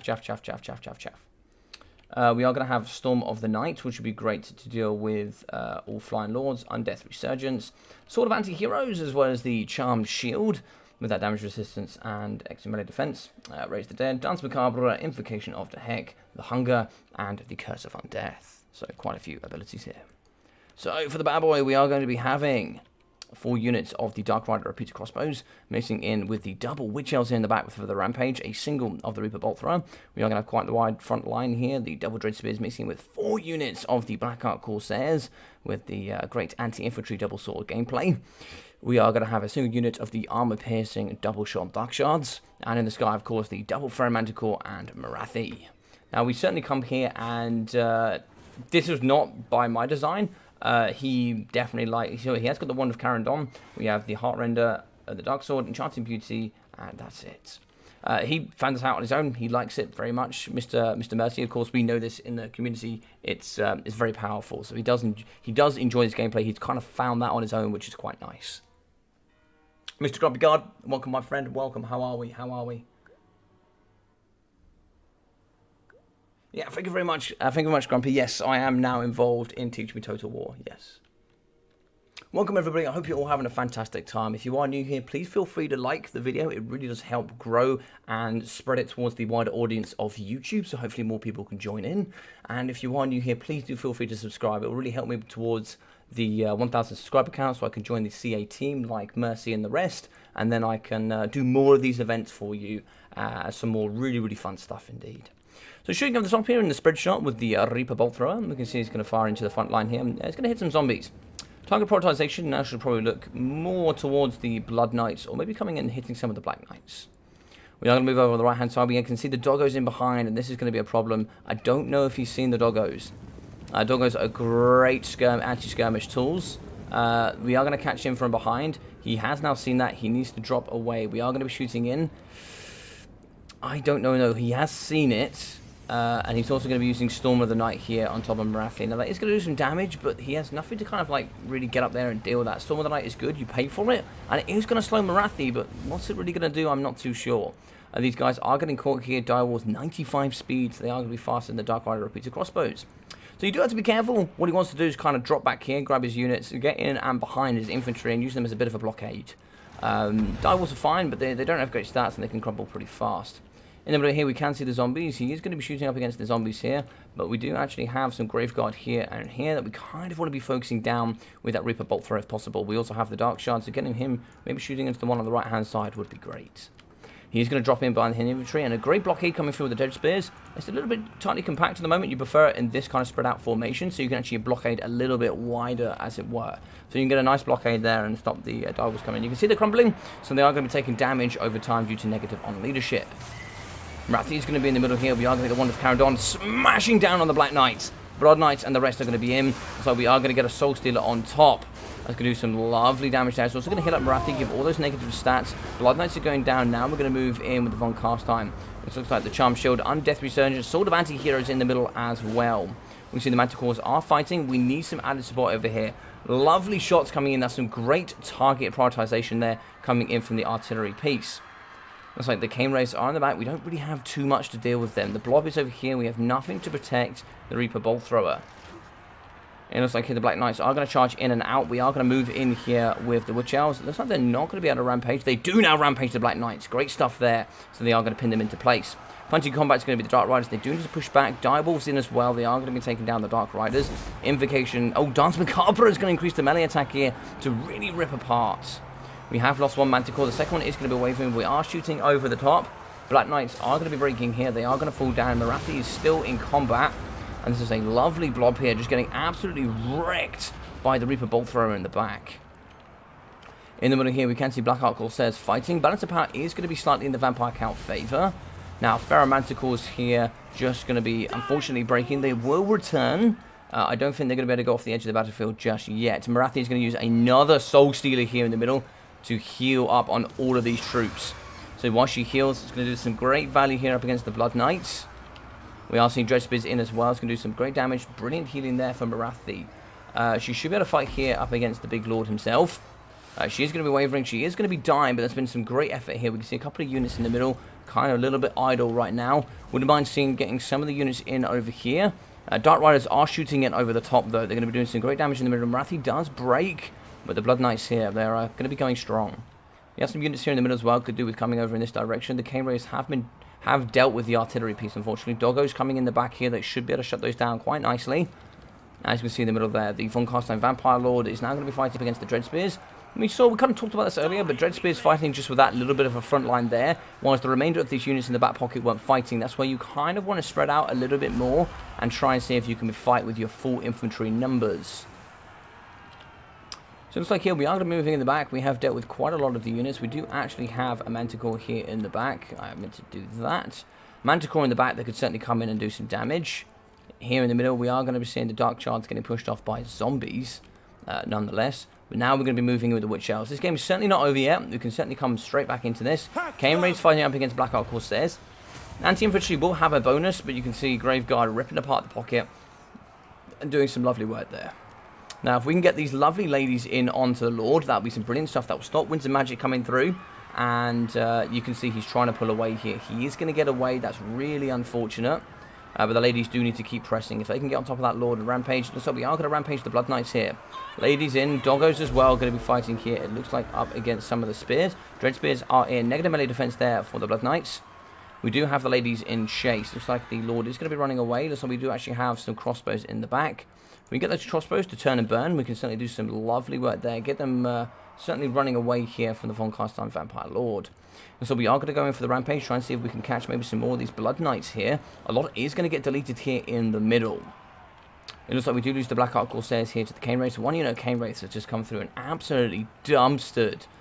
Zombies are going to be dying. Dark Shards need to come back into the force. And the same here as well from some of the Black Arks. Really well played. Blood Knights are going very strong. They've had a lot of healing and they're going to be going very well here. Balance of Power is going to be pulling into leadership territory. We do actually come back here with the repeater crossbows. We can see here Dread Spears are going to break. And I believe that is going to be army losses. GG's and well played. Hey, Venex, how are you doing, buddy? So multiplayer is like Clarkson saying speed and power wins. Can be, yeah, it really can be.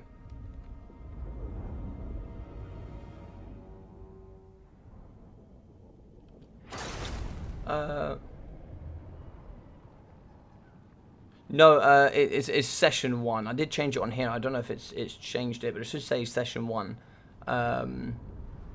Mr. America. Oh, right. Well, GG's well played there to Mr. Undead. Thank you for the game, my friend. Really, really great stuff. Really, really great. So we'll unmute Mr. Mercy and see how he's grabbing on. Hey, buddy. How'd it go? Hey, yeah, not too good. I think actually that was a lot better than the first attempt. Oh, yeah, it was better than the first one to get the last vampire battle. Yeah, for sure. Can I still talk to my opponent when I'm in this after the battle part, or no? Yeah, you can do. Yeah. So if you press How do I continue, get the chat? you can press. Oh, sorry. If you're in the battle end screen, you can't. You have to press continue and then talk. Oh, okay, cool. Yeah, We'll probably stay on the screen for a bit, I guess, while we look at the battle. So let's go But yeah, over. thank you, Undead, for the game. That was good. When should I normally say good game? Like before I press end battle? Some people will say GG's then. Some people say GG's afterwards. There's no real sort of like cue as when you should say it. Some people might leave. Like sometimes when I do my casting, I'll be casting all the units. I'll come out and they've already both gone. So just GG's whenever, or you could just directly message them on Steam afterwards and say, hey, thanks for the games, dude. GG's, well played, or whatever. Just as long as you made the effort, people normally appreciate it. Nice. Well, yeah, that was cool. It was good. It was good how it was like different from the other one. Like it was really different. He did a really. I forget the name of the guy that. Who was the guy that played the first one that would be Pancake. Pancake. That's right. Yeah. So Undead played really different to. Yes. Had a different type of strategy. Slightly, yeah. So what was the confounding? What was the unit that gave you the most trouble? Do you think? Well, were those dogs like invisible or something? I don't know. I didn't see them, and then all of a sudden he put them in the trees. Like they were there. He hid them in the trees. Okay, yeah, and then he kind of sprung them on you. Yeah. Yeah, I was just totally yeah. Like I didn't know what to say. As soon as those dogs came out, I was like the whole thing with the Night Riders was just screwed. Then I was like, oh my god, that's all fucked now. I don't know what I'm gonna do about that. Yeah. And then I didn't really know. You played well. You dropped back, and I actually go through. If you do ever get a chance just to watch a couple of the battles, I go through in detail, kind of like what you could have done as well. But what you should have done is drop behind your lines and use your spears to create a nice bit of a blockade wall so the doggos can't follow, and then of course you could just shoot over the top. They're going to be faster than you. They have 95 speed, and they're great anti-skirmish tools. Yeah, so when they initially got into them, like I was kind of tried to like leave one immediately with the dogs, get the other three to kind of pull out and try to shoot or something. Perfect. So I probably should have just grabbed all four and just try to pull them all out and just run. Once you realised the dogs were there, you should have just pulled back into the middle of the map and then tried to rotate away. But I think it would have been difficult to get away from all of them. But basically, just keep clicking them away and just keep trying to run with as much as you can. Yeah. But yeah, I think you did well. You got away with at least 2 of them, I think, which was great. You got away with something.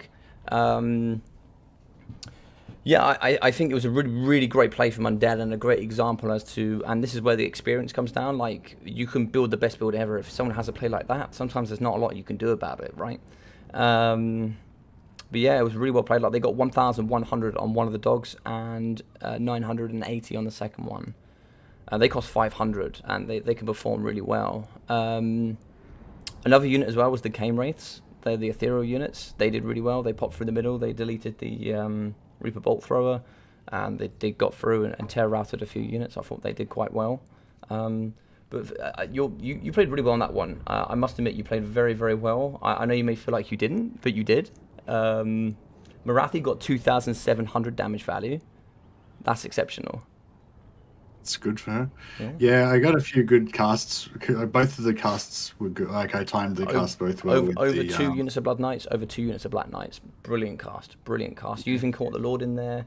Also, all of her debuffs were great as well. The Manticores were fighting, and I really loved how you then turned the Reaper Bolt Thrower and shot it onto that blob. That was excellent stuff. Yeah, how much damage did that thing get? I'm not sure. 500. Yeah, because it got compromised by the. It probably would have got somewhere about. Probably about 1,500, maybe a little bit more than that, if the Cane Wraiths weren't able to get in the back. But that was the problem with a bit of a shorter front line.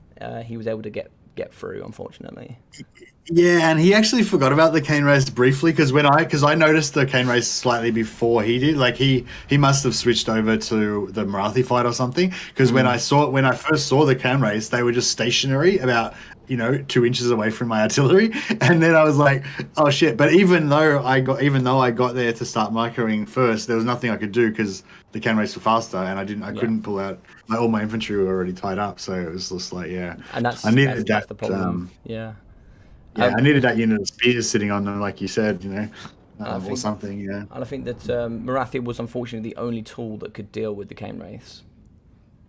Yeah, because with a Soul Stealer, obviously would have done great damage up against those, because they have a very low hit point pool, of course. So yeah, and also like there was some great plays from as well coming in from Undead. He actually used Dance Macabre, which is increased speed and melee attack for his doggos, which was really good. So when he did catch your cavalry, your skirmish cavalry, he just deleted them so quickly. And but yeah, you played very well. Yeah, something about dogs. Like, I think I've noticed it with maybe it's all dogs and wolves, or maybe just some. But with some different factions, I've noticed they just seem to just kill stuff really well. Like, I think it's something to do with the way that their speed or something. Like, they just seem to stay on target and just be getting those, getting that damage like really well. That speed, like charge and mass is so good, and they've actually got pretty decent stats as well. So they just rip apart lightly armored units like they don't exist. Yeah, when I use them, I feel like sometimes they get shot and stuff, and they get whittled away or something. But yeah, if you can get them on, if you can micro them well, then use them in the right spots, they seem to wreck. The Blood Knights did well again, 1.8k and 1,670, so they did well. So they just about pay for themselves for one, and the other one. How much is that worth? 1.7. Oh, okay, yeah. Yeah, so they're pretty expensive. And like kind of like the front line did what it needed to do. It kind of tied up your front line, and then kind of gave him the opportunity. Like the Grave Guard did really well. It got in and just helped delete the infantry. The Cane Wraiths pushed through. The Black Knights kind of got deleted, but they were kind of there as like extra blockade to pin in. And I really like the pinch he got on your skirmish.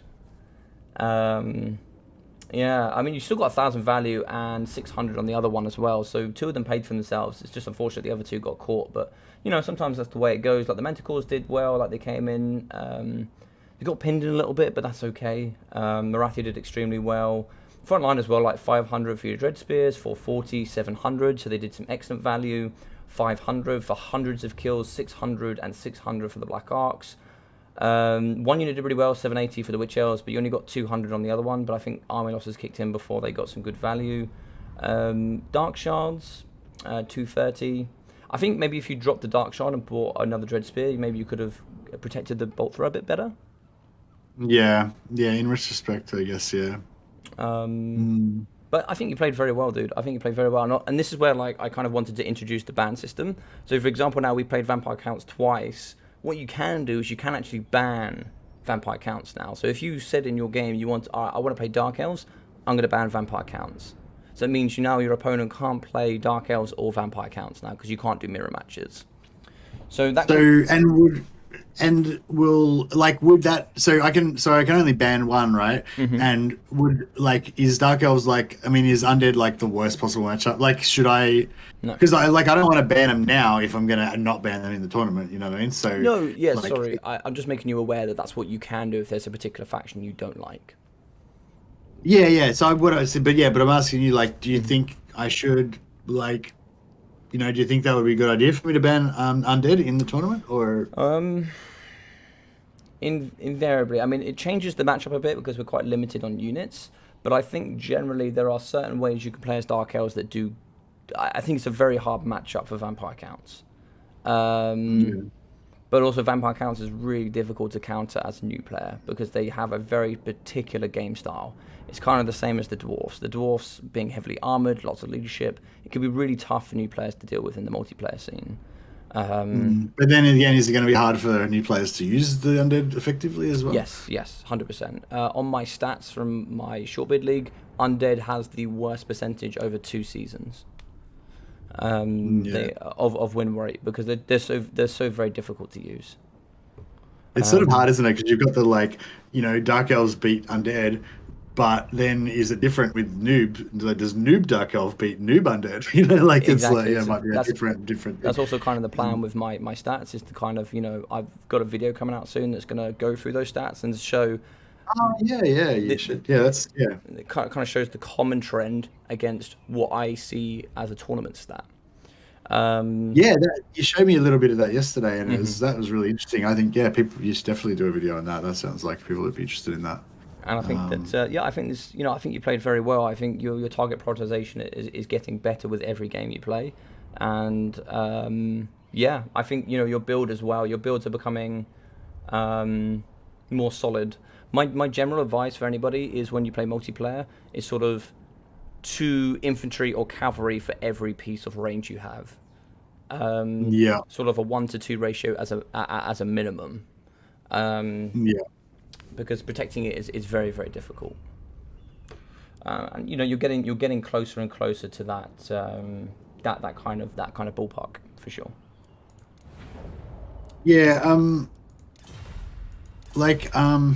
I was just going to talk about. I just sent you a message, by the way. No worries. I was just gonna say. I just distracted myself because I sent you a message and then I was thinking about that, and now I can't remember what I was going to say. What I was going to say was when we were talking about. Oh yeah, so you were talking about how you've got these stats from your short beard thing. So literally what we were saying before, you can say the people who are more experienced, Dark Elves with more, vampires with more, whatever. People who are less experienced, it might be different, and you've got all those stats because you have all the records of all your battles in your tournaments and everything like that. And I think that'd be really interesting. You definitely should make a video about that. But I was also thinking about about this format, what we're doing now, if you were going to do that video, obviously that video is tailored to new players, experienced players who are super good. Thanks for that, Duck. Thanks for your kind words. Look forward to seeing you in the tournament too. So I was just going to say that, that sort of stuff obviously is more aimed at new players probably because, experienced players might find it interesting as well, but they don't really need to know how to beat new players because they can already beat new players anyway, Whereas new players might be interested in later on I'm going to do this, but for early game I'll get a little bit of advantage if I play this maybe or whatever, they might find that interesting. And but all I was going to say is I don't know if this is a thing in multiplayer or not really in the community, but I think it would probably be a good idea in general to aim more content at new players that are new to multiplayer for 2 reasons. One, because it gets more people into your community if you can convince people to try multiplayer, so that's good for everybody. More opponents, more more everything. But the other thing is, and this is one of the things I was trying to tell my community about one of the reasons why I like multiplayer, why I want to do multiplayer, is because when you've done a bit of multiplayer, you have a much greater appreciation when you're watching high-level players play because you know what it feels like to have your flank overwhelmed. You know what it feels like to have your lord ganked and whatever. You know what it feels like to pull off a wicked fucking invisible fucking wolves thing. What the hell is that? God damn it! Stupid invisible wolves.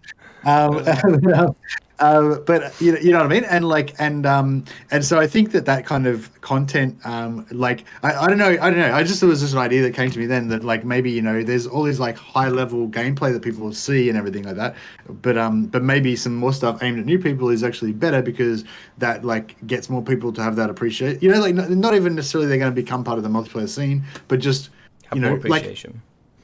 Yeah, like when I go to rugby games, right? My stepdad loves the rugby union, and I kind of like it as well. You know, I'm not really a sport guy, but I kind of like the way that it works with the kind of line structure it has and stuff. I won't go into it, but anyway, my point is, like when because I don't really know anything about it, like having him like explain to me what's going on and all that kind of stuff, you know, it makes it better, you know, basically, and that's why the casting and stuff that you guys do is so popular, because it like if people just watch, you know, just watch a battle, like they don't get that same appreciation that you get when you know, it's like you're telling a story about it, kind of, you know, when you do the casting, I guess. And, Yeah. I love doing it. You know, I love bringing the plays to the spectators. I like explaining what's going on, and you know, all the great plays, all the mistakes, and you know, because they happen every game, right? You know, if every game was perfect, then nobody would win, right? Or you know, so.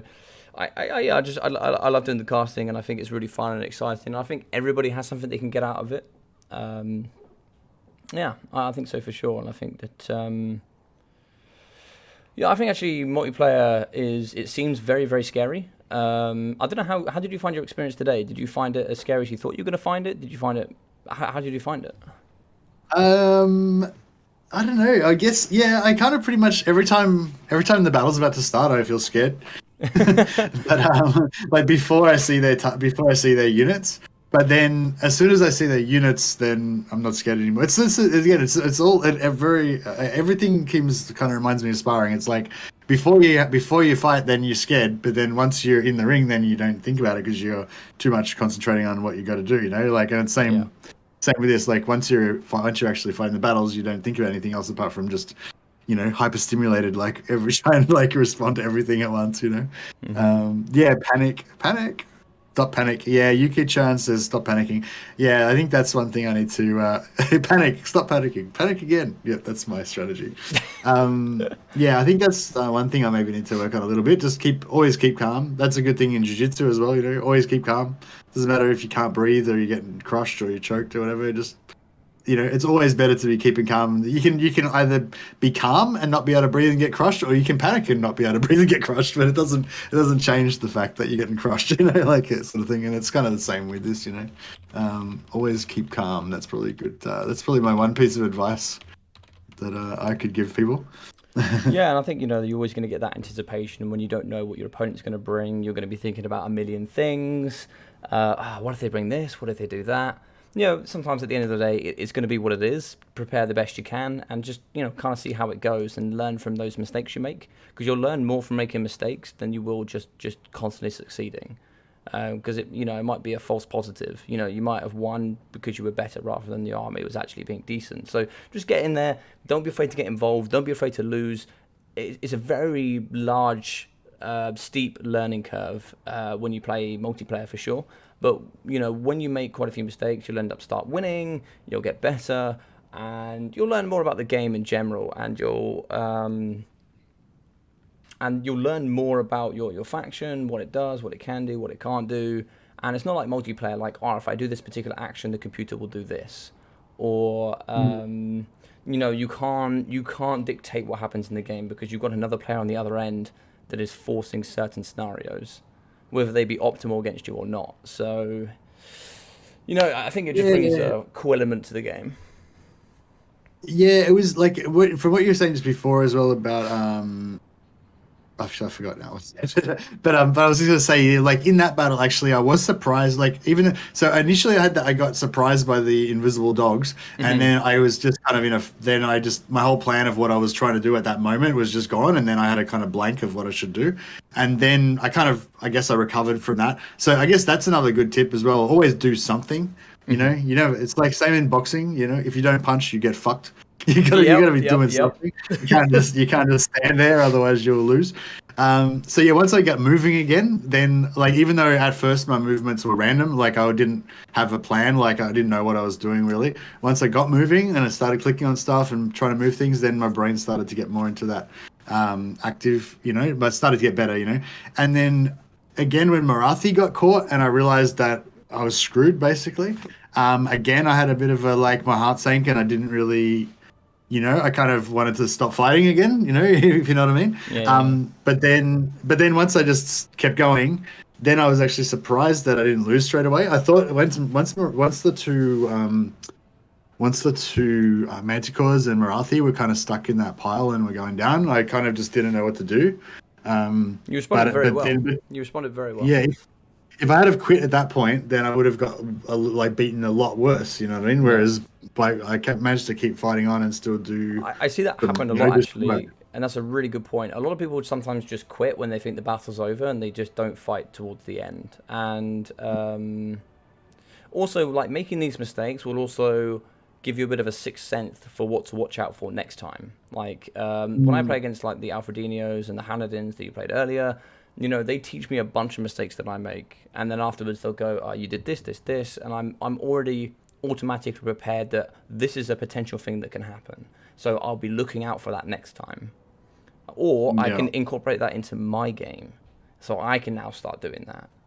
And also things like playing in the late game. Late game management was always something I used to struggle with, but late game management is a really key thing as well, because obviously your units have been reduced down to minimal numbers, and then things like utilizing lords and heroes and special units, clearing out, pushing off all these key items is really, really important, and your game knowledge and understanding, and that's where big levels of improvement do happen. And actually that's where you see games flip. I've seen some ridiculous endings where like I've seen games go on for like 20 minutes where I've seen Oxyotl get 7,000 damage value. So he's killed 7,000 of the army out of 12,000 gold in one game, for a game that went on for 19 minutes.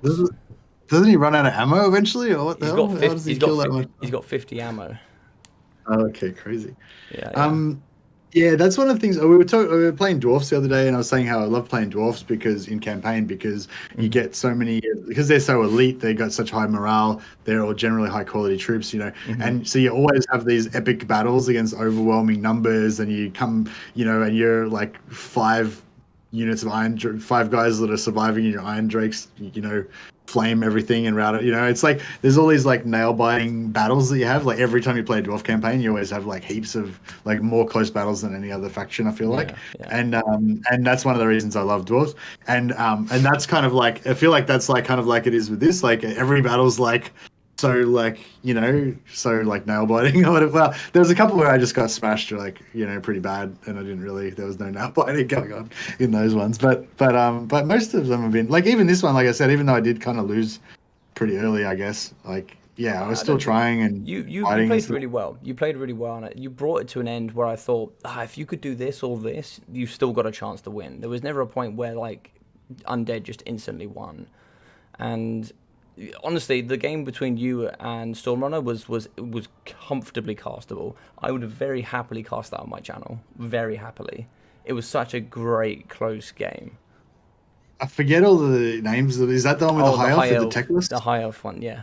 Yeah. Yeah, that was the one I was thinking of. That because that one kind of felt a bit similar to this as well. I kind of felt like some things went wrong kind of in the early part, and then I'm like, oh wait, I've still got a chance, and then it's like, fuck, maybe I can win this, and it's like, it was really exciting. And your late game management was brilliant, and you ended up winning, and it was brilliant, it was amazing. It was so close. I hope he enjoyed that game as well, because it was pretty fun. It was pretty tight one. Yeah, I mean, he's always a great champion for playing. Yeah, awesome.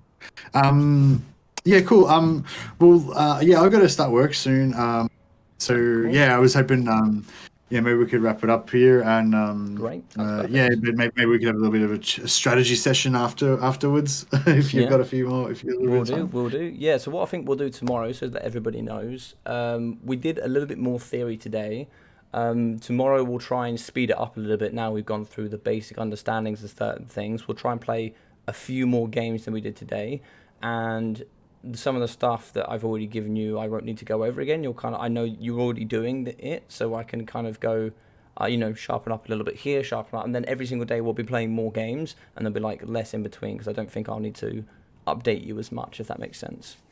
That sounds good. I was conscious that. Yeah, I was conscious that we were like spending a lot of time between the games, talking about a lot of stuff, but at the same time, I kind of wanted this to be a real introduction for new players to multiplayer. Mm-hmm. So I feel like, I started a few of those weird conversations about weird stuff that wasn't directly related to how to win game matches. But I feel like we kind of covered all that stuff that I mainly wanted to cover, so I won't need to crap on such between games next time.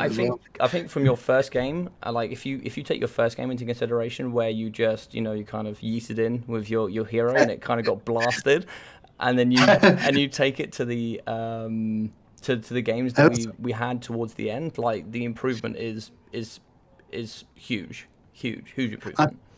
I feel like that first battle was like if you had a spear, but it was made out of butter, and then you had a furnace with a door open, and you shoved the spear made of butter into the furnace. That was kind of how it went. But as soon as I saw it, I was like, oh yeah, that is classic campaign hero snipe. That is okay. I like this. This is going to be interesting. But it was cool, man. It was cool, and like some of the games you played today, and like the improvements in army composition, movement, game awareness, late game strategy, just small things that I don't think that you'll think are like big improvements. I just sat there and noticed. I went, oh, that's really good. Like the bolt throw one is something I didn't even think about. Like you just instantly turned and started bolting, and I was like, oh, that's amazing, great, good stuff. And nice. yeah, good stuff. Well, thank you very much for today, dude. I hope you enjoyed it. I hope everybody did as well. Mason Elston's in chat. He said he's Anticity's trainee. Hope your training session went well today. See you in the tourney. Yeah, see you, awesome, Mason. I think, or is Anticity in our group or the other? No, Anticity's in the other group. Yeah, he's in the other group. Okay, so we may not, we may not see each other, but if we both get to the finals, then maybe. Oh, good luck. Hopefully we do both get to the finals. Listen, we all know how it's going to be, right? When we get to the final, it's just whether Anticity gets to the final. That's what it is. Yeah, that's right. Of course, we're guaranteed to get to the final. That's right. But I think like I said, I think I'm really enjoying this. So I'm probably going to be playing a bit of multiplayer sporadically, hopefully after. Awesome. Unless I get beaten so bad in the tournament that I'm just emotionally scarred and never play multiplayer again. I don't. No, with gameplay like today. I don't think so. Sounds good. Thanks, dude. I'm gonna mute myself and say thanks to everybody here, but I'll talk to you in a minute. No worries. Thanks a lot, Logic. Appreciate all the help. Thank you very much for Mercy Stream. Thanks, guys. See you guys.